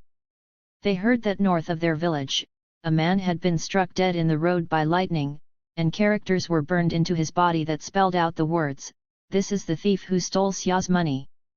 When Yu and Fan presently heard the sound of crying coming from their neighbor's wife, they realized that the thunderbolt had struck her husband, Ma Dai. The villagers reported this to their local official, who had the wife arrested and interrogated. She revealed that when Xia offered to provide the money for Fan to save Renzan from being made a concubine, Fan had been moved to tears, and the no-account gambler Mata had overheard her and contrived to steal the money from her. The official ordered the woman's home to be searched for the stolen money, where 20 taels were turned up, then they searched Ma's body and found 4 more. The official's verdict was that Ma's wife should be sold, with the proceeds paid to finish compensating Yu for what had been stolen. Xia was pleased by this judgment, and had all of the money turned over to Fan, so she could repay her creditor. On the 3rd day after Renzan was buried, there was a mighty thunder, lightning and windstorm, with lightning once again striking the grave, and Renzan, too, was restored to life. Rather than returning to her own home, she went and knocked at the door of Xia's home, at which point she realized that she'd been buried and had apparently returned from the dead. Xia, startled by the knocking, got up and asked through the doorway who was there. "Ma'am," the young woman cried, "you're alive." "It's me, Renzan." Xia, in astonishment, figured she must be a ghost and called for the old woman who was their neighbor to find out who was there, which is how she learned that Renzan had indeed returned to life, so she joyously ushered her into her home. Renzan exclaimed, "I want to care for you, as your servant, rather than return home again." "Do you mean that you want to repay what I lost by working as my maidservant?" asked Xia. "After you were buried, the debt was repaid, so there's no need to think like that." Renzan was moved to tears as she expressed her wish to treat Xia as her mother. But Xia said she wouldn't permit it. "I can do manual labor," insisted Renzan, "I won't just sit around and eat." The next day, Xia told Fan that Renzan was alive, and Fan was so overjoyed that she ran right over. She supported her daughter's desire to stay and serve Xia. After Fan left, Xia forced Renzan to accompany her as she took her home to her parents. Renzan tearfully cried that all she could think about was Xia. Wang Xinzai consequently brought Renzan back to the Yu family's gates, entrusted her to Xia, and then left. Xia was surprised to see Renzan, asked why she'd returned, and upon witnessing the degree of her devotion, became content with her desire to stay. When Renzan saw Liaozhai approaching, she immediately prostrated herself in humility before him, calling him her father. Yu had no sons or daughters, so when he saw how devoted and sympathetic Renzan was, he felt a growing affection for her. Renzan took care of weaving and sewing, working diligently at every task. It happened that when Xia fell critically ill, Renzan waited on her day and night. Whenever she saw that Xia wouldn't eat, she also refused to eat. Her face was streaked with tears all the time, and she told others, "If anything happens to mother, I swear I won't live without her." Xia began to recover, and the worried look on Renzan's face changed to a happy one. As Xia monitored Renzan's attitude, she declared, "I'm 40 and have no son, but if I could just have a daughter like Renzan, that would be enough." Xia was infertile, yet a little over a year later, she suddenly gave birth to a son, and people said it was a reward for her good works. Renzan lived with them for 2 years, continuing to mature.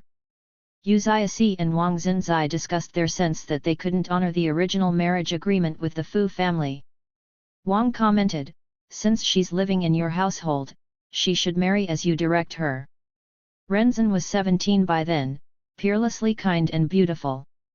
Once word of her availability for marriage got out, inquiries about her abounded, and crowds of matchmakers stood outside the gates, while Yu and Xia made their selection among the affluent suitors. Huang, too, sent a matchmaker to their home. Yu vigorously rejected his offer, thinking Huang wealthy but heartless. Consequently, he selected the son of the Feng family. Feng's father was a well-known literary scholar, while Feng himself was very intelligent and a gifted writer.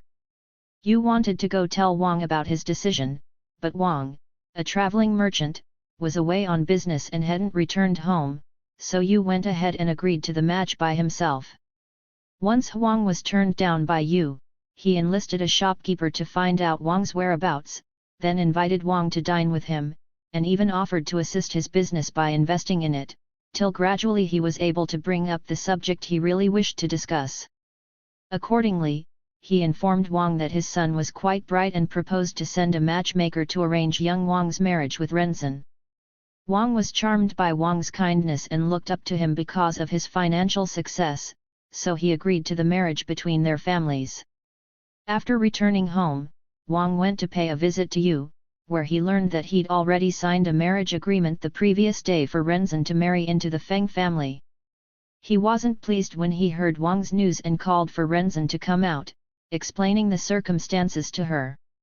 She angrily cried, "Huang was the creditor, my enemy. I'd rather die than have anything to do with his family." Wang had no alternative but to ask someone to inform Huang that an agreement had already been made with the Feng family. "The girl's surname is Wang, not you," the outraged Huang replied. "I proposed first, and you signed an agreement after that, so how can you propose to violate our contract?" He filed a complaint with the county magistrate, and the magistrate reasoned that since Huang had made the earlier offer, Renzin should be sent to the Huang family.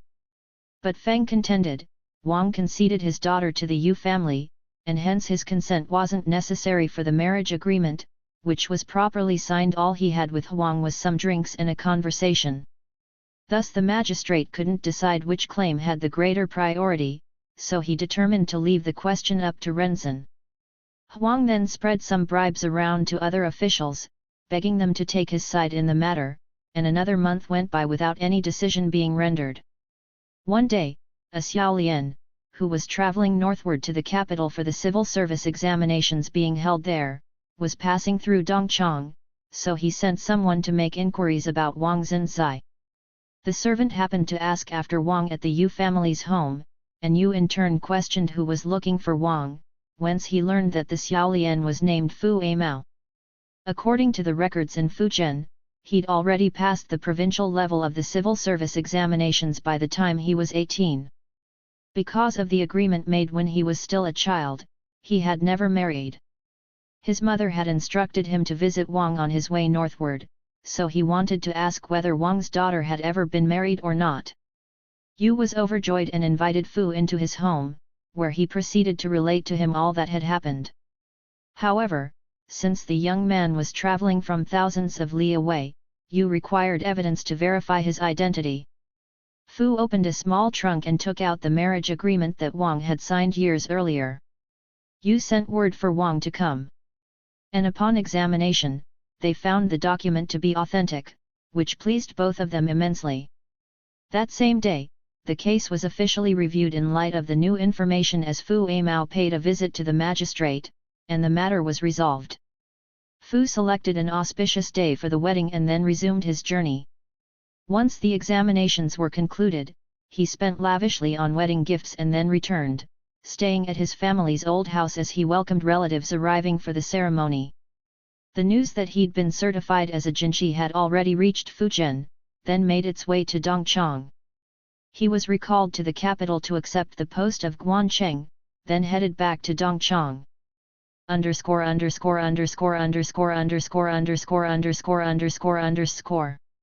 Li, a distance equal to 1/3 mile. Renzin wasn't happy about the idea of traveling south to Fujian, and Fu figured that he could tend to his father's grave in Dongchang. Hence he went by himself to Fujian, where he prepared his father's coffin to be transferred, then gathered up his mother and all her belongings and returned to Dongchang. The collector of these strange tales remarks, "Is there a heroic advocate of some sort floating among the dragon gods?" He praised benevolent deeds and castigated evil ones by wielding lightning bolts, like Qiantang's Dance of Vengeance, when he saved the Dragon King's daughter. With the thundering of repeated strikes and events all taking place around a single person, how can we be sure that Renzin wasn't really the daughter of a dragon king, exiled here on earth? Underscore.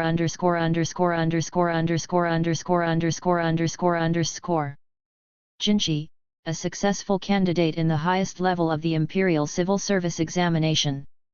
Guancheng, a Jinshi who is assigned to a central government agency as a trainee, pending regular appointment to office, Hucker 283. Qiantang's Dance of Vengeance, the brother of the Dragon King and the Dragon King's daughter, a Tang dynasty, 618–907, narrative. The volatile Qiantang goes on a devastating rampage when he hears how cruel the niece's husband has been to her. His anger destroys 600,000 human beings. 481 Marquis Zhang. Peng Hushi, from Jingzhou, was on his way home after having some drinks at a friend's house. He'd just climbed down from his horse to have a piss while the horse bent down to graze some grass along the roadside. There was a lovely, fluffy clump of fine grass, where some yellow flowers were growing of such lush brightness that they dazzled the eyes, though the horse had already eaten more than half of them. Peng pulled the flower stalks from the ground and sniffed them, discovering them to have a most unusual scent, so he placed them in his robe. He mounted his horse and rode off, with the horse speeding along at an incredibly thrilling gallop that gave him such a happy feeling. He didn't think about what might be the best way home and let the horse run wherever it would. Suddenly he saw the sun setting over the mountains, so he pulled at the reins for the horse to stop, looking around at the massive mountains and realizing he had no idea where he was. A man in light blue clothing came forward, helping to steady the neighing horse for Peng as he said, "The sky's already growing dark, and the master will welcome you to stop and stay with us overnight." "Where is this place?" asked Peng. "At Langzhong," the horse replied.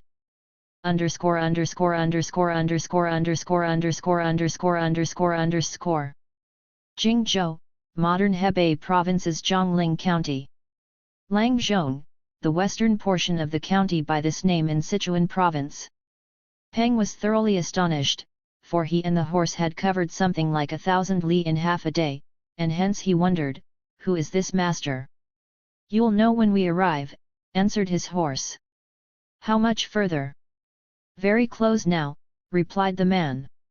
Peng hung onto the horse's halter as it sped along, just like they were flying. They passed a mountain top, on half of which there were a series of tent pavilions, each like the others, decorated with various screens and heavy curtains, and in the distance they could see a pile of clothing with some servants near it. Upon their arrival there, Peng climbed down from the horse and exchanged respectful greetings with the servants. Presently, the master came out, exhibiting a valiant, uncompromising spirit, and the cloth of his robe was clearly a material not from the mortal world. Turning to his guest, he saluted him with folded hands, declaring, "As my guest today, I hope you haven't had to come terribly far, Master Peng." Accordingly, he bowed in further deference to Peng, inviting him to precede him. Peng humbly thanked him for his courtesy, but politely refused to walk ahead of his host. The man then grabbed Peng by the arm and they walked together.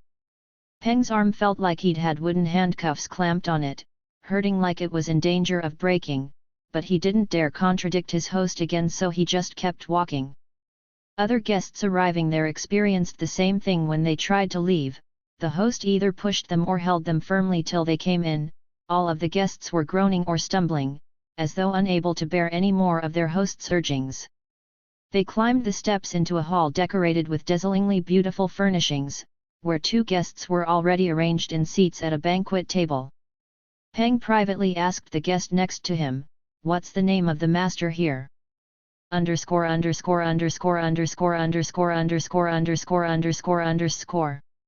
Li, a distance equal to 1/3 mile.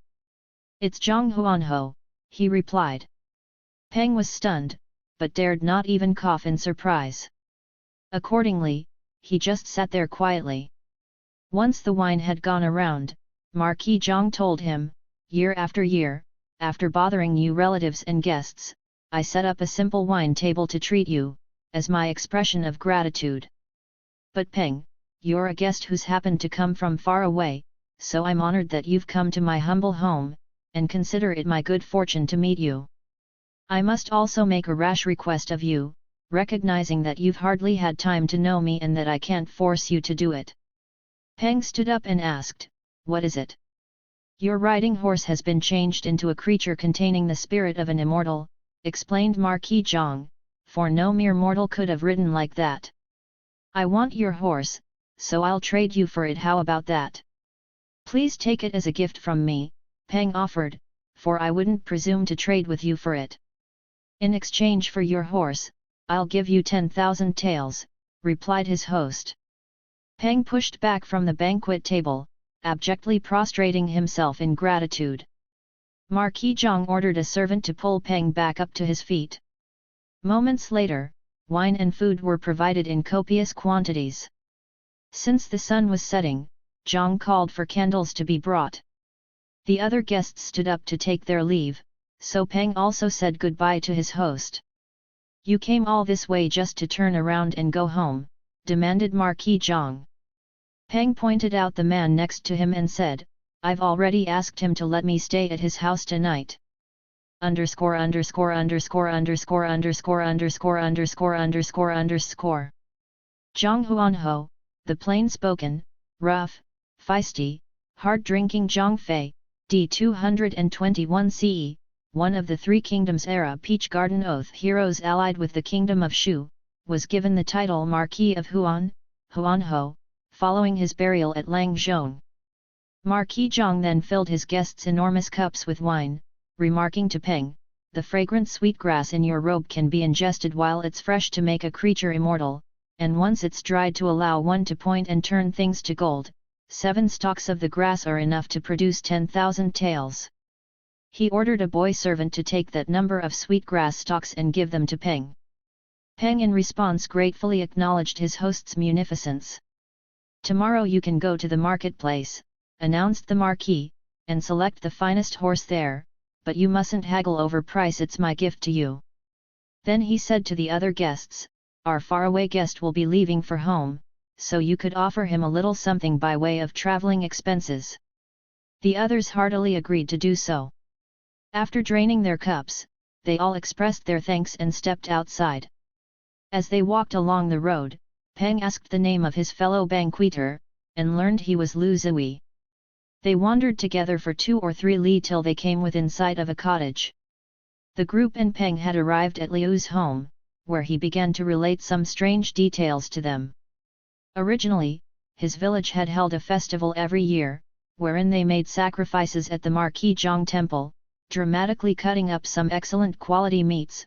For his part in this regular ritual, Lu always offered sacrifices of superior quality. The latest festival had concluded 3 days earlier. At noon that day, a man came to each family in the village to invite them to come up into the mountains. When they asked him why, he seemed distracted or disoriented, but then sincerely clutched at them and told them to hurry up. Upon ascending the mountain, they found a pavilion and other buildings, which astonished them all. Just as they arrived at the property's gates, the man who'd invited them verified that they'd reached their destination. No one in the group dared turn back at that point. "Now that you're gathered here," the messenger informed them, "you can join us in greeting a traveler who's come from far away to visit." That's when Peng first appeared. They all expressed their astonishment at the turn of events. Each of them who'd been grabbed by Marquis Zhang claimed that their arms hurt. When they held up a candle, they discovered that the skin and flesh of their arms were bruised bluish-black. Peng examined himself, too. The others all fled while Lu invited Peng inside and provided him with a place to sleep. The next morning, in the village, everyone was contending to detain Liu's guest. Then Peng and Lu entered the marketplace together to begin looking over the horses. 10 days later, after having examined several dozen animals, they were upset that none of them seemed truly special. Peng was ready to abandon the search, since he remained indifferent to what he'd seen. But when they next returned to the market, he saw a horse that appeared to be quite distinctive. He took it out for a ride to test it and found it to be an incomparably vigorous steed. He returned to the village to find its owner, but when he went to search for the fellow, he discovered that the man had disappeared. Then he wished to take his leave from the other villagers and return home. They each gave him some gifts of gold or money and he subsequently went on his way. Peng's horse proved able to travel 500 li in a single day. As soon as he arrived home, he described the place where he'd been, but no one would believe him.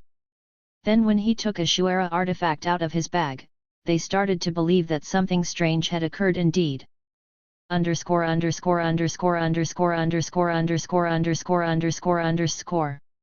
Shuara artifact, the kingdom of Shu, seat of loyalists to the Han dynasty, contended for power with the kingdoms of Wu and Wei, during the Three Kingdoms period, 220 to 280 CE.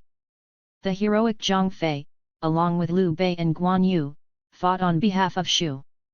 The sweet grass that he'd hidden in his robe had long since dried, and since there were exactly 7 stalks there, he obeyed the Marquis's instructions and turned them into tails, making his family suddenly rich.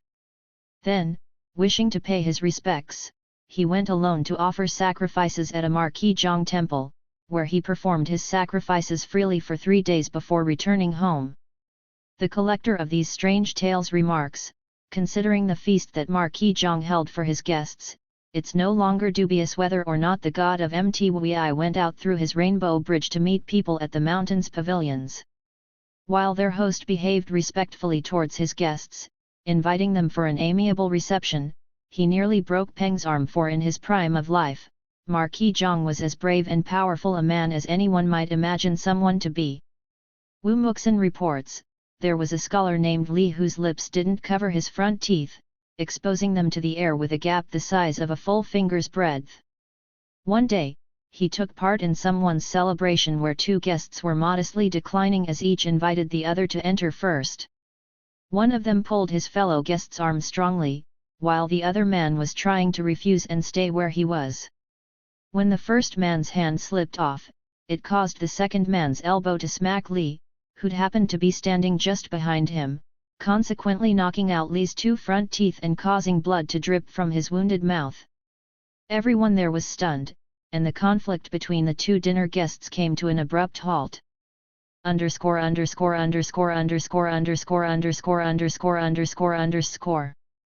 God of Mtui.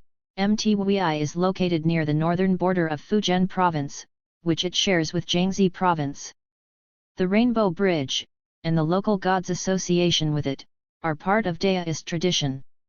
Wu Muxin, Zhu, 3:1633 and 23, identifies this Wu also as Wu Chongrong, from Chongshan, modern Zuping County, in Shandong Province.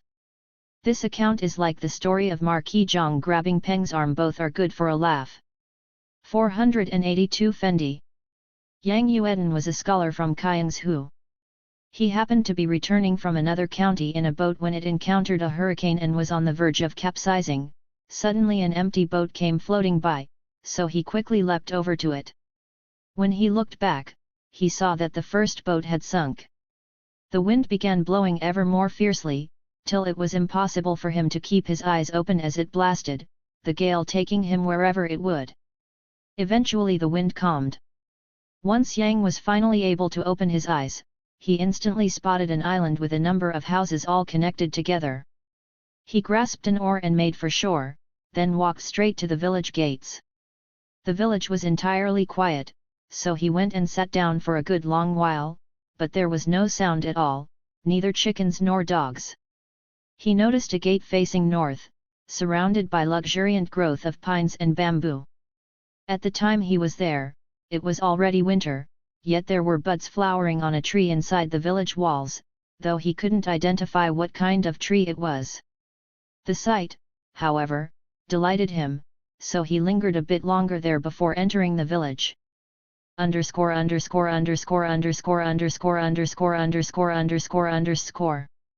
Kiangsu, a prefecture in Piyu's time, now known as Hainan Island, south of Kiangshan County in Guangdong Province. Yang heard the sound of a qin playing in the distance, but as he took a few steps in its direction, the music momentarily hesitated. A maidservant appeared then, looking to be about 14 or 15 and absolutely gorgeous. Upon seeing Yang, she turned around and ran back inside. Presently the qin music ceased altogether, and a young man came out, asking in surprise where Yang had come from. Yang then recounted the events that had brought him there. The young man inquired in turn about his homeland and his family, so Yang also answered those questions. Looking very pleased, the young man replied, "We're related by marriage." Then, bowing politely to Yang, he invited him to enter his courtyard. There was a magnificent villa inside the courtyard, and it was from somewhere within it that he heard the qin playing again. Upon entering the villa, they observed a young woman sitting upright, adjusting the tension of her instrument's strings, who must have been 18 or 19, a resplendent, graceful beauty. As Yang entered, she pushed away the qin and seemed suddenly quite unhappy. The young man stopped her from leaving by saying, "Don't run off, he's one of your family's relatives." Accordingly, he explained the nature of their relationship. "So you're my nephew," she noted. "Is grandmother still in good health? How old are your parents now?" Yang replied, "My parents are over 40 now, but both of them are in good health, even though grandmother's only 60, she's been sick for a long time, so she has to have someone help her just to walk around. If I'm your nephew, I really don't know which side of the family you're from, so please tell me, so I can inform everyone when I get home." "Since we live so far apart," the young woman replied, "news stopped passing between us a long time ago. When you return home, tell your father, Shinyang inquired about you, and he'll know what that means." Underscore.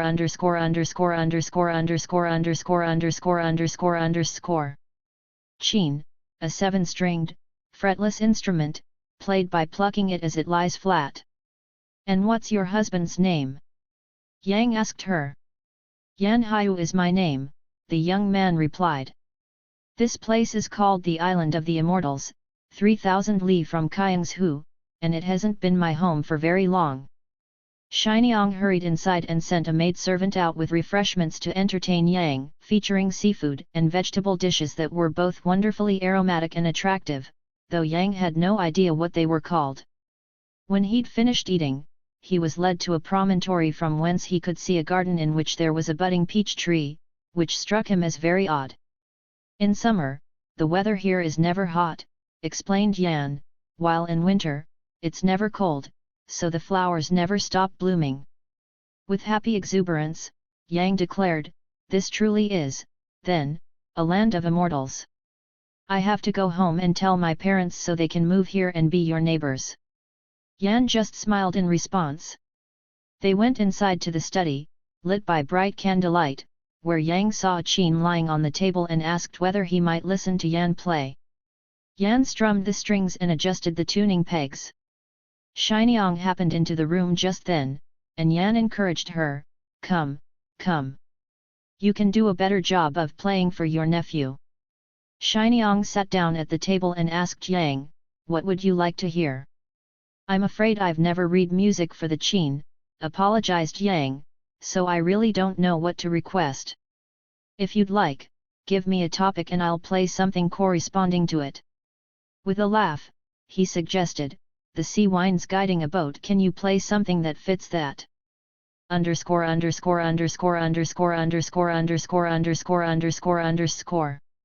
Li, a distance equal to 1/3 mile. Music for the qin, the kinko, was written by versatile scholar Cai Yang, 133–92 CE. "I can." As she coaxed out sounds by pressing and plucking the strings, it was as if she was playing some piece written long ago, the tune bursting forth and leaping out, then it calmed, and it felt to Yang like he was lying in a boat, with what had been hurricane-force winds beginning to subside. Yang gasped in wonder at the unique sensations and asked, "Can I learn how to play that?" Shinyang gave him the qin so he could try to play a section of the piece, saying, "I can teach you how. What do you want to learn?" "I'd like to learn controlling the hurricane, but can you actually help me to remember it in just a short time? Please copy the song down first, so I can play it later." "This can't be written down," Shinyang told him, I was just playing the notes as they came into my head. Then she picked up another chain, checked its strings and handed it to Yang, telling him to try to imitate what she'd played. Yang practiced late into the night till he could roughly produce the piece, and only then did Yan and Xianyang leave. Yang stared fixedly at the instrument as he concentrated, the light shining on it as he continued his playing. After a long time, he suddenly experienced an epiphany of understanding that made him feel so ebullient that he felt like leaping up and dancing for joy. Raising his head, he unexpectedly found the maidservant standing there with a lantern, and in surprise, he remarked, "Are you still here and haven't left yet?" Smiling, she replied, "10th aunt told me to wait until you fell asleep, then to shut the door and remove the light." When he turned to look at her more closely, he noticed her sparkling eyes and found her very attractive. Yang felt both aroused and nervous. The maidservant bowed her head and smiled. This made Yang feel even more enamored and tentative, so he rashly hugged her neck. "Don't do that," she cried. "It's already 4 o'clock in the morning, and the master will be getting up, but if this is what you want, tomorrow night we can be together." The two embraced ardently till they heard Yan calling out, "Fendi." The maidservant blushed and shouted, "I'm going to get in trouble." Then she hurried off. Yang secretly followed her, to eavesdrop. Thus he heard Yan say, "I told you that she hasn't severed her ties to the material world, but you wanted to keep her on as a servant. Now what do you think? She should be given 300 lashes." Since these longings have been provoked, Xianyang conceded, "We can't allow her to continue working here, so there's no alternative but to send her away to my nephew."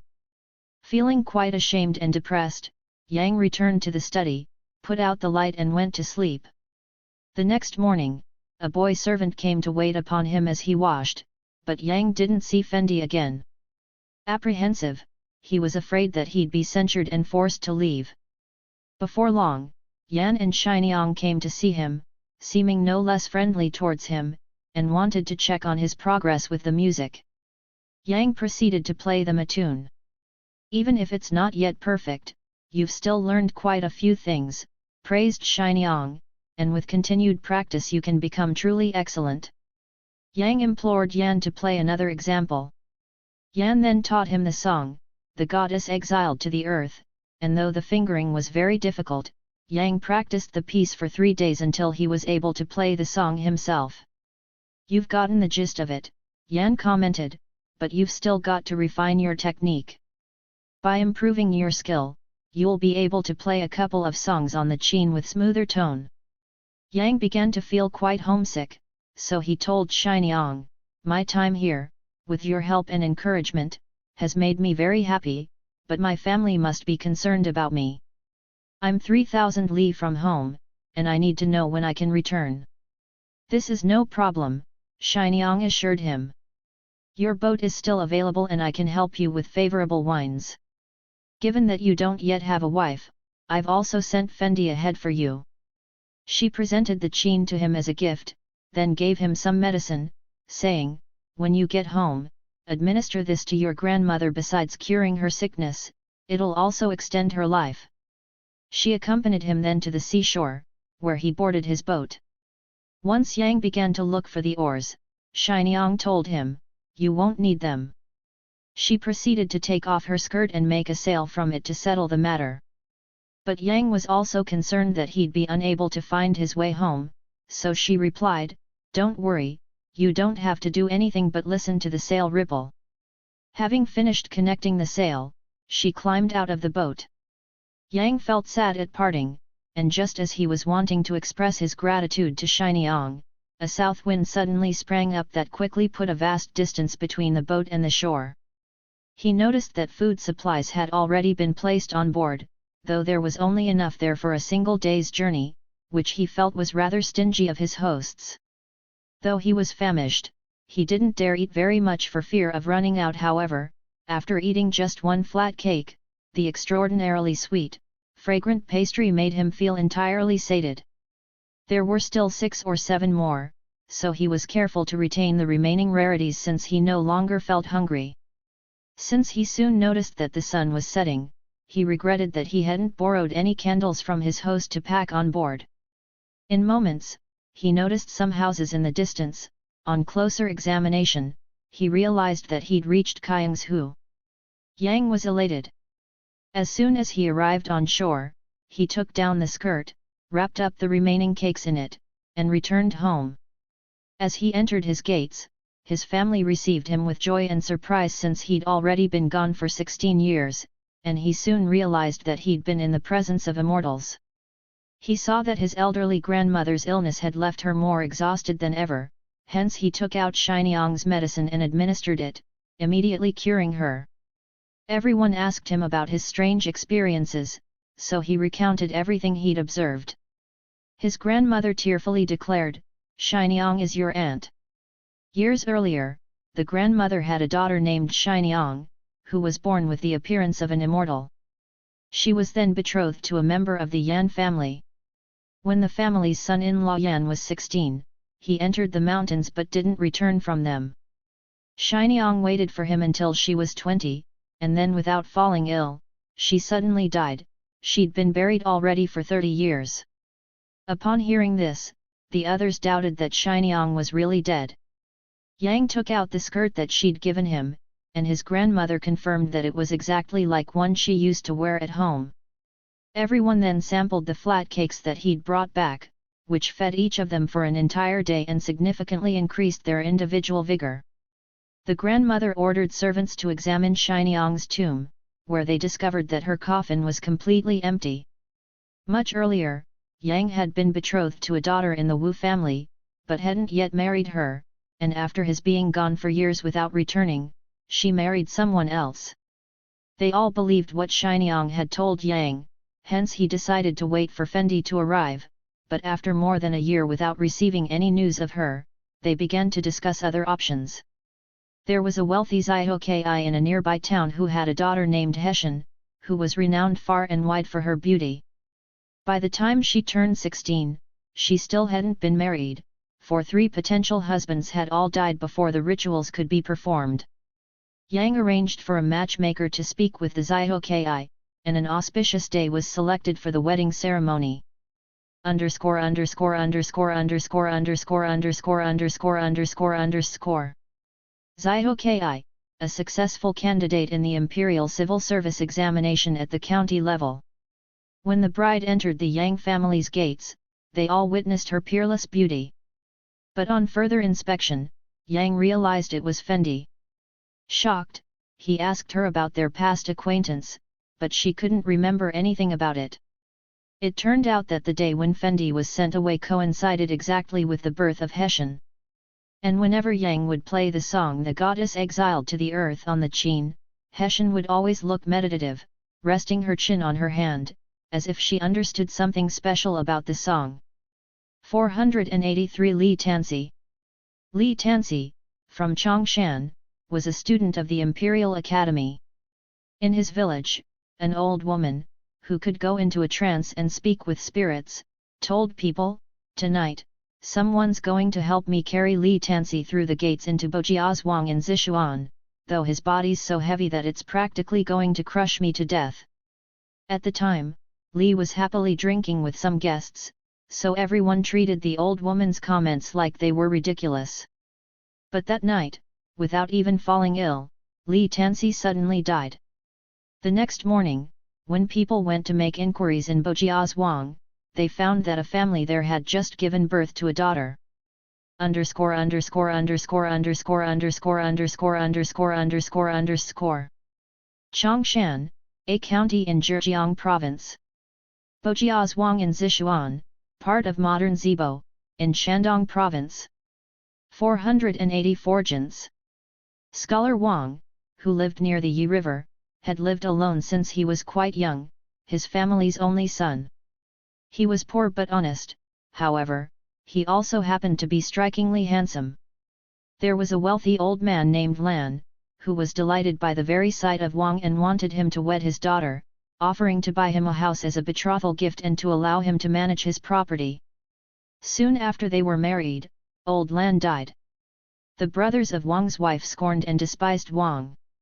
His wife, who was particularly haughty and arrogant, often had servants take care of her husband, but while she enjoyed the most exquisite tidbits, whenever Wang appeared, they offered him the cheapest possible foodstuffs and gave him broken chopsticks to use. Wang endured it all patiently. When he turned 19, he went to take the Imperial Civil Service examinations, but proved unsuccessful. As he returned to his home prefecture, he discovered that his wife wasn't at home, but there was a pot on the fire containing mutton stew, so he came near to taste it. At that point, his wife entered, and without saying anything, she left with the pot. Feeling utterly humiliated, Wang threw his chopsticks on the ground and cried, "It'd be better to die than to continue putting up with this." His wife hatefully asked him when he was going to die, then searched for a large rope to give him so he could hang himself. In anger, Wang threw a bowl of soup at her, splashing it all over her face. Restraining his fury, he stormed out of the room, then began thinking how much better it might actually be just to end it all, so he decided to find a dark ravine somewhere and hang himself. Underscore.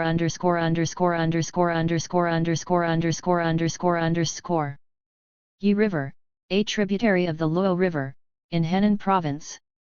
Upon arriving at a thicket of trees and choosing a branch to which he could tie his sash, Wang suddenly caught a brief glimpse of a cloth skirt through a gap in the face of a nearby cliff.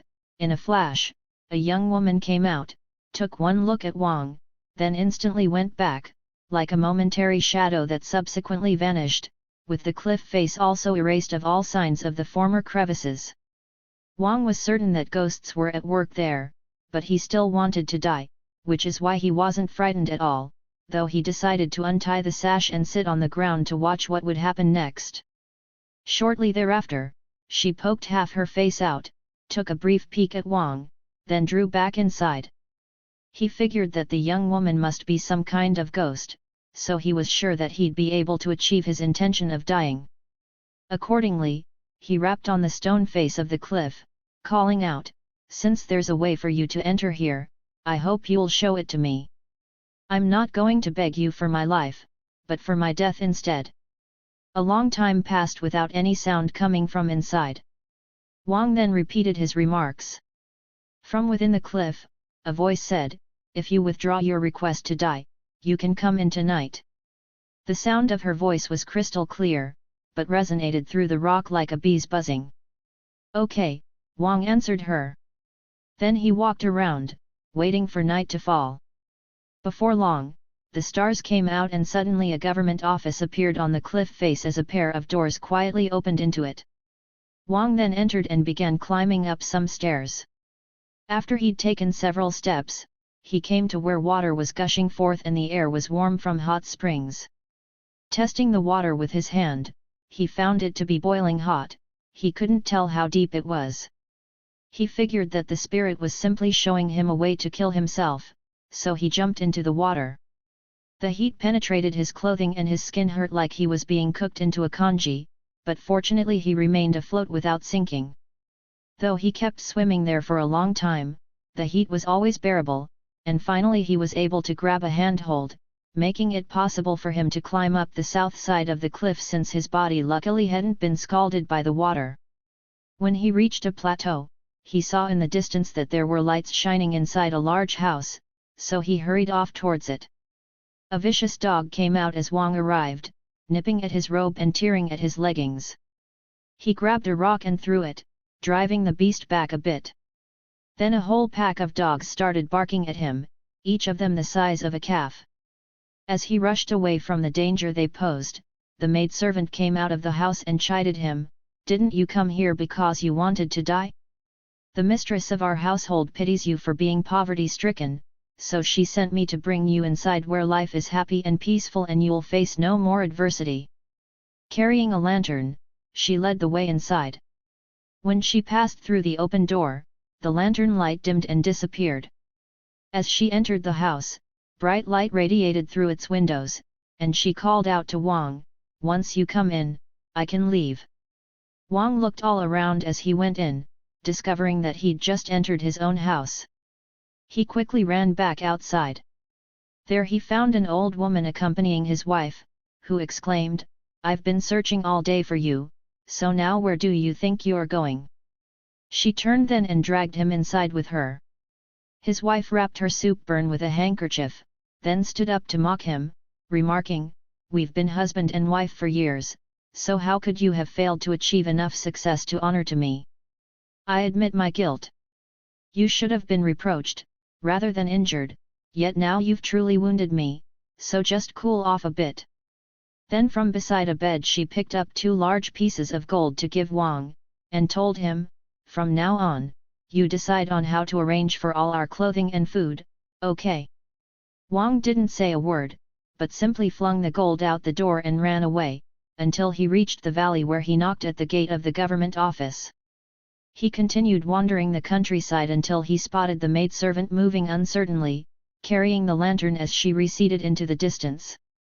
Wang ran after her, yelling as he did so, till the lantern finally stopped moving. Once he'd caught up with her, the maidservant told him, "Now you come back again, a real waste of my lady's good intentions." "I wanted to die," Wang replied, "so I didn't count on her trying to persuade me to live. Your lady has an enormous home, and she must be in need of workers. I'd like to be of service to her, since living really isn't going to make me happy." "How wrong it is to think that a happy death is better than a painful life," cried the maidservant. "The work in our household includes washing the clothes, cleaning out the toilets, feeding the dogs, and carrying the dead to burial.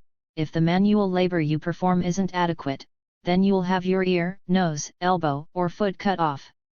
You think you can handle all that?" "Yes, I can," asserted Wang. As she turned to enter the estate's gates, Wang remarked, "All those duties you mentioned, I can carry out.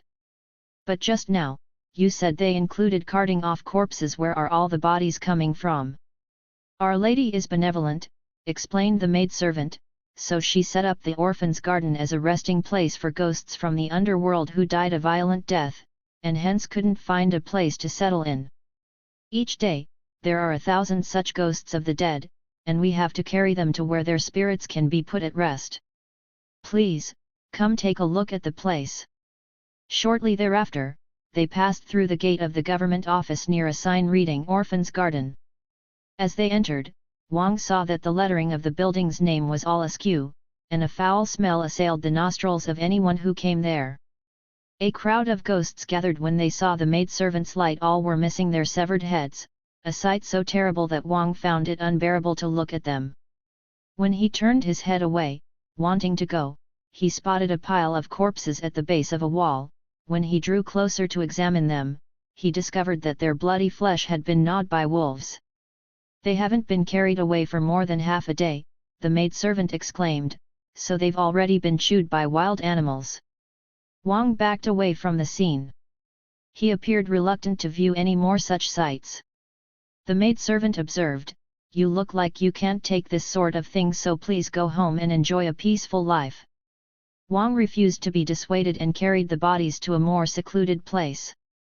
Then he begged the maidservant to keep her distance from him, so the contamination from the corpses wouldn't defile her. She agreed to do so. As they went back to the house, she told him, "For the time being, you can have a seat here, while I go inside and explain things. Feeding the dogs is a comparatively easy task to take care of, so as soon as that's finished for the present, I hope my report of your intentions will be considered proper." She left for a little while, then hurried back out, crying, "Come, come. My lady will see you." Wang followed her inside. 4 covered lanterns were hanging at the head of a hall where a lady was seated along with 20 other extraordinary people. Wang proceeded to prostrate himself on the floor. The lady ordered someone to help him up, saying, "This Confucian scholar can't take care of the dogs, so let him manage the archives and live in the West Hall." This pleased Wang, who humbly prostrated himself in gratitude. "You seem to be honest and sincere," declared the lady, "so I trust you to take care of this business.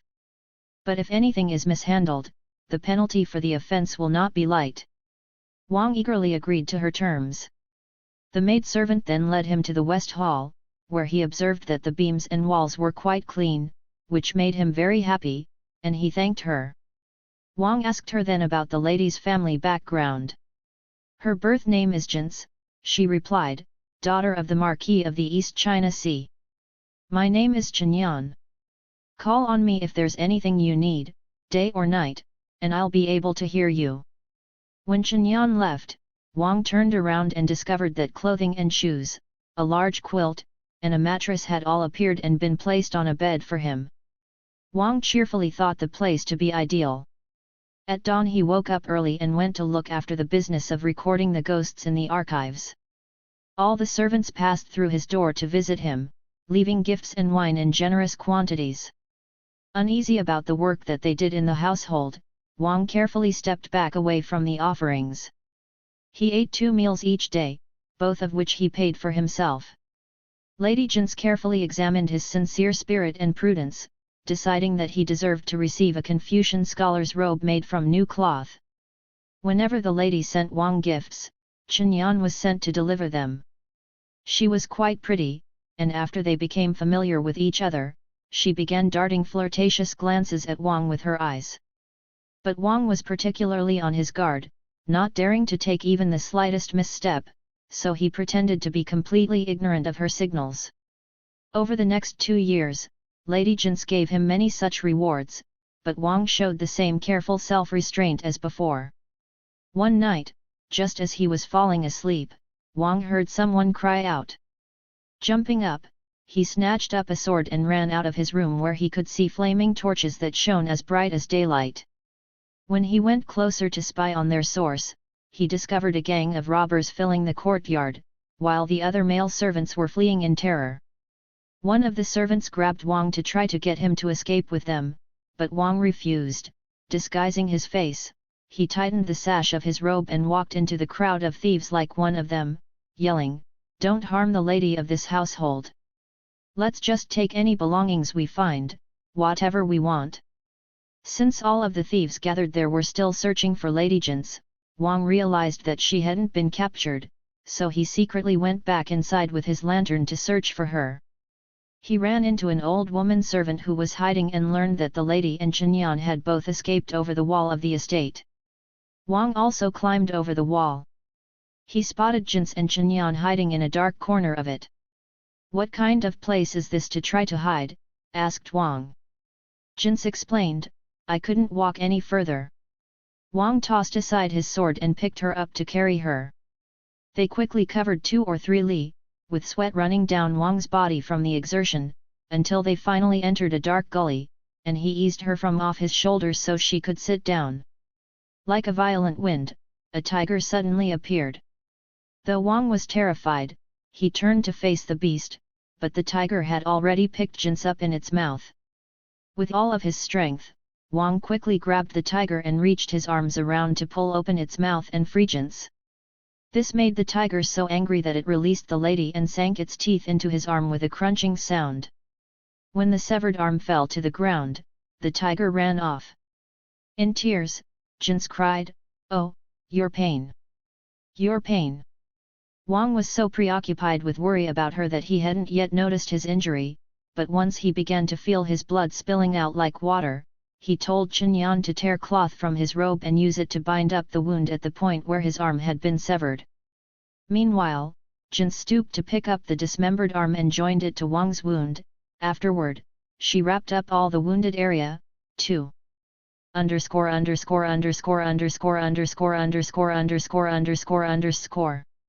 Li, a distance equal to 1/3 mile.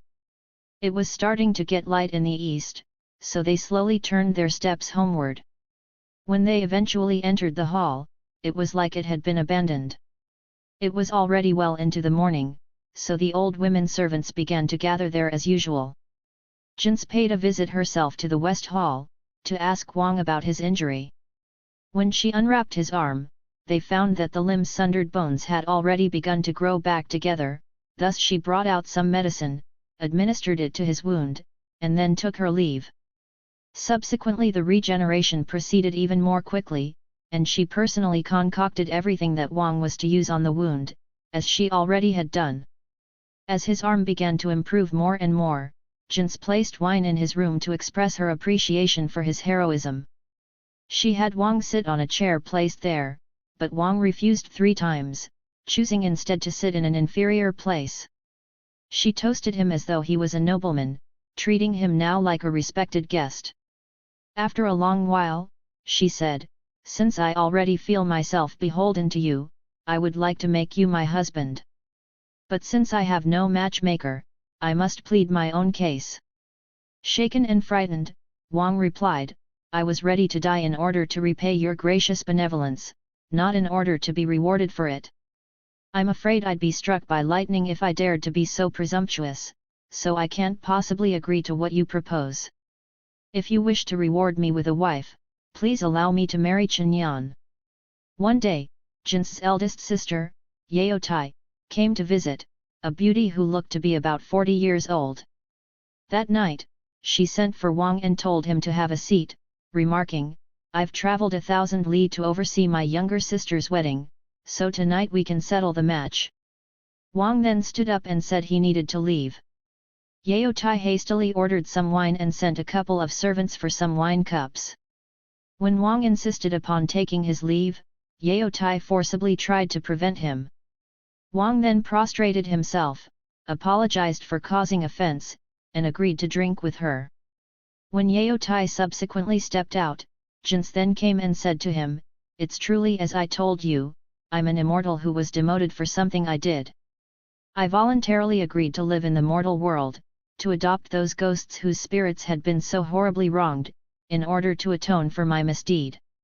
We happened to encounter some evil spirits who came to rob us, and since then I've felt a karmic affinity for you. My elder sister has come from far away at my invitation to consolidate our marriage and to act as our home manager until I can follow you to our home."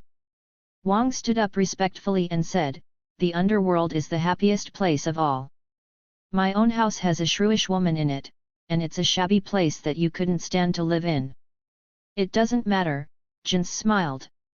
After drinking until they became rather tipsy, they returned to Wang's room, where they joyfully made love. Several days passed, then Jin told Wang, "Our harmony can't last long in the underworld, hence you must return home. When you finish managing your household affairs, I'll join you." She gave Wang a horse, unfastened the gate so he could go out, and once again the cliff face opened up. Wang rode his horse to his village, where the other villagers were quite shocked to see him. When he reached the gates of his own home, he discovered a tall building shining brilliantly in the daylight. Earlier, when Wang first left home, his wife summoned her 2 brothers so they could give him a sound thrashing for having ridden off, but when night fell and he still hadn't returned home, they prepared to leave. Someone had spotted one of Wang's shoes in a ditch, so they suspected that he was already dead. Following this, a year went by without any news of him. There was a certain merchant from Shangzi who had a matchmaker speak for him with the Lan brothers, then personally made arrangements with them and made their sister his wife. Over the course of 6 months, he renovated the property. Then he left on a business trip, in the course of which he bought a concubine and brought her home with him, henceforth ensuring that there was no peace in his household. Thus the merchant was regularly away from home for several months at a time. An angry Wang wanted to find out what was going on, so he tied up his horse and entered his gates. He saw an old maidservant who'd been with his family for a long time, startling her so badly that she prostrated herself on the ground. Wang cursed and scolded for quite a while, then had her lead him inside to speak with his wife, whom, upon searching further, they discovered to have fled. After looking behind the house, they found that she'd already hanged herself. He had some people carry her body home to the Lan family. Wang called and the concubine came out, looking to be 18 or 19 years old, with a distinguished bearing and quite lovely, and afterwards they went back inside to her bedroom. The merchant complained to some villagers, begging them to help him retrieve his concubine, but the concubine, who could be heard wailing from inside, was unwilling to leave. Wang then wrote up formal charges against the merchant and was on the verge of filing a legal suit asserting that the merchant had criminally occupied his home and seized his wife. The merchant didn't dare say anything further, so he accepted the situation and headed west instead. Wang began to worry that Jin's had broken her marriage agreement with him. One night, he was just taking the concubine to have some drinks with him, and as he was shutting the gate behind his horse and carriage, Jin's arrived. She only retained Chen Yan, and sent the rest of her servants back home. They entered the house, where the concubine paid her respects to them. "You have the face of someone who can give birth to sons," said Jins, "so you can replace me for the hard work." Immediately she gave the concubine some brocade skirts and jewels. The concubine bowed her thanks to Jins, then stood up to wait upon her. Jins, however, pulled her over to a chair and they proceeded to chat happily. After a long while, Jins declared, "I've had enough to drink and now I'd just like to go to sleep." When Wang also took off his shoes to climb into bed, the concubine started to leave the room. By the time she'd entered another room, Wang was already lying down on the bed there. Curious, the concubine returned to take a peek at where the couple had been, but found that the light had already been extinguished. Indeed, there wasn't a night when Wang didn't go to sleep in the concubine's room. One night, when the concubine got up to sneak a peek in Jin's bedroom, she heard her apparently laughing and talking with someone. She found this really odd. She was going to hurry back and tell Wang, but when she went back to her room, there was no one in her bed. The next morning, she secretly told Wang what she'd seen. Wang also didn't know what to make of it, but he felt sometimes like loitering in Jin's room, and sometimes like sending the concubine to sleep there. Wang advised the concubine that they should keep Jin's odd behavior to themselves. A long time passed, then Wang also began sleeping with Chen Yan, though Jin's pretended not to know about it. When the maidservant unexpectedly went into labor and was having a difficult time of it, she called out for "My lady." Jin's rushed in just as the baby appeared. When she lifted it up, they could see it was a boy. Jin's cut the umbilical cord and placed the infant on the maidservant's breast, smiling as she declared, "You won't be doing this again. If you give birth to many children, it'll increase your suffering, for when you leave, you'll feel how hard it is to give them up." Indeed, the maidservant did not bear any more children. The concubine, however, produced 5 sons and 2 daughters. After she'd lived there for 30 years, Jins felt that it was time for her to return to her home and she began coming and going throughout the night. One day, she took Chen Yan with her and left, but never came back. And when Wang turned 80, he suddenly went out one night, taking an old servant with him, never to return again. 485 The Taiyuan Court Case. There was a mother-in-law and her daughter-in-law, both widows, who lived in Taiyuan. The middle-aged mother-in-law had a terrible reputation, and there was a village troublemaker who often spent the night with her. Disapproving of these dealings, the daughter-in-law stood quietly near the entrance to their home, hoping to dissuade the man from staying. This embarrassed the mother-in-law, so she tried to drive the daughter-in-law away. However, she refused to leave, which led to a tremendous quarrel. The mother-in-law's hatred for her became so intense that she brought a false accusation of indecency against her daughter-in-law, delivering a full report to a local government official. The official asked her the name of the adulterous male with whom her daughter-in-law was consorting, but the old woman replied, "He always comes and goes at night, so I really don't know his name, but if you interrogate the hussy, she'll know." Accordingly, the daughter-in-law was summoned. Though she knew the name of the man who'd been coming around, she testified that he'd been coming to see her mother-in-law, thus each woman accused the other. When the man was arrested and brought before the official, he made a tremendous uproar, crying, "These two can't resolve their private matters or get along with each other, so they start saying crazy things and slandering me. ____________________________________________________________ Taiyuan, a prefecture in Piyu's time, now the capital of Shaanxi province. "Then why, in a village of 100 people," commented the official, "are you the only man who's been accused?" Thus he ordered the man to be given a severe beating. The troublemaker kowtowed, begging to be released from his punishment, so he identified the daughter-in-law as the woman he'd been coming to see. She was accordingly thrown into shackles, but in the end she wouldn't confess to anything. Finally, she was released and left. The daughter-in-law then angrily went and told her side of the story to the prefectural court, but just as before, a long while elapsed without the matter being resolved. At that time, Sun Liaoxia, from Sichuan, was the magistrate in Linjin and had a talent for resolving challenging court cases, so the matter was referred to him. When the three figures involved in the case arrived in Linjin, Sun interrogated each of them, then had them imprisoned and directed his servants to gather together bricks, stones, knives, and drilling tools, and to leave them nearby where they'd be available for use. The servants, unsettled by the request, inquired, "Since we already have tools to facilitate our interrogation, why are you intending to use these objects for the purpose of torture to solve the court case?" They didn't understand that Magistrate Sun just wanted the defendants to hear them gathering the items he requested. The next day, when he entered the court hall, he asked whether the necessary items had been prepared, then ordered all of them to be conveyed there. Calling for the three prisoners to be brought out, he questioned them one by one. Next he told the mother-in-law and the daughter-in-law, "This matter doesn't need to be entirely clarified. I haven't been able to determine which of you is the lewd woman, but this miscreant's guilt has been established with certainty.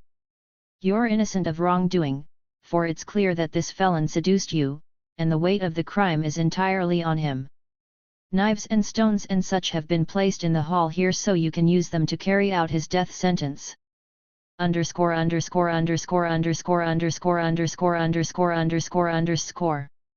Linjin, in modern times, a county in Shandong province. The two women were averse to take action, fearing that they'd be condemned if they killed the man, so Sun told them, "Don't fret about it, you have me here to vouch for you." With this in mind, the two women stood up and picked out stones to throw at the man. The daughter-in-law had been harboring hatred towards the man for a long time, so she picked up a large stone with both hands since she wanted him dead, but the mother-in-law just used small stones and only hit the man in the butt and legs. Magistrate Sun then ordered them to use the knives.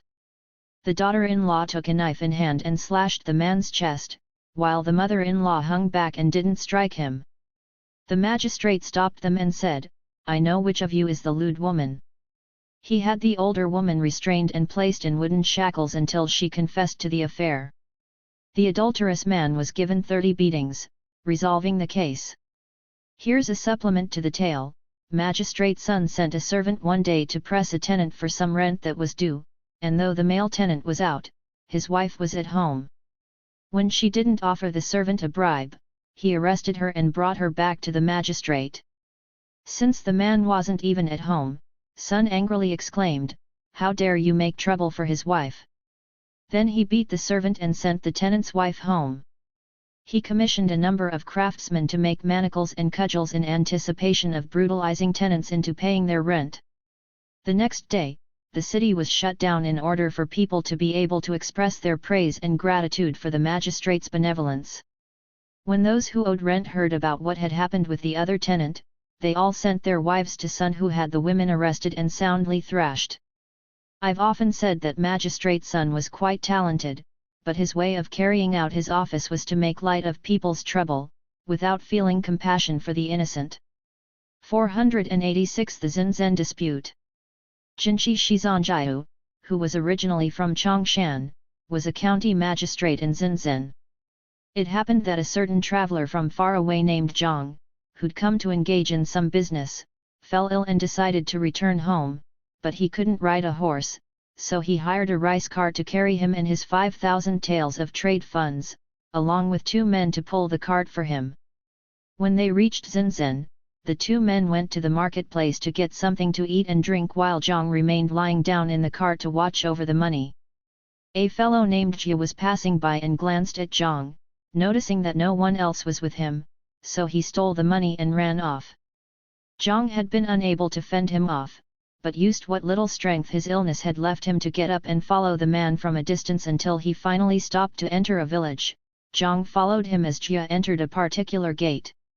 Zhang didn't dare enter there, but hid himself behind a short wall, where he could spy on the thief. Jia sat down. The money he'd been carrying, and when he turned his head, he spotted Zhang spying on him, so he angrily grabbed him as a thief, tied him up and took him to see Magistrate Shi, where Jia gave him the circumstances of the incident.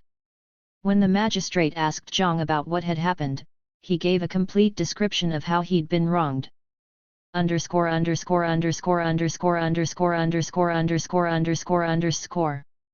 Jinshi, a successful candidate in the highest level of the Imperial Civil Service examination. Shizanjiu, courtesy name of Shi Rikeng, who during the reign of Qing Emperor Kangxi, 1662–1723, became a Jinshi, Zhu 3:1649 N1. Chongshan, modern Zuping County, in Shandong Province. Zhenzhen, a county in modern Henan Province. She couldn't prove the truth of the matter clearly, so he sent them both away with a warning. When the two of them left, they complained that the official had been unable to settle their case. Once they were gone, however, she simply ignored their comments. He recollected, however, that Jia for quite some time had been neglecting to pay back debts, so he sent some underlings to pursue him.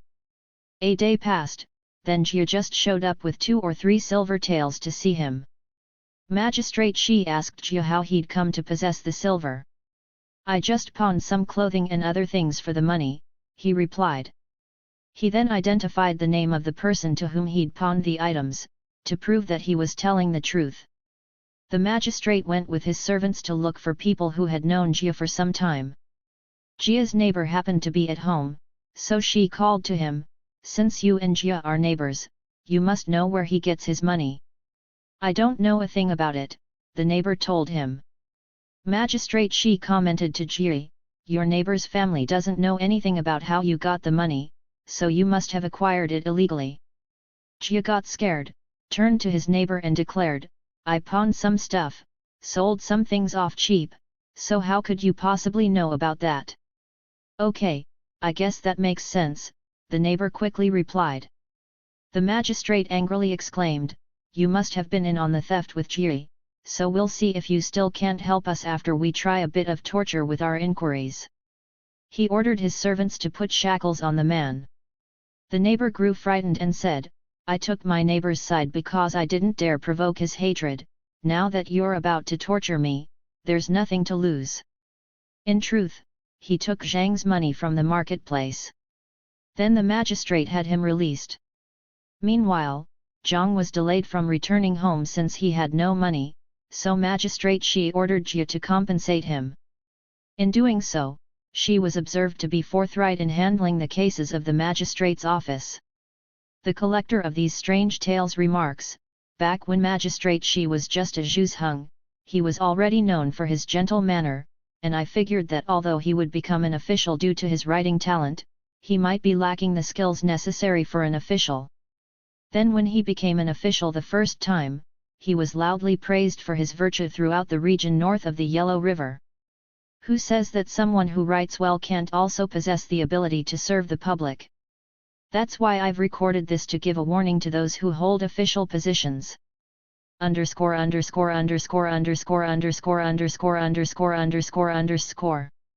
Zhuzheng, a successful candidate in the lowest level of the Imperial Civil Service examination. 487 Li Xiangxian. Li Xiangxian was a well-known figure from Shaoguang. In a previous life, he'd been a monk at a certain temple who was tending to a fire when he suddenly dropped dead. His spirit left his body and perched above a memorial archway, where he looked down on the pedestrians in the marketplace, all of whom had fire blazing out of the tops of their heads, due to the yang energy in their bodies. That night, after dusk, he began to realize from his perch that he couldn't really stay there for very long, but almost all of the nearby houses were completely dark, so he didn't know where to go.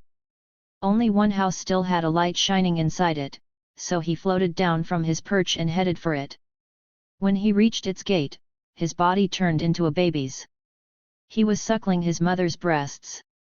The sight of the breasts shocked and frightened him. His stomach felt so hungry, however, that he shut his eyes and began sucking harder. After 3 months went by, he stopped suckling at the breasts, and if he was forced to do so again, he'd start crying. His mother took some rice congee with some jujube mashed in to feed him, and after a long while, he accepted it. This child was young Li Xiangxian. Underscore underscore underscore underscore underscore underscore underscore underscore underscore. Shaoguang, a county in Shandong Province.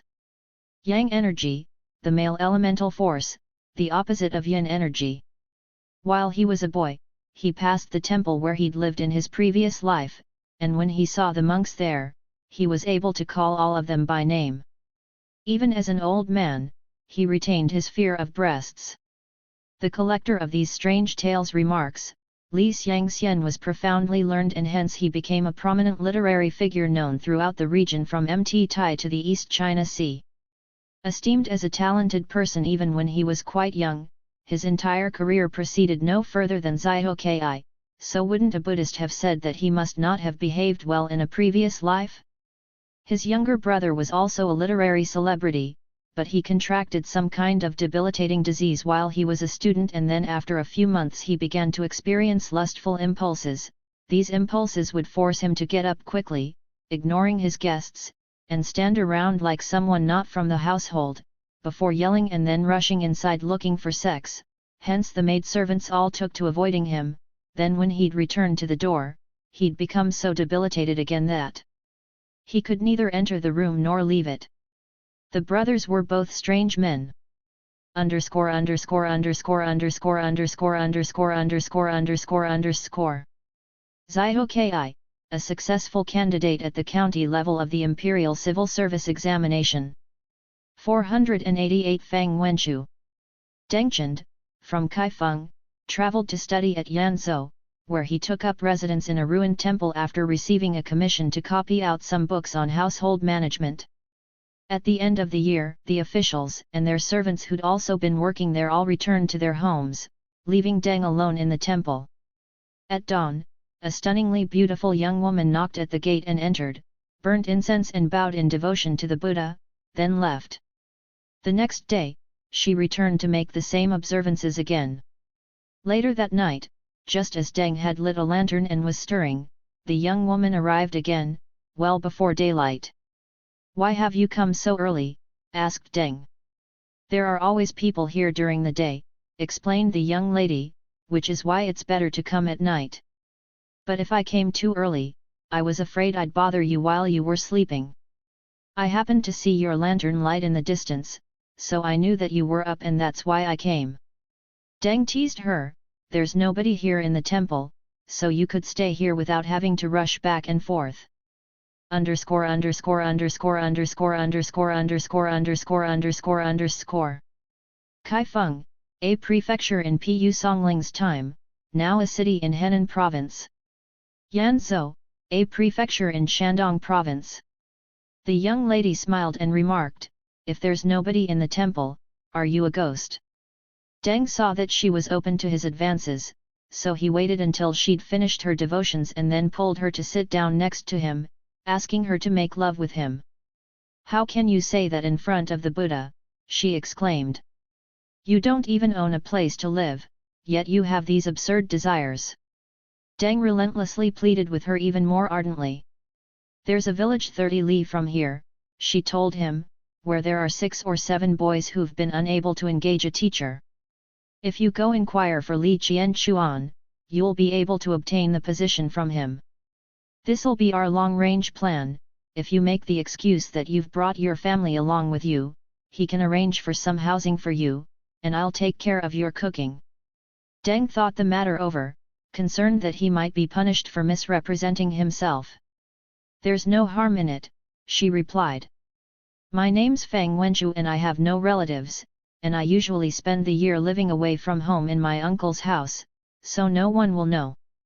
Deng was overjoyed. After Fang left, Deng went to the village she mentioned to see Li Qianchuan, and everything went according to plan.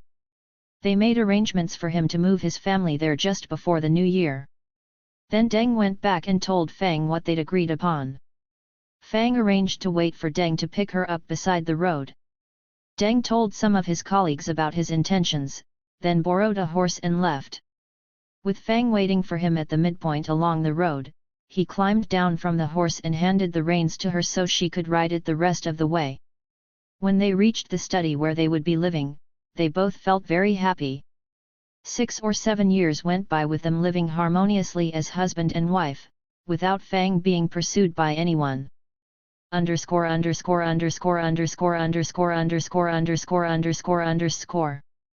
Li, a distance equal to 1/3 mile. All of a sudden, Fang Wenxia gave birth to a son.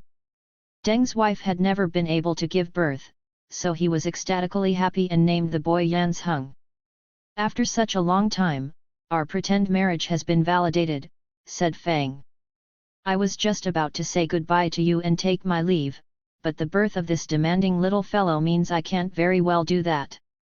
We're fortunate to have some extra money, said Deng, and I intended to take you to my hometown, so why are you saying you were going to leave? Oh thank you, cried Fang.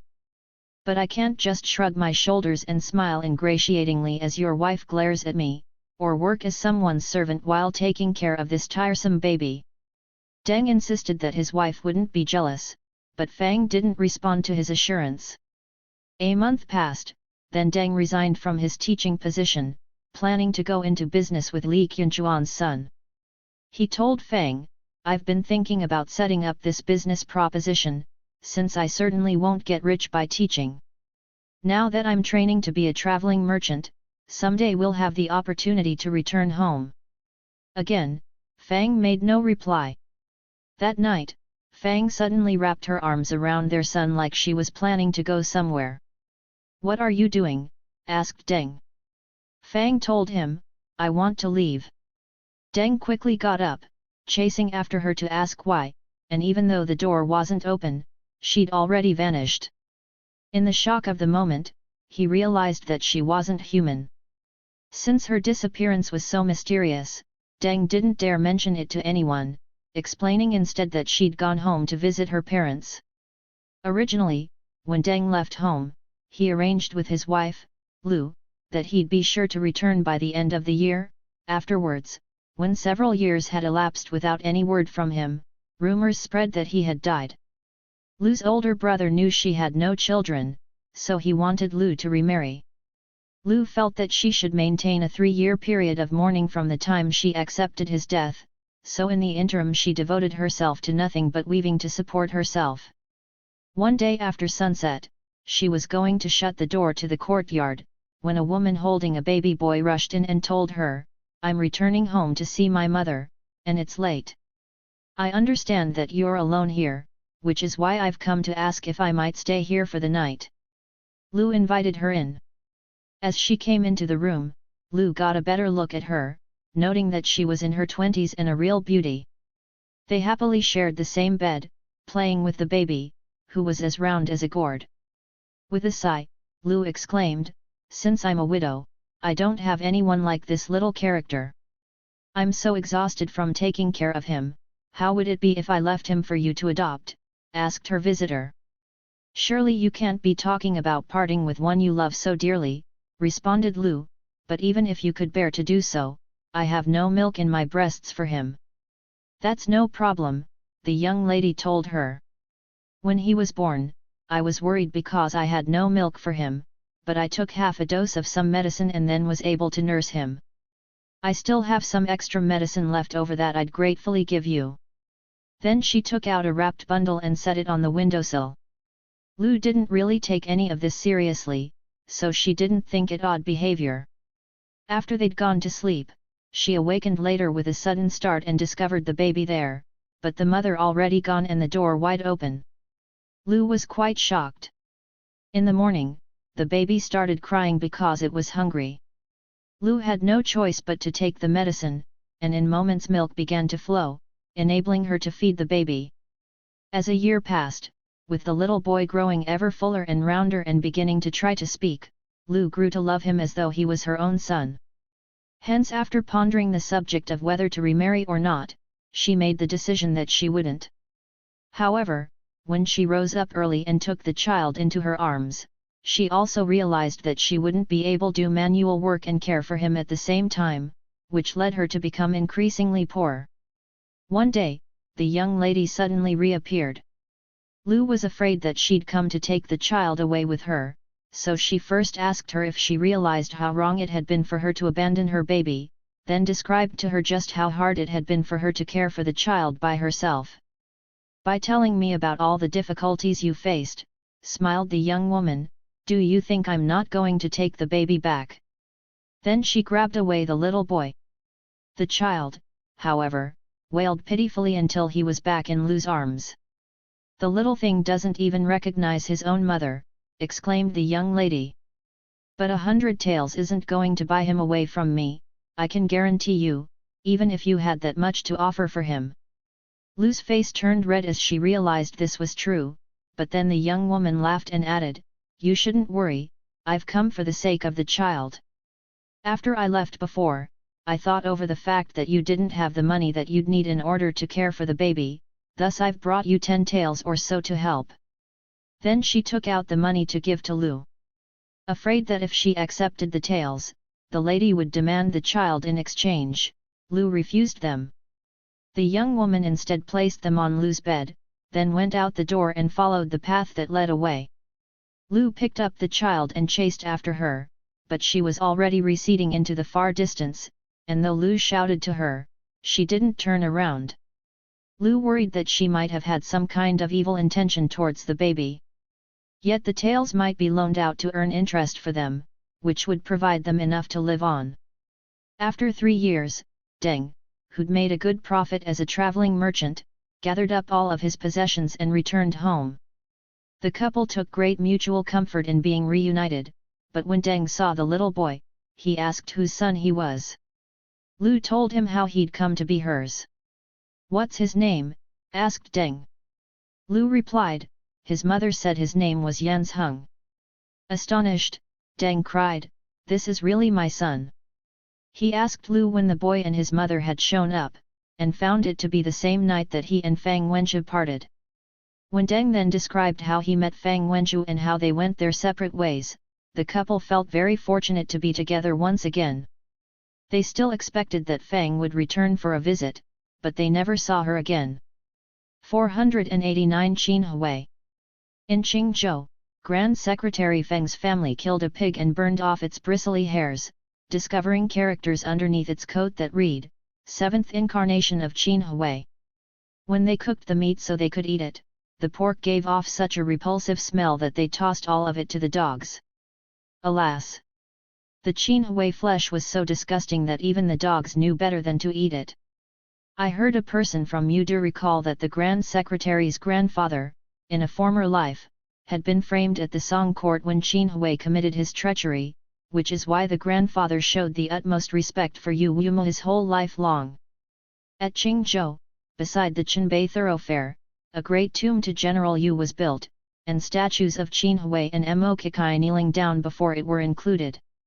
As passers-by came and went, they could stop to pay their respects to General Yu, throw some stones at Qin and Mo, and burn some incense all at the same place. Underscore.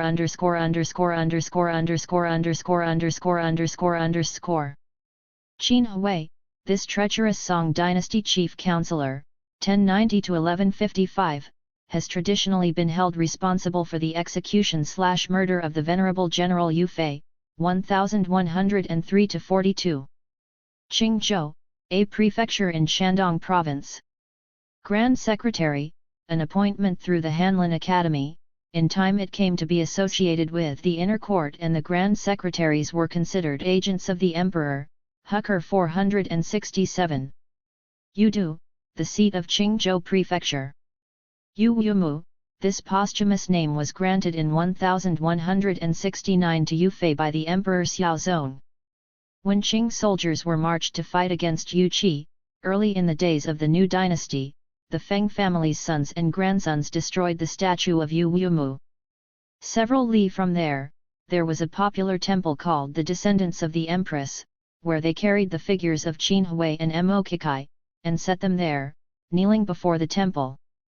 Apparently, in every generation, someone will make some kind of mistake regarding a Du Shiai or a Wu Zigzu, which is really quite ridiculous. underscore underscore underscore underscore underscore underscore underscore underscore underscore.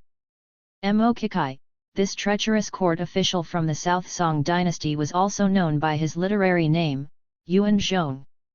He was complicit with Qin Hui in framing and murdering General Yu Fei. 4 metal statues, originally bronze, and then after repeated damage, cast again in iron, were commissioned by Emperor Xiaozong and placed, kneeling, before Yu Fei's tomb. Qin Hui, his wife, Lady Wang, and 2 subordinates, Mo Kixi and Zhang Jun. Yu Qi, a long-lived leader of the Han majority people in China who fought against Qing forces during the reign of Shunzi, emperor from 1644 to 1661. Li, a distance equal to 1/3 mile. Du Xiai. Wu Zixu, Pu is suggesting that some people have a hard time keeping the various names for individuals straight, leading to confused or inaccurate information being spread about them. Du Xiai is another name for the renowned poet, Du Fu, 712–70, yet on one occasion a group of scholars failed to recognize Du Xiai as Du Fu, and at a temple to memorialize the poet, they erected a female statue rather than one to honor the named poet. Wu, d. 484, was a high minister for the state of Wu in the spring and autumn era.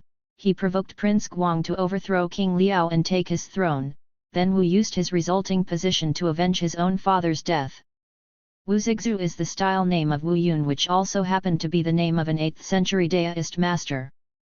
Within the boundaries of Qingzhou, for a long time there was a Dantai Ziyu temple. At the time when Wei Dang was at the height of his power, someone wanting to curry favor with him destroyed the Dantai Ziyu temple, leaving the remains to become a unique Wei temple. This astonished everyone who heard about it. Underscore underscore underscore underscore underscore underscore underscore underscore underscore.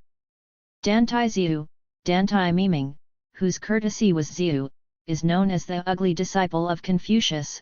When Dantai proved a success later in life, the master conceded that he had misjudged him due to his appearance. Wei Dang, better known as Wei Zhongxian, 1568–1627, the notorious eunuch who entered imperial service to elude creditors and who ruthlessly persecuted anyone who opposed him. 490. The Zedong scholar. A certain scholar Fang from eastern Zhejiang had been traveling through Shaanxi, teaching students as he went. He often took the opportunity to brag about his bravery. One night, as he was lying in bed naked, suddenly some kind of hairy creature dropped onto his chest from above with a disturbing sound. It felt like a large dog that was panting heavily, its 4 feet twitching in the air. Terrified, Fang wanted to get up. It held him down with its 2 front feet, frightening him so badly that he passed out. When a few moments had elapsed, it felt like something sharp had gotten into his nose, triggering an enormous sneeze and recovery. Afterwards, he saw that there was a light twinkling in the room, and a beautiful woman was sitting on the edge of his bed, laughing as she exclaimed, "What a man! Such unwavering courage!" Fang realized she must be a fox, which scared him all the more. The woman began to touch his privates playfully until he became aroused, and they made love together. 6 months went by with the 2 of them living together happily in love like a married couple. One day, while the woman was lying in bed, Fang stealthily covered her with a hunter's net. When she awoke, she didn't dare move and just whimpered. Fang laughed but didn't release her. The woman changed all of a sudden into a white vapor, flowing over and under the bed, sneering with hatred, "So you were never really in love with me. Now you can accompany me as I leave." The vapor grabbed at his hand and dragged him along, though he couldn't feel his body or move of his own accord. They went out his gate and rose up in the air together like a single flying body. Immediately thereafter, the woman let go of his hand, causing Fang to feel dizzy and plummet downward. It just so happened that an aristocratic family had trapped a tiger in their garden, which they shut up in a polished wooden cage with a rope net spread over the top. Fang fell into the net, which sagged on one side. As he dipped down in the net, his body was hanging halfway upside down. When he looked down, he could see the tiger crouched in its cage, looking up, and then it leapt up at him. As it came within a chi of him, he felt the last of his courage completely stripped away. The gardener came to feed the tiger and thought it quite strange when he spotted Fang. He reached up to help Fang down, but found him in a death-like state. Moments later, Fang regained consciousness, and described to the gardener all that had happened to him. It turned out that he'd come down to earth near the border of Zhejiang, meaning that he was just about 400 li from his home. The garden's owner offered him some money and then sent him home. When he arrived, he told people, even though she made me feel like I'd died twice, I'd never have made it home if not for the fox. Underscore.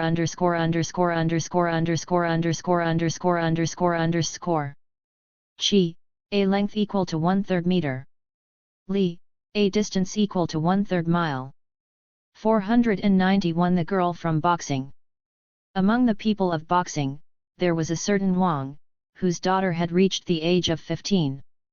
There happened to be a particular local tyrant who'd caught a glimpse of her and decided to wait until she came outside, then kidnapped her without anyone else realizing what had happened.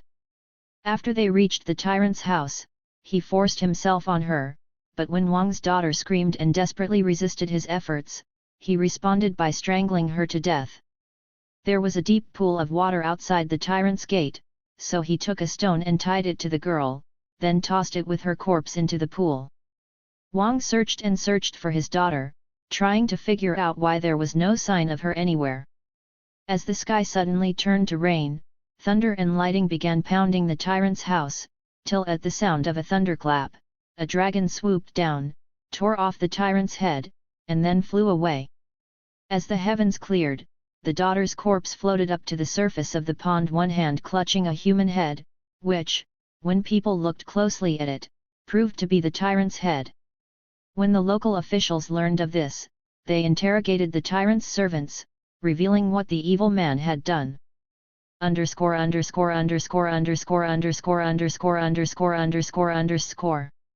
Boxing, a county in Shandong province. Had Wang's daughter somehow turned into a dragon? Otherwise, how could this have happened? Strange indeed.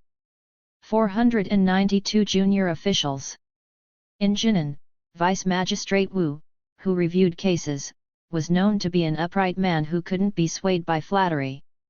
At that time there were plenty of objectionable practices, corruption was common, and public money was being embezzled, but the high officials were always protected from prosecution, the spoils of their graft shared out among their subordinates so no one dared to accuse them. Some of this money was assigned to Vice Magistrate Wu, but he refused to accept it. When he turned down the money, regardless of how vehemently he was coerced to accept it, he was furiously cursed. With even stronger language, he responded to their actions by exclaiming, "Though my rank is low, I'm led by the emperor. I can be impeached, but not cursed. If you want me dead, I can die, but I won't be a shameful embarrassment, forcing innocent people to pay bribe money." The higher officials then changed their expressions and tried to become conciliatory. The men all told the vice magistrate that a man can't always adhere rigidly to what's correct, and if a man can't keep himself on the path of what's just, how can he blame others if they can't follow the path of justice? It happened that in Zhejiang there was a man named Mu Qinghua, who was possessed by a fox so it could discuss matters with people, and though it sounded like the fox was sitting right there with them, they could never see him. Vice Magistrate Wu came to Zhejiang, where there were visitors speaking with the fox through Mu, one of whom asked him, "As an immortal you can't help but know the answer to this, so I'd like to ask, are there any officials in Zhejiang that you'd consider almost worthy of their titles?"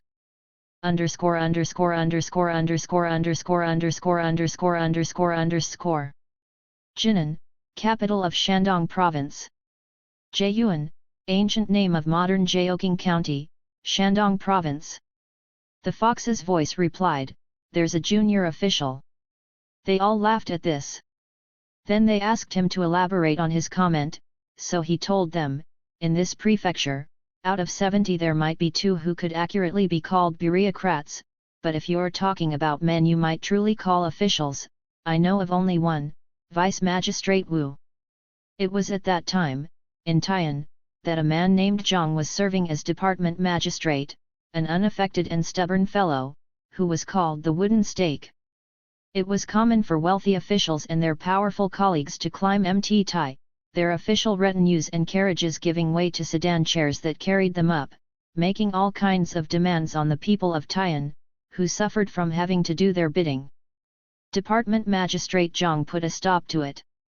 Whenever some dignitary demanded a sheep or pig from one of the locals, Zhang would intervene to say, "I can offer my only sheep and my only pig, please kill them to treat your servants and yourself." The important visitors subsequently would choose not to do anything. Zhang kept his distance from such officials, and had successfully kept them apart from his wife and children for 12 years. He'd come from far away to Tian, and was separated from his wife and son for 12 years, so when he was appointed to his official position, his wife and son came to reunite with him, which made him very happy. About a week later, Zhang's wife calmly inquired of him, "You're just as poor as you were before, so how is it that as the senior member of the family, you've been unable to arrange anything for your descendants?" Underscore underscore underscore underscore underscore underscore underscore underscore underscore. Tian, now a city, but a Shandong prefecture in Pu's time, located near Mt Tai, one of the 5 sacred mountains of Daoist lore. The official became enraged, launching a torrent of abuse and shouting for her to be beaten, then forced the wife to prostrate herself so she could receive a beating. The official's son placed his body over his mother's, begging his father not to have her beaten. Zhang didn't stop to distinguish one from the other, but proceeded to beat them both unrestrainedly before stopping. His wife asked for a carriage to take her and her son back home, then swore angrily at the official, "Even if you die, I won't be coming back here again." A little more than a year later, the man did indeed die. Zhang should be called a stubborn official indeed, since he refused to compromise his standards. But because he treated his wife, who'd been separated from him for so long, like this, losing his temper due to a single sentence, we can tell that he was deficient in humanity. The way that he enforced his official position on his wife makes his action seem even more amazing than that of a ghost or spirit. 493 The Beggar Immortal. Due to his family's celebrated position, Gao Yuchen lived in a sizable place in Jincheng. He was adept at acupuncture and moxibustion, and didn't distinguish between the poor and the wealthy when he was caring for people. A beggar with an infected sore on his shin came into their village, lying at the side of the road in pain as his wound discharged blood and pus, stinking so badly that no one could approach him. The locals were afraid that he was dying, so they gave him something to eat each day. Gao saw the man and felt sorry for him, so he sent some men to pick him up and bring him to his home, where he arranged a place for him to stay. His family members couldn't stand the smell, so everyone covered their noses and kept their distance. Gao took out some herbs to burn and performed moxibustion on the beggar, and each day prepared vegetables for him to eat. A few days later, the beggar asked for some noodle soup. This made Gao's servants angry, so they scolded him for his demand. When Gao heard about this, he ordered the servants to give the beggar some noodle soup. Underscore underscore underscore underscore underscore underscore underscore underscore underscore. Jincheng. There were many places called Jincheng in Pu's day, although Jinling, modern Nanjing, was also known as Jincheng. Zhu 3:1665 N1.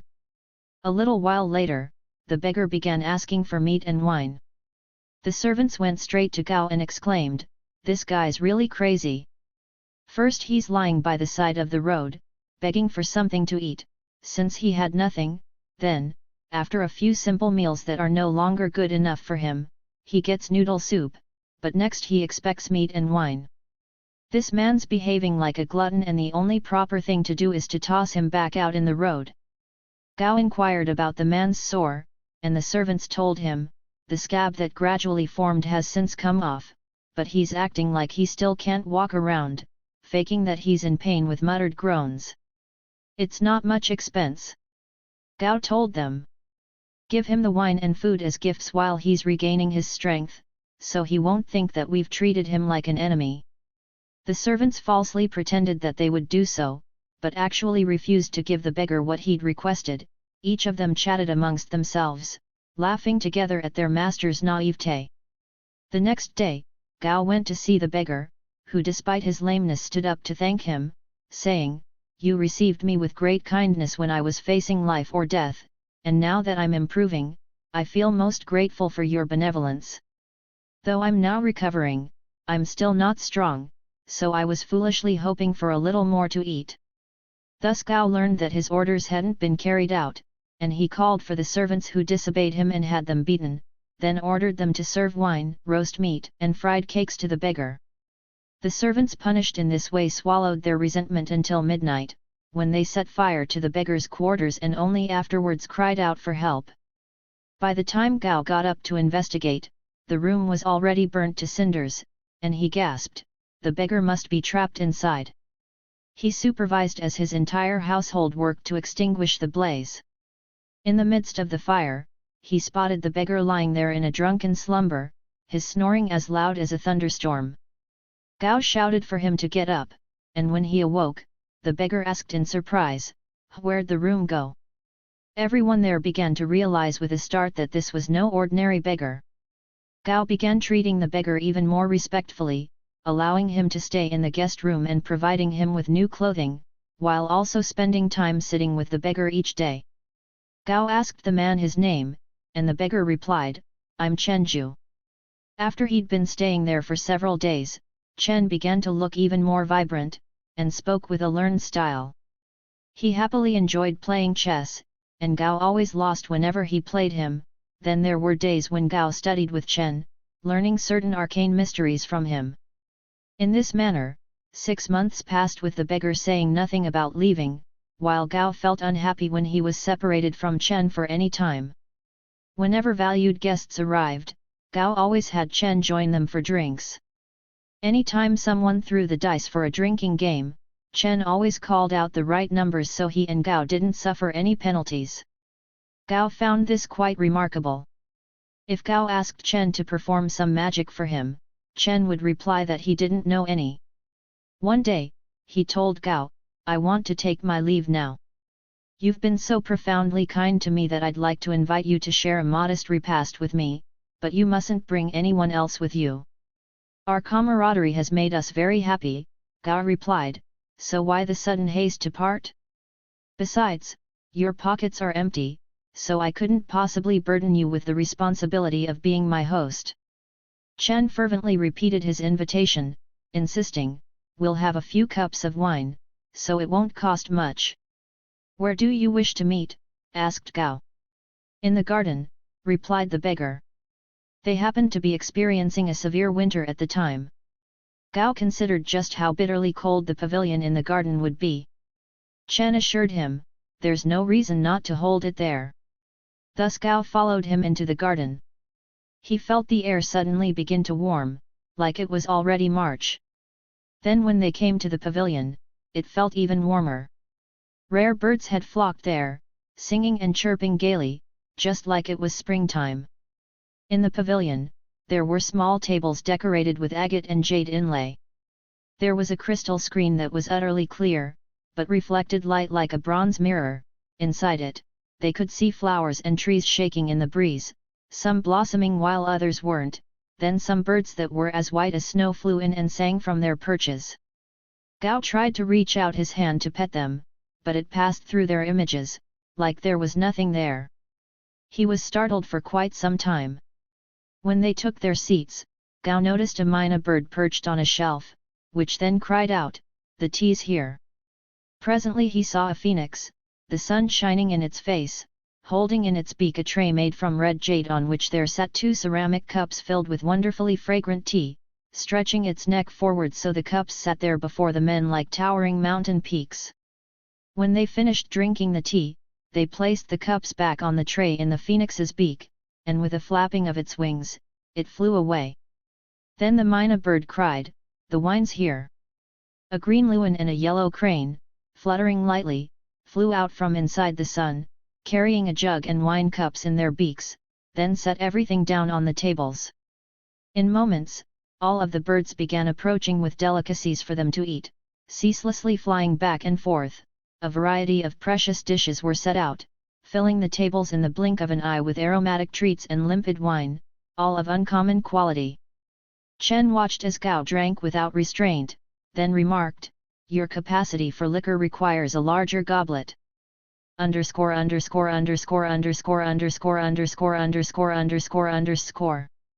Luan, also known as the Simurgh, this bird has a pentachromatic feather pattern, the shape of a fowl, and a wide vocal range. Sturks 179. The myna bird then called out, "The large goblet is here." Suddenly Gao saw something flashing at the edge of the sun, then a giant butterfly bearing a cup made from a large spiral seashell, large enough to hold about a dough of wine so he could sample everything from the tables. Gao looked closely, observing that the butterfly was larger than a wild goose, its wings graceful, elegant and magnificently beautiful, inspiring him repeatedly to gasp in awe. Chen called out, "Butterly, persuade him to drink more." The butterly spread its wings wide as though for flight, then was transformed into a beautiful woman moving with a dancing motion, in lovely embroidered clothing, who stood before him, offering more wine. "You shouldn't persuade him to drink before performing for him," Chen urged. The woman then began to dance lithely. Her movements brought him close to rapture as her feet left the ground by more than a chi, while she continuously bent her head to look in his direction, always keeping her feet together, then turned her body upside down with a flip and landed on her feet without stirring up the least bit of dust. The butterfly woman sang. Flying swiftly, they come in succession while the crowd converses cheerfully. Alighting on flowers and branches embarrassed to be less beautiful than they. Winding, they're oblivious in their flight to the fall of golden hairpins. As observers turned to watch the butterflies flutter over the fence to the east. Her song lingered in the air, continuing on as it echoed in the pavilion's rafters. Underscore.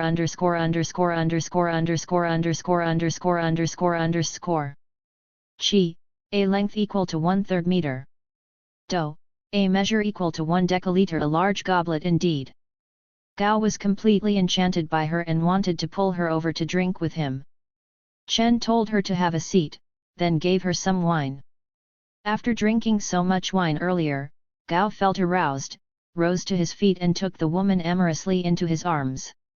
As he stared at her closely, she changed into a yaksha, with eyes bulging from their sockets and teeth protruding from her snout, her flesh black and wrinkled, almost indescribably ugly in her grotesquerie. Gao in terror let loose of her and hid behind a table, trembling in fright. Chen took his chopsticks and smacked the woman on the snout with them, chanting, "Begone now." The instant he struck her, she transformed once again into a butterfly and fluttered away. Gao was no longer frightened, so he wanted to leave the pavilion. He noticed the moon glowing like something freshly washed and felt inspired, so told Chen, "You provided wine and delicacies that came from the sky, so your home must also be in the heavens. Why not take me there, as your friend, for a visit?" "I could do that," replied Chen. He proceeded to take Gao's hand and leapt up into the air. Gao then felt their bodies moving through the dark sky till they came to the heaven's entrance. He saw a high gate there, with an opening in it that was round like the top of a well, and everything was illuminated by a bright light like it was daytime. The steps and paths leading in were all paved with a blue-green stone that was perfectly smooth, as though it had never been scuffed.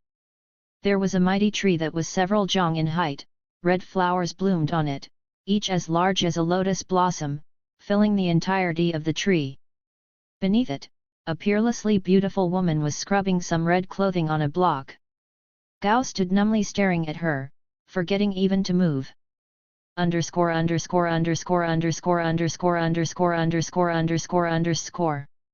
Yaksha, a demon of the earth, air, or lower heavens, according to Chinese Buddhism, characterized as malignant and violent, a devourer of human flesh. Sudhil and Hadis 253. Zhang, a length equal to 3.33 meters. When the woman saw this, she angrily shouted, "Where'd this crazy fellow come from, and how'd he get here?" Then she took the stick that she used to pound the clothes she was washing and hit him in the back with it. Chen quickly pulled Gao to an unoccupied place and severely scolded him. Despite all the wine he'd drunk, Gao suddenly found himself sobering up after having been pounded, and consequently felt anxious and ashamed. Thus he followed after Chen and found them both standing with a white cloud underfoot. "We have to go our separate ways now," Chen informed him. "There's something I have to urge you to be cautious about and keep in mind not to forget. Your life is about to end, so tomorrow you must hurry into the western mountains, where you can hide to escape danger." Gao wanted to keep him there, but Chen turned and left. Gao felt the cloud gradually begin to descend until he landed in the garden and the landscape was back to normal. He went inside and told his wife about what had happened, as they marveled together over the strange occurrences. When she looked closely at the clothes he was wearing, she could see where he'd been hit on the back with the washing stick, for there was a strange red mark there, as red as brocade, accompanied by a rare fragrance. He woke up early the next morning, mindful of Chen's words, wrapped up some food and went off into the mountains. A dense fog blocked out the sky, so he couldn't find the footpaths in the darkness. Walking quietly but quickly, he suddenly misstepped and fell into a mist-filled hole that was so wide, he couldn't feel the sides of it. Fortunately, he wasn't hurt.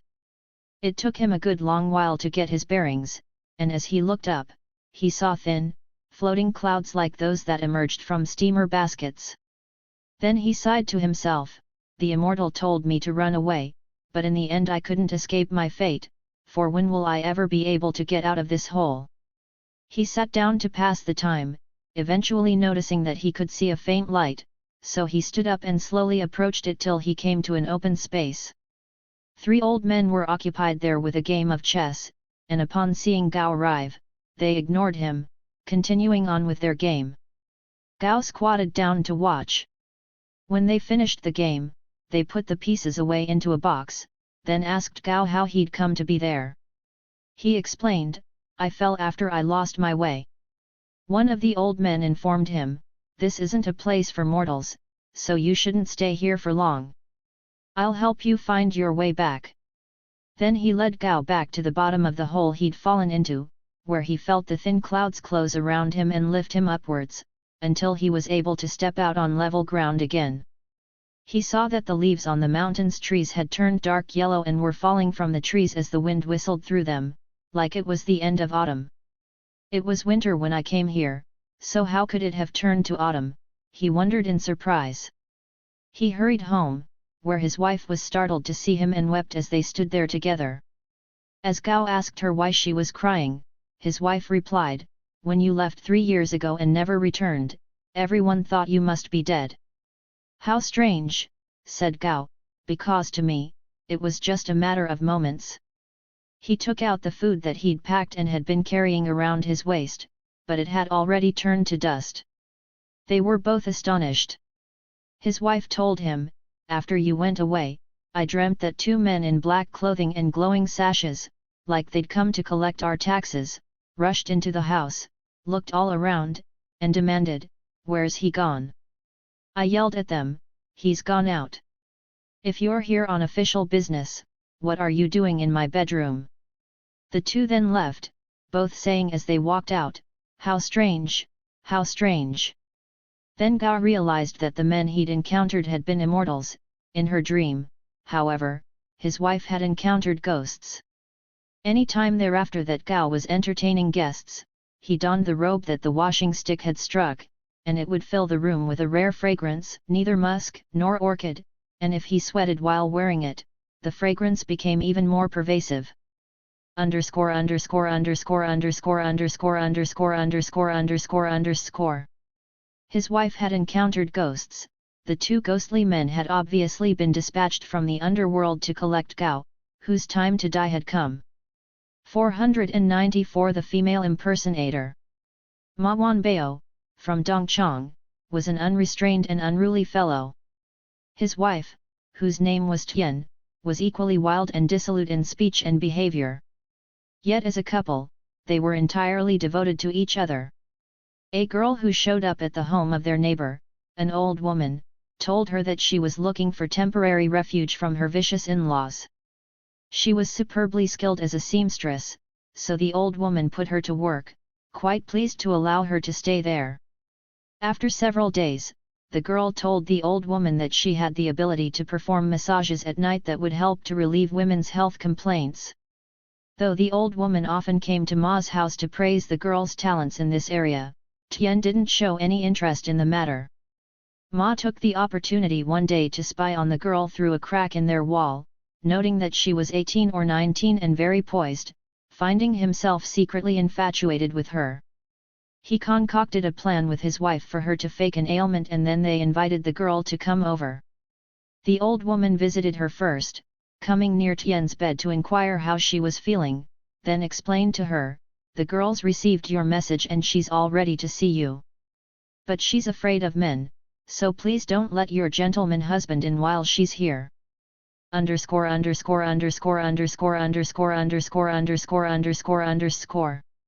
Dongchang, a prefecture in Piyu's Day, now known as Liaocheng County in Shandong Province. "Our house isn't very spacious," Tian replied, "he comes and goes all the time, so what can I do about it?"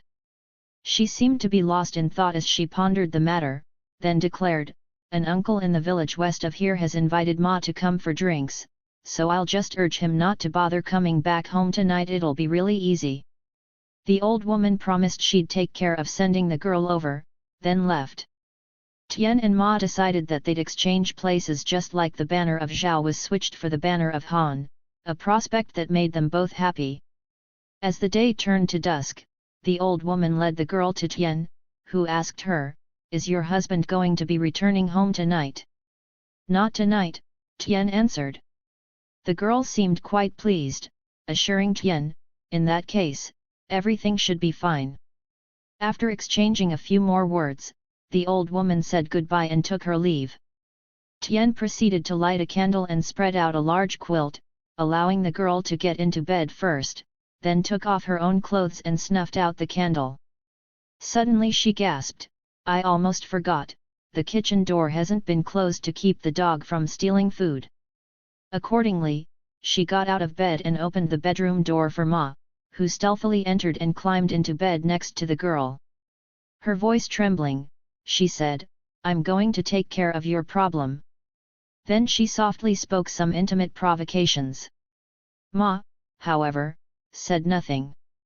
The girl began stroking Ma's stomach, gradually moving down below his navel. Then she stopped rubbing with her hand and quickly put it between Ma's legs, his organ springing erect as her wrist touched it. The girl was shocked and alarmed by what she found there, as though she'd grabbed a snake or a scorpion, so she jumped out of bed, wanting to run away.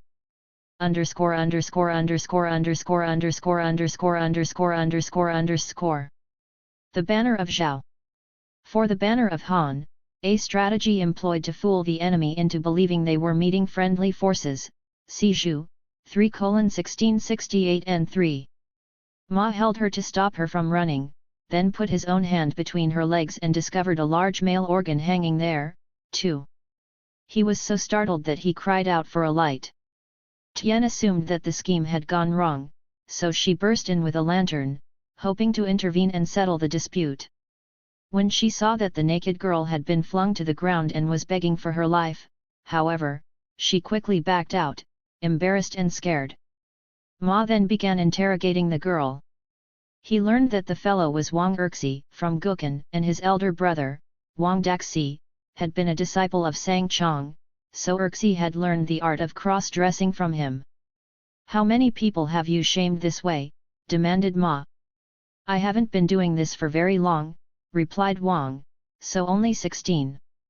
Realizing that Erxi could receive a death sentence for his crimes, Ma mused about whether to tell the authorities, but felt pity for the young man due to his beauty, so instead he bound Wang's hands behind his back and cut off his privates, causing him to fall unconscious as his blood spilled out.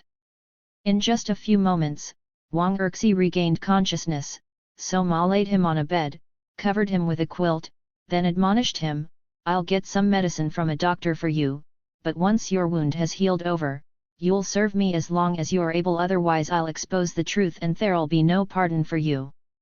Wang agreed to Ma's stipulation.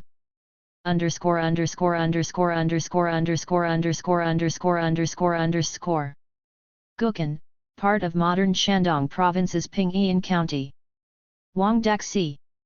Sang Chong, according to an account by author Liu Kan, 1494–1551, Sang was a female impersonator and leader of a gang of vagabond men who dressed as women with bound feet, made their living plying trades such as sewing, and abused their disguise to gain unlawful sexual access to women of good families. Zeitlin 111, and Wang Daxi is listed in the account as one of Sang's gang members. Sang was eventually captured and executed by slow slicing. The next day, the old woman came over.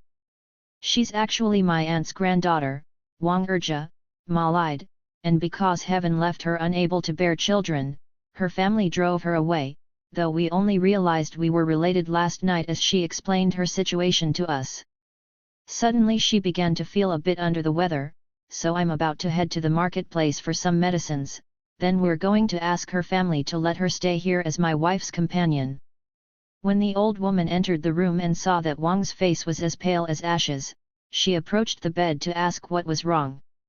"My private parts have swollen up terribly and I'm afraid I may have some horrible, deep-rooted abscess," Wang replied. The old woman believed this explanation and returned home. Ma helped Wang take some healing broth, administered some powdered medicine, and in time the wounded area scarred over. At night, Ma always led Wang to his bedroom to sleep with him, then in the morning Erxi got up early to work for Tian, drawing and carrying water, mending clothes, cleaning up and cooking just like a maidservant. Wang Erxi hadn't been living there long when Sang Chong was publicly executed, along with his 7 co-conspirators, and only Erxi escaping unpunished. Proclamations had been posted everywhere, calling for the group's arrest. Some of the villagers privately suspected Wang Erxi of being one of these female impersonators, so the old women of the village gathered to explore what was hidden under Wang's skirt, and after doing so, their suspicions were all dismissed. From then on, Wang felt obliged to Ma, working faithfully for him till the end of his life. After he died, he was buried west of their home, in the Ma family tomb, some traces of which still exist today. The collector of these strange tales remarks, "One may well say that Ma Wanbao was pleased with being able to make use of Wang. Children are happy to pick up and play with a crab, but they're afraid of its pinching claws, so they chop them off and stash them away." Alas, by adopting this kind of model, one could probably rule the entire world.